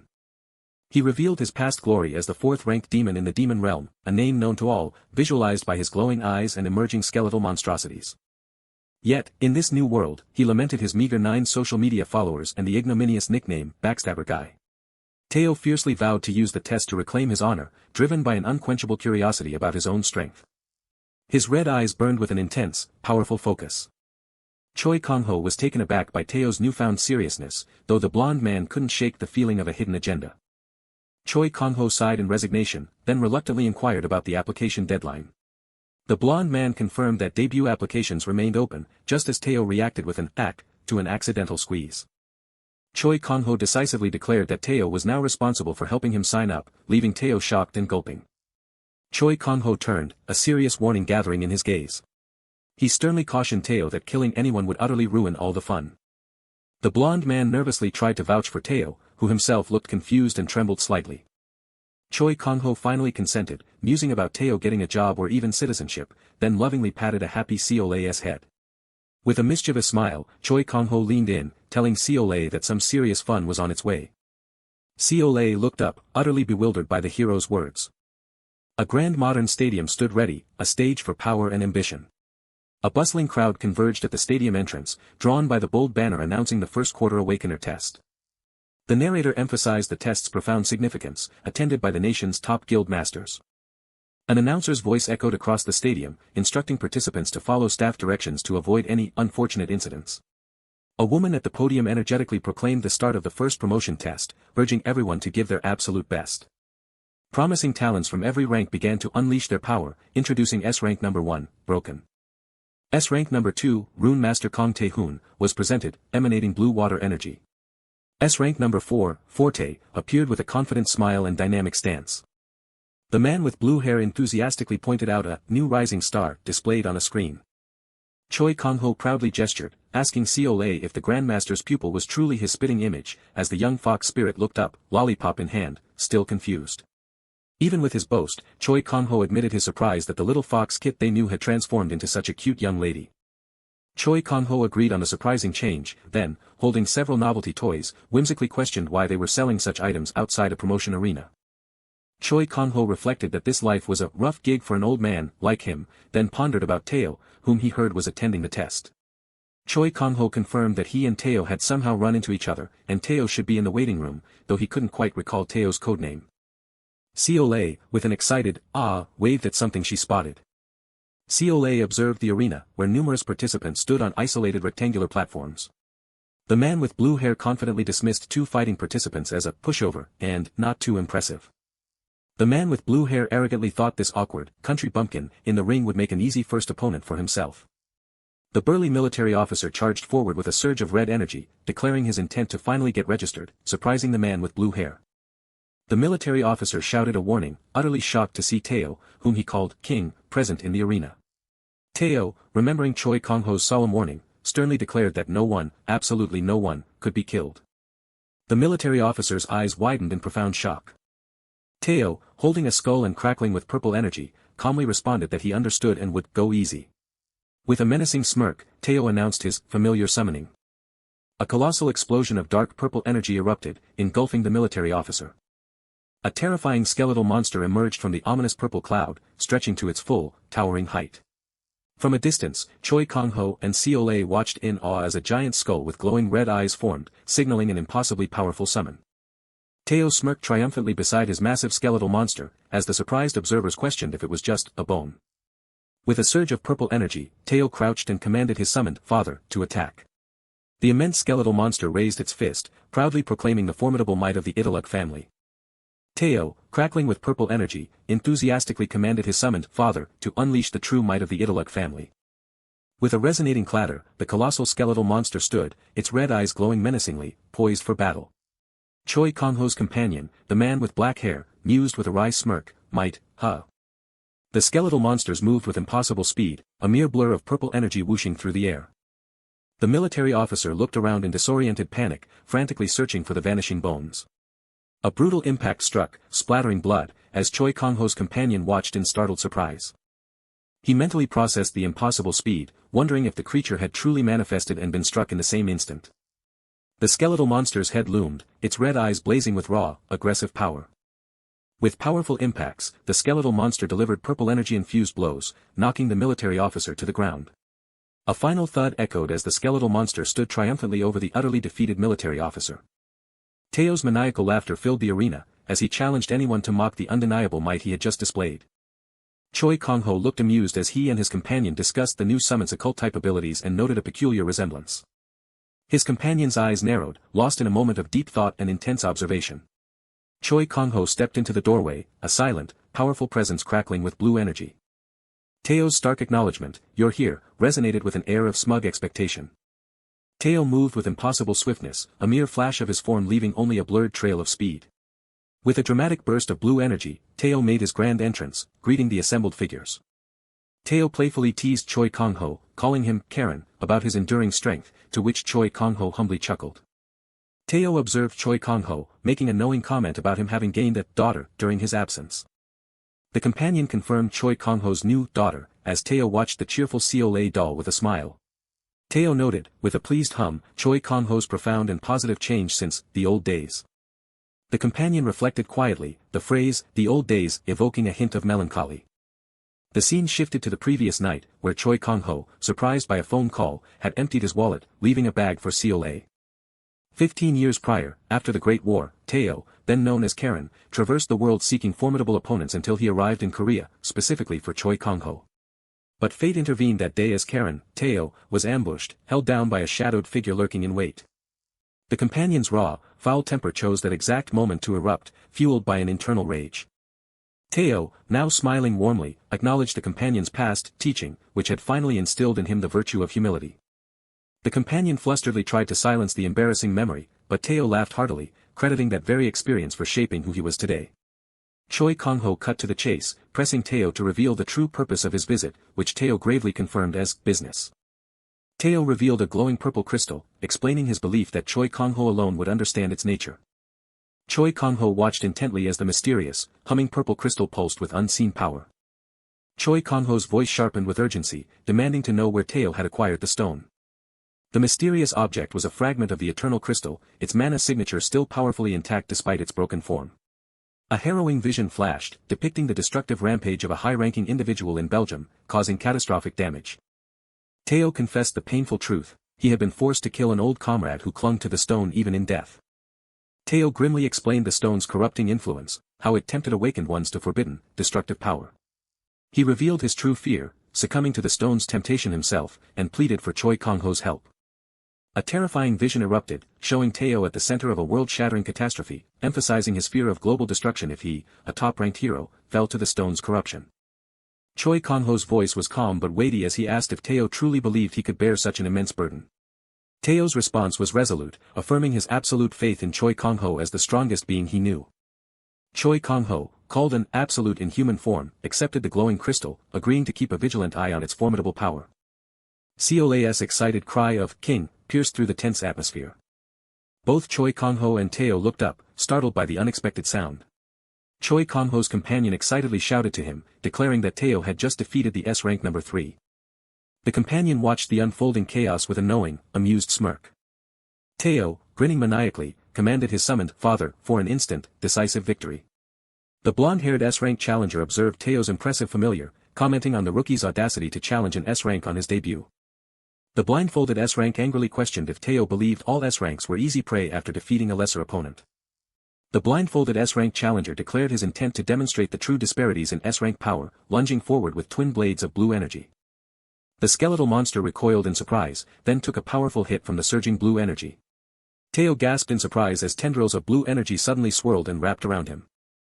The S-rank challenger, wielding his sword, leapt to attack Teo, declaring an end to his parade with triumphant aggression. The blonde-haired S-rank challenger cried out Teo's name, his voice thick with alarm. Teo smirked confidently, accusing his opponent of gravely underestimating the true power of the Italuk family. As the battle raged, Teo confidently addressed his monstrous father, seeking its confirmation. The blindfolded S-rank challenger gasped in terror and confusion as purple energy and skeletal fragments consumed him. Brutal impacts rained down upon the challenger as he was relentlessly battered by skeletal fragments and surging purple energy. The blindfolded S-rank challenger fell, utterly defeated, as skeletal fragments crashed around his broken form. The massive skeletal form shifted, its bones grinding with an eerie, powerful hum. The crowd erupted in awe as the massive familiar stood triumphant over the defeated S-rank number 17. Despite his dwindling mana, Teo defiantly challenged the next opponent, but Choi Kang-ho's firm voice cut through the chaos, commanding him to stop. Choi Kang-ho firmly ended the day's fighting, physically restraining a protesting Teo who still yearned for more strength. Choi Kang-ho gestured towards another opponent, urging Teo to save his strength for that rotting bastard, while a poignant memory of a mother's last gift surfaced. The crowd buzzed with excited recognition, recounting tales of Choi Kang-ho's legendary, pure-hearted reputation. Teo squirmed in embarrassment, hastily denying the unexpected, familiar connection to Dongsu's little brother. The companion, intrigued, asked Teo if he had already settled on a codename. Teo smirked confidently, proclaiming his new codename to be Hades and demanding to be addressed as Lord Hades. The crowd reacted with skepticism to the new codename, some suggesting Backstabber Guy sounded better. Choi Kang-ho, with exasperated amusement, dragged Teo away by the ear, as Teo Italuk Gamajin, codenamed Hades, officially debuted as S-rank 20. Meanwhile, the narrative shifted to the vibrant, snow-kissed orchard dungeon. A chorus of fairy-like creatures gasped, their eyes wide with dawning, unsettling recognition. Choi Kang-ho found his companion stirring, surprised to see the earth spirit had completely passed out after his efforts, yet still greeted him with cheerful reverence. A chorus of fairy-like creatures burst with excitement, presenting a glittering harvest of fruits they had gathered. The delighted fairies credited the earth spirit's care for the magnificent bounty, who, ever modest, boasted of his inherent skill, while Choi Kang-ho suggested it was his very nature that made the fruits so vibrant. Seol-a, drawn by an irresistible aroma, eagerly hugged a giant fruit, declaring its delicious scent. Her wide, hopeful eyes pleaded for permission, a tiny drop of drool betraying her ravenous anticipation. With a soft smile, Choi Kang-ho tenderly granted Seol-a full permission, assuring her the fruits were entirely her own. With wide eyes, Seol-a prepared to take her first momentous bite. She plunged into the fruit with gusto, devouring it in enthusiastic, gaping bites. Choi Kang-ho pleaded for Seol-a to slow down, but his companion, utterly delighted, immediately seized his phone to record her prodigious eating talent. To Choi Kang-ho's utter astonishment, she had already finished, consuming the massive fruit with impossible speed. Then, her wide eyes opened in profound surprise. A soft blue aura enveloped Seol-a as she began to float effortlessly, rising from the floor in an unexpected display of magic. The luminous energy intensified around her, signaling a wondrous transformation in progress. When the light faded, Seol-a had transformed into a more refined form, revealing new enhanced stats, now an SS rarity white fan. The fairies gasped in awe at the newly empowered white fan, while Choi Kang-ho marveled at her instant surge in strength, impressed by the fruit's astonishing magic. Seol-a basked in the praise, a soft blush coloring her cheeks as she wore a subtly pleased expression. The transformed white fan sat up, looking around with wide-eyed wonder at her own glowing form. A moment later, a peculiar look of puzzlement crossed her face. Then, an unexpected, sly smirk crept across her lips. Her strange, knowing grin baffled the earth spirit, who wondered aloud what new mischief the white fan was planning. Choi Kang-ho, lost in thought, could only shrug, admitting he had no answer for her enigmatic expression. His companion then pointed out a subtle but undeniable truth: Seol-a seemed to have grown, a revelation that caught Choi Kang-ho completely by surprise. Seol-a enthusiastically confirmed his observation, glowing with pride. His companion clapped joyously, congratulating Seol-a on her growth, but Choi Kang-ho, bewildered, admitted he still couldn't perceive the change. Slowly but surely, the young Seol-a was indeed growing, glowing with newfound strength and life. Later that night, his companion awoke disoriented, surprised by the late hour, but Choi Kang-ho gently urged him to rest more. His companion, noticing Choi Kang-ho still awake, inquired about his sleeplessness, to which he admitted he had weighty matters on his mind. His companion's gaze fell upon the table, where not one, but two glowing eternal crystals now rested, sparking his immense surprise. The two magnificent purple crystals pulsed with a soft, internal light, humming with an otherworldly resonance. Choi Kang-ho narrowed his eyes, observing the peculiar activity of the crystals with deep contemplation. Indeed, the crystals resonated, drawing towards each other with growing intensity, engulfed by swirling, ominous purple energy. Choi Kang-ho gasped, his eye widening in profound shock as the crystal's power surged through him. His eye became consumed by the encroaching purple energy, drawing him deeper into its mysterious depths. He was plunged into a horrific vision of a desolate, apocalyptic landscape, realizing with a jolt that he was connected to someone in another dimension. Through the pain, the injured man cried out, questioning Bael's consuming obsession with such dangerous power. The name echoed in Choi Kang-ho's mind, and he wondered in a cold sweat if he was currently witnessing Bael's own terrifying vision. A sinister voice, emanating from a figure shrouded in dark energy, demanded to know who dared to spy on him. Just then, his companion's urgent shout ripped Choi Kang-ho violently from the terrifying vision.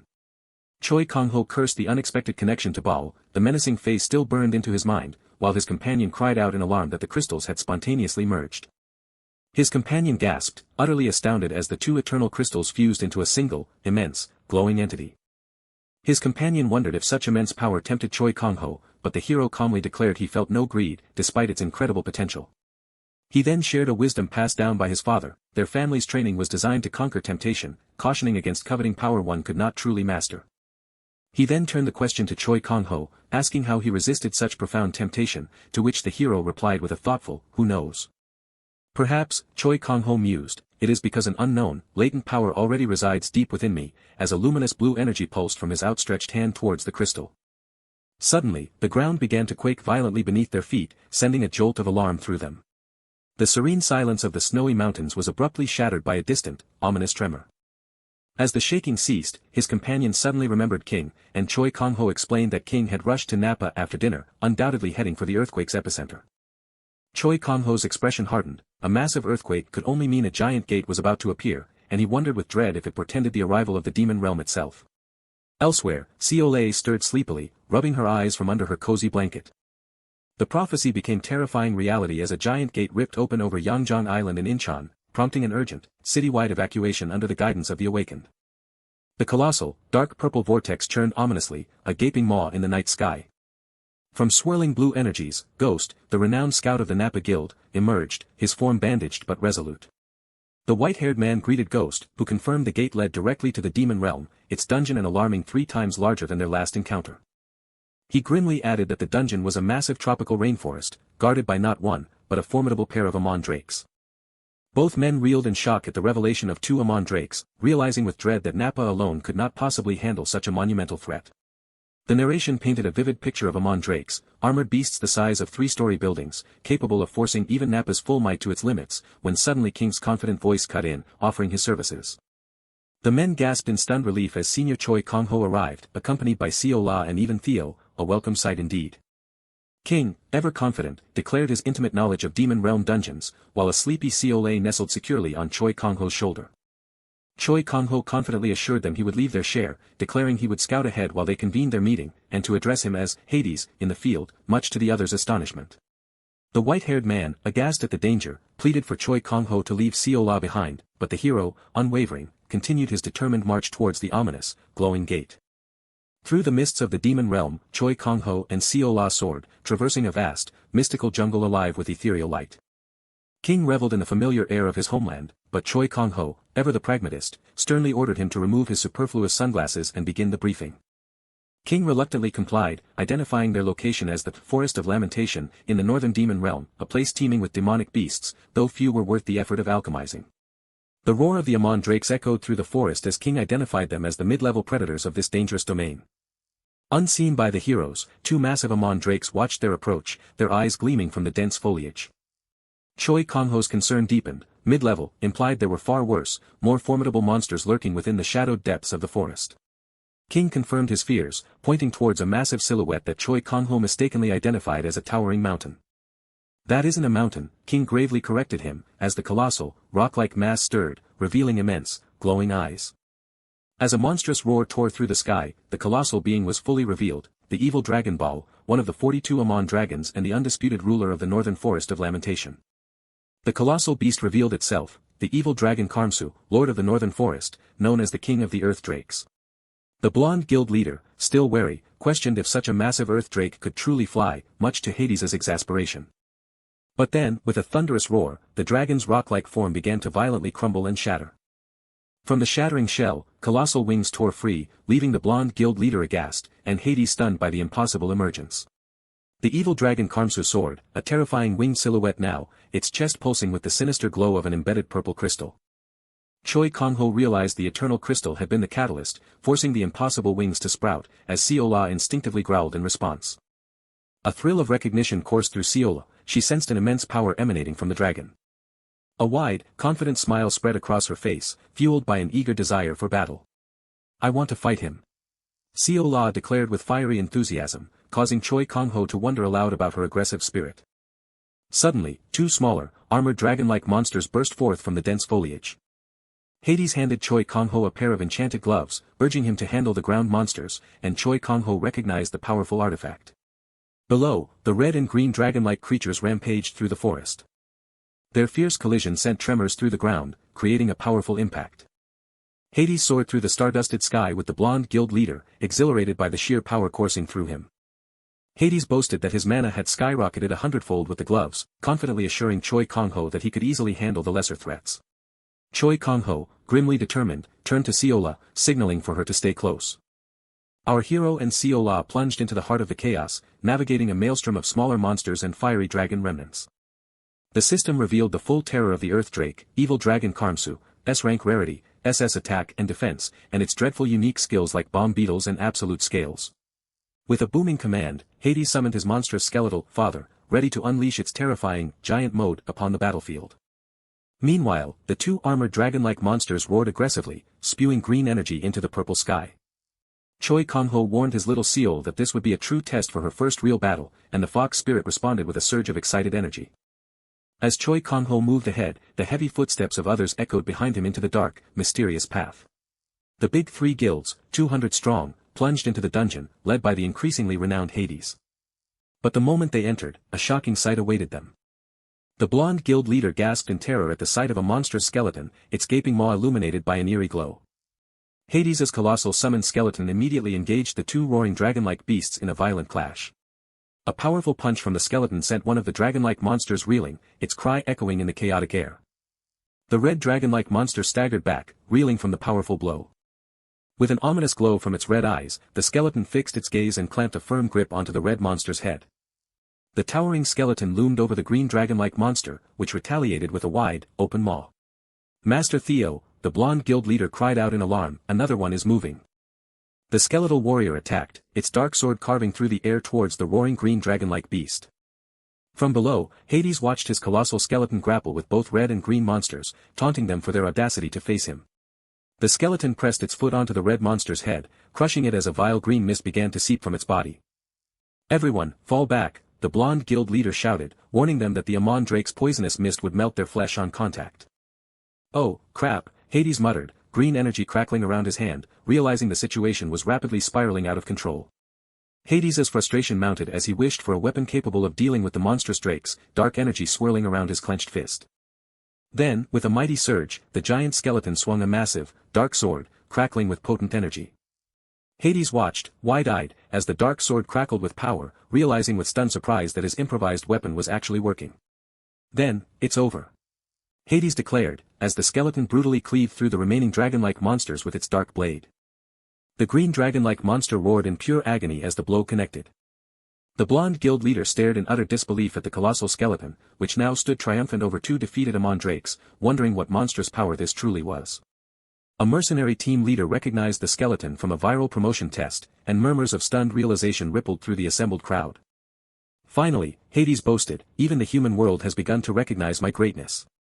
He revealed his true title, Hades, the Backstabber, leaving the blonde guild leader utterly stunned.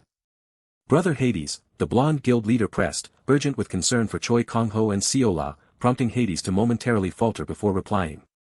Hades simply gestured towards the distance, where a colossal fiery explosion consumed the very air. Amidst the inferno, the transformed evil dragon Karmsu roared, engulfed in flames and unleashing a storm of exploding projectiles. Engulfed in blue energy, Choi Kang-ho moved with impossible grace, deftly dodging the dragon's fiery explosions and deadly projectiles. Choi Kang-ho instructed Seol-a to time their strike perfectly with the beetle's impact, and his eager partner readily agreed, even as the evil dragon Karmsu breathed fire around them. "Now!" Choi Kang-ho commanded, as he and Seol-a unleashed their coordinated assault amidst the fiery chaos.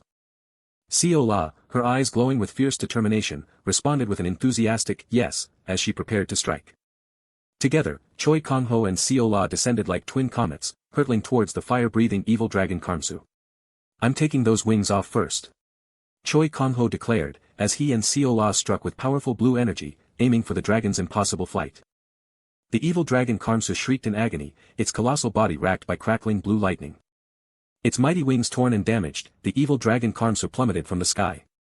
With a deafening roar, the massive dragon crashed to the earth, sending a shockwave of blue and purple energy across the landscape. Hades grunted in pain, reeling as an unseen force slammed into him. The blonde guild leader screamed as he was violently thrown back, countless bodies lying defeated and motionless around him. Hades stared, a mix of shock and anger twisting his features, marveling at Choi Kang-ho's monstrous power. Above the ravaged forest, Choi Kang-ho floated triumphantly, as Hades realized with disbelief that he had actually brought down the fearsome dragon. The evil dragon Karmsu let out a final, pained roar as it sank into the churning depths. Choi Kang-ho descended from the cosmic sky, surrounded by radiant blue energy. Hades watched in confusion, wondering why Choi Kang-ho's mana was still spiking so wildly during his descent.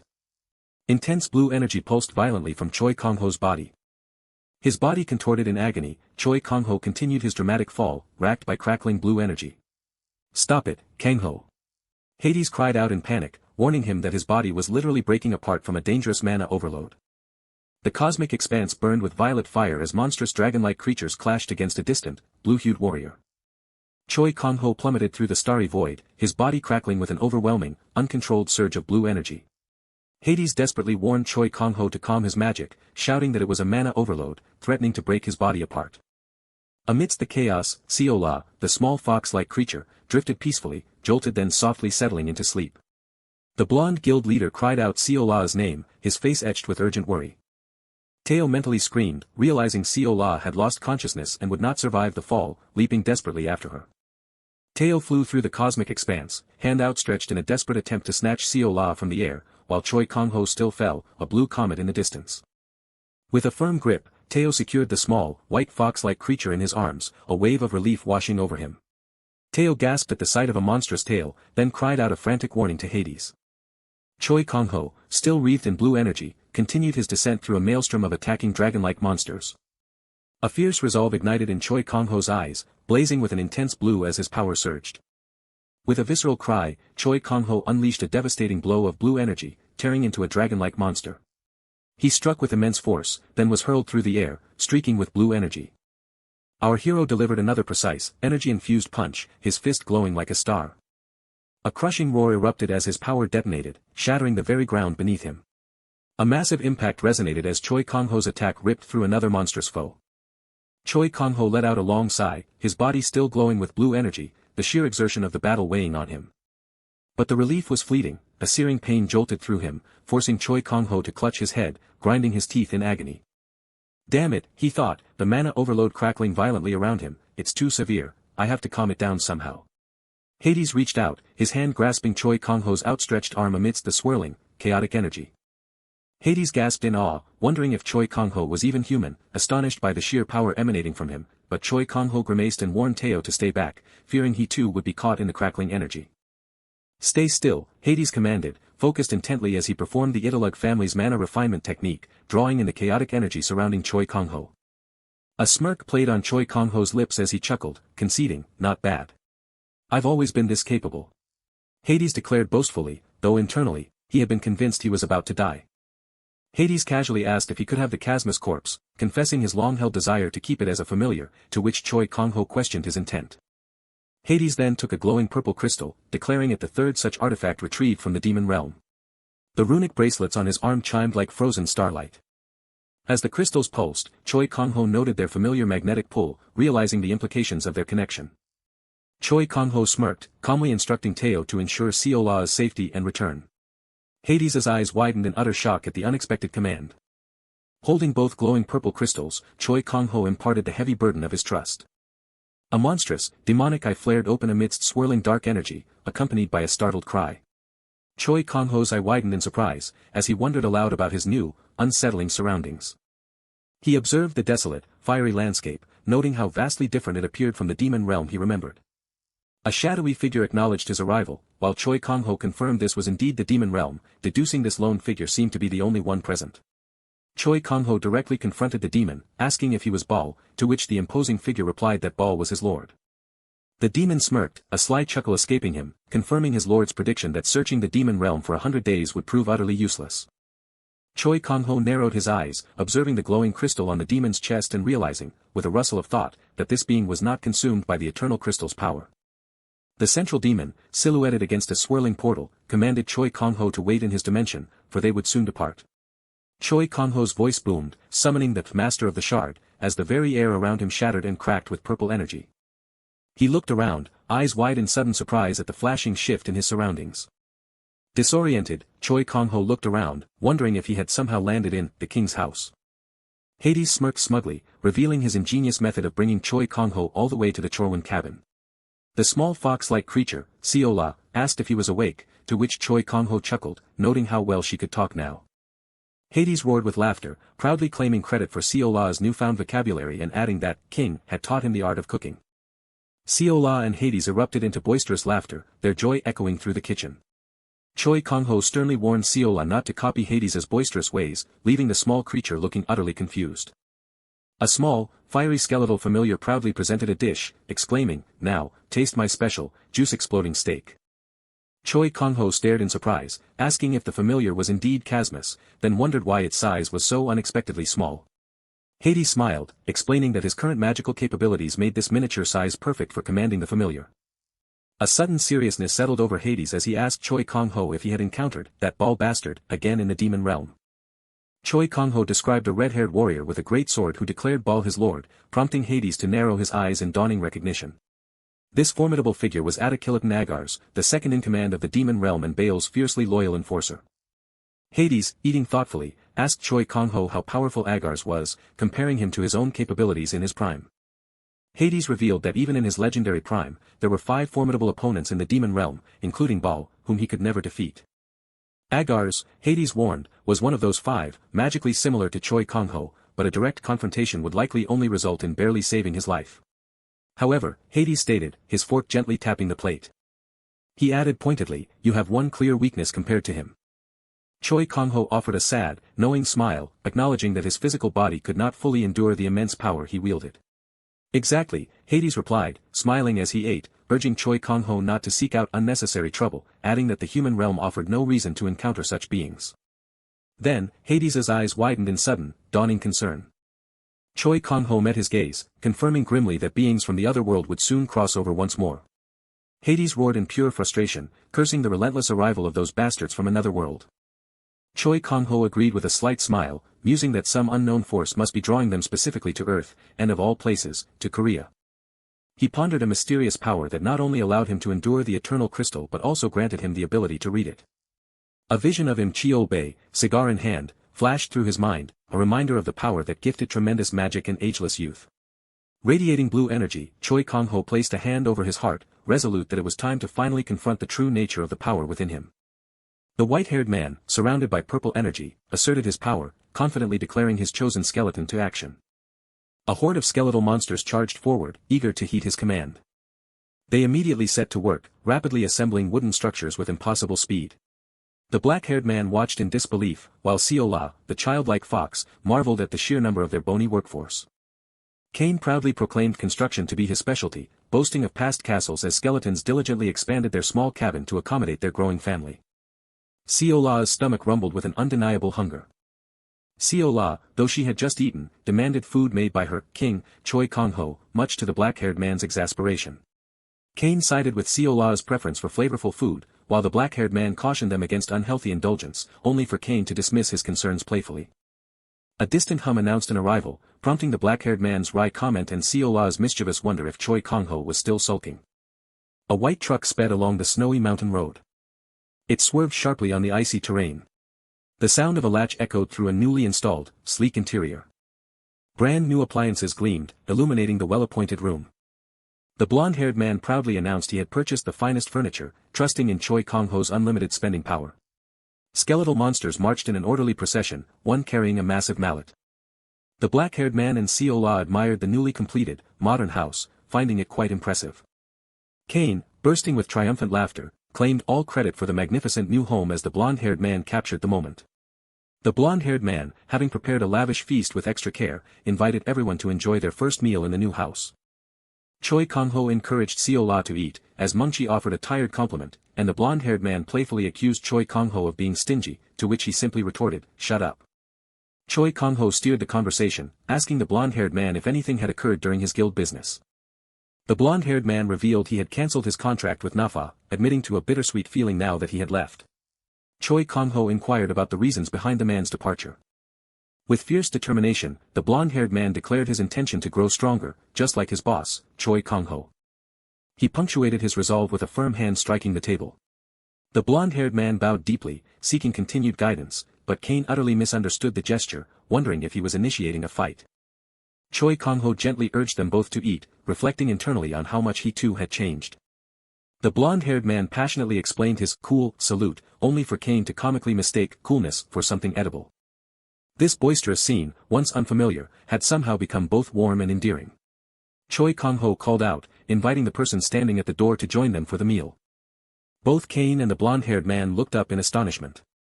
A woman with blue hair entered, commenting on the house's dramatic transformation. Neva apologized, explaining she couldn't stay to eat due to an urgent matter. She revealed that the elder was specifically looking for Choi Kang-ho and asked him to accompany her. Choi Kang-ho reacted with strong surprise, recognizing the urgency of being summoned by Neva. Seol-a, the majestic white wolf, ran with incredible speed beside a roaring motorcycle. They arrived at the Ganghwa Island Druid hideout, a magical forest teeming with vibrant energy. Crackling energy erupted and boomed around them, startling Seol-a with its sudden intensity. Choi Kang-ho stared at his hand in bewildered surprise, questioning the sudden, unexplained changes within him. He looked up, contemplating the profound nature of the changes unfolding. Energy overflowed through the forest, radiating from the water of life, threatening to bloom at any moment. Choi Kang-ho asked Neva when the forest became so vibrant, and she revealed its vitality had surged ever since his last visit. Neva speculated the cause might be a pulsating, glowing jewel. Neva apologized for the abrupt summons, explaining she called him only as a precaution, recognizing him as the strongest person she knew. Choi Kang-ho reassured her, then urgently instructed Seol-a to prepare for battle as a precaution, as she began to glow with energy. Choi Kang-ho exclaimed in shock as Seol-a glowed intensely, her tails dramatically spreading out. Alarmed, he wondered if Seol-a was reacting to the forest's amplifying magical energy. Seol-a let out a powerful cry, surrounded by an intense blue glow. A powerful burst of light and crackling energy erupted from the magical tree. Neva and the fairy-like creatures watched, awestruck and alarmed, as the water of life began to bloom. Choi Kang-ho gasped as a gigantic, glowing white fox-like creature manifested from pure energy, towering over him. The fox-like creature absorbed enough nature energy to gain a third tail, signaling a new special ability was unlocked. Choi Kang-ho gasped, utterly astounded by the revelation of a special ability. A swirling vortex of energy erupted, crackling with raw power. Space itself tore open, revealing a vibrant, glowing portal before Choi Kang-ho and the fox creature. Through the ethereal portal, an otherworldly landscape appeared, prompting Neva's odd question and Choi Kang-ho's stunned recognition. Neva then recognized the majestic realm through the portal, realizing with profound emotion that it was the central kingdom of the Mu continent, the long-lost homeland of all druids. Green energy crackled around Neva's outstretched hand as she yearned towards the portal. Tears streamed down Neva's face as she cried out in frustration, unable to cross the threshold and questioning the unseen restrictions. Choi Kang-ho's hand shot out, plunging into the glowing portal, startling Neva. A tear still on her cheek, Neva remembered the legend of the five-tailed Bekka, realizing who alone could truly traverse such a dimensional gate. It was Seol-a, the legendary five-tailed Bekka, now in her childlike form, smiling sweetly. And with her, her master, Choi Kang-ho, whose hand glowed with blue energy as it reached towards the portal. A rustic log cabin stood peacefully amidst the snowy mountain landscape. Choi Kang-ho stood in his partially unpacked home, reflecting on the new house. He held a framed photo, reminiscing about the days when it was just him and a large white fox in a humble cabin. Then, as his thoughts continued, annoying companions began to appear, one by one. They filled the silence with their endless chatter and laughter, making the house feel alive. Before he knew it, all the time spent together had woven them inextricably into his life. They had become family to him, he realized, and he resolved to try and be happier, just as Cain called out, summoning him to action with a familiar declaration. The space before Choi Kang-ho and Seol-a tore open, a wondrous, glowing portal revealing itself.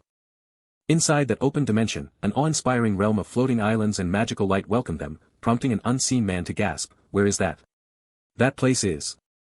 With a resolute gaze, Choi Kang-ho prepared to leap into the sparkling abyss, calling out to Seol-a. Then, with a rush of dynamic energy, they soared into the dimensional rift. Through the vibrant, alien dimension, Choi Kang-ho and Seol-a plummeted. As they floated amidst the lush green islands, a disoriented Choi Kang-ho questioned, "Is this, the Mu continent?" His curiosity piqued, Choi Kang-ho pointed out a figure, "Seol-a, look over there. Is that a person above the water of life?" High above the mystical, glowing forest, an unnamed man with white hair stood, his hand raised in a serene gesture. Suddenly, an astonished Choi Kang-ho felt his body accelerating downwards, as the man with white hair watched from above.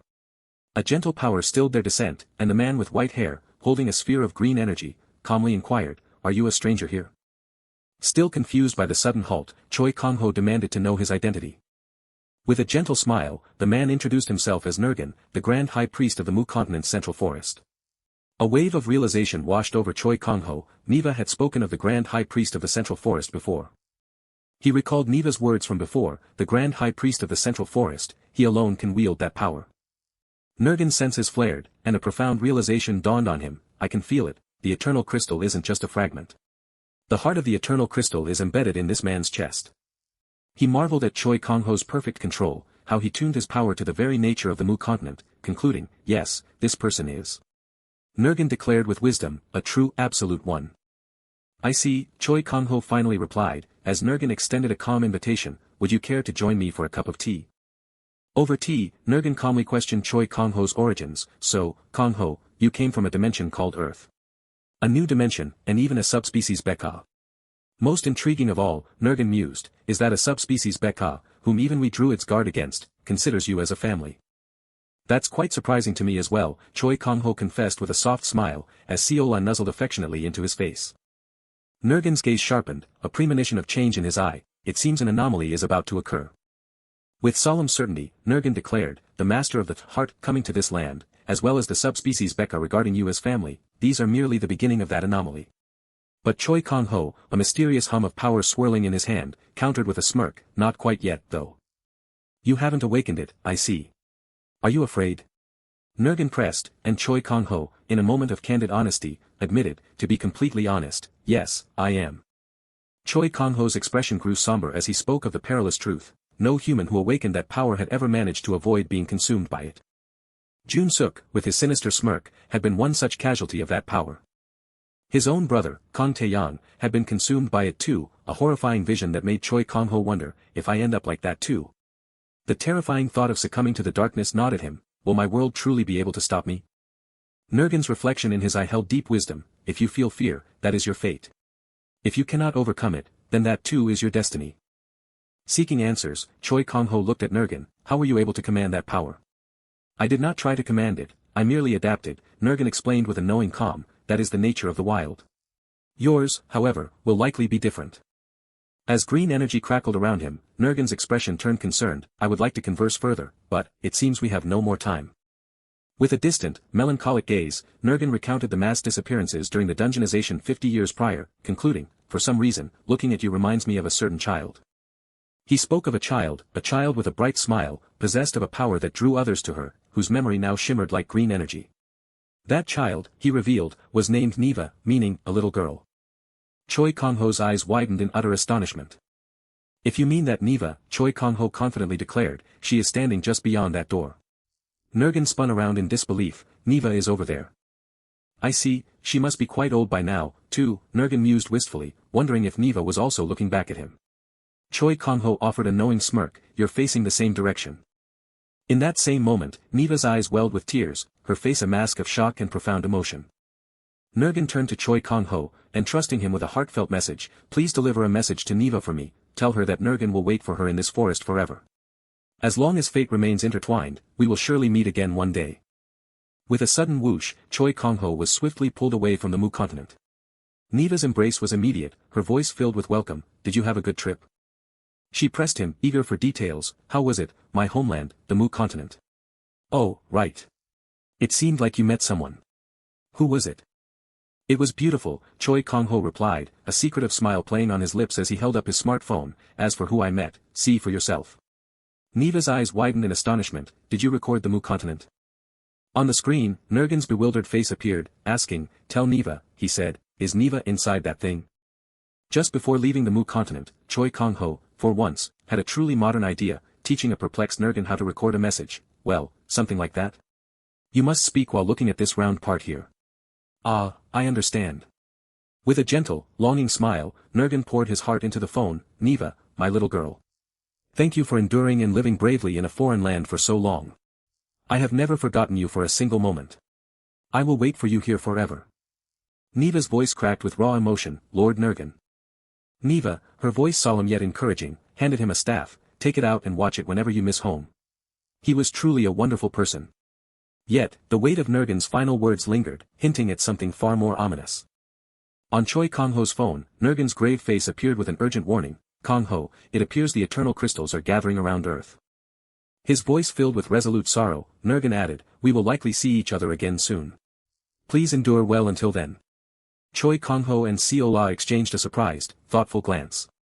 A grim realization settled upon Choi Kang-ho. In the end, this time too, are the demon men swarming in? Meanwhile, across the city, news of Choi Kang-ho's heroic exploits, made public through Taeo's video, dominated every screen. Profound changes began to stir among domestic guilds and the awakened, as a blonde-haired man gasped in revelation, the demon realm, and a winged land dragon, no less. He burst out in an alarmed yell, I told you. The way things are going lately is unusual. At the top 3 mercenary guild, the leader's voice cracked like a whip, if you want to survive, train harder. How long do you plan on being a helpless burden? Similarly, the leader of the top 3 Baekje guild roared, work yourselves to death. If you still haven't come to your senses after seeing the Yangjang Island gate, get out of Baekje this instant. Sword God Park Jun-woo, holding his smartphone, declared with grave authority, starting today, we're doing special training for war as well. Just as Kang-ho and Chol-bae said, things are looking serious. We can't lose to those blade-wielding fools. We're doing hellish training, got it, he bellowed, remembering the harsh lesson of the Great Daybreak War. For if the world fell, wealth and power would be completely useless.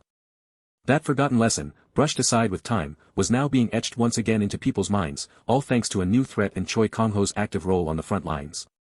However, an unseen man in a suit fumed, I stepped abroad for a brief moment, and it's all Choi Kang-ho, utter madness. An old man who should have dropped dead already is getting on my nerves. His anger rumbled, on top of that, you lost king to that bastard too. You cancelled the contract nicely for him. Robe Jin, the Nafa guild master, his presence commanding and intimidating, cut in, are you out of your mind right now? Vice Guild Master Go Jae-hoon tried to justify himself, I judged that causing trouble with them right now would actually be a net negative for the guild. But Robe Jin cut him short, I make the judgments.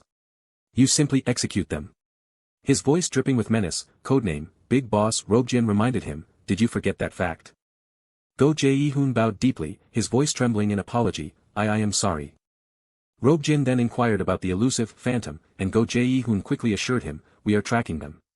I will bring you good news shortly. Yet, a bandaged man, referred to as Ghost, seemed to float under separate orders. Robigin's gaze hardened, no matter what happens, money can cover it, so make sure you retrieve that item at all costs. Understood, the determined Ghost replied, enveloped in swirling blue energy. Yet, not everyone was of the same mind.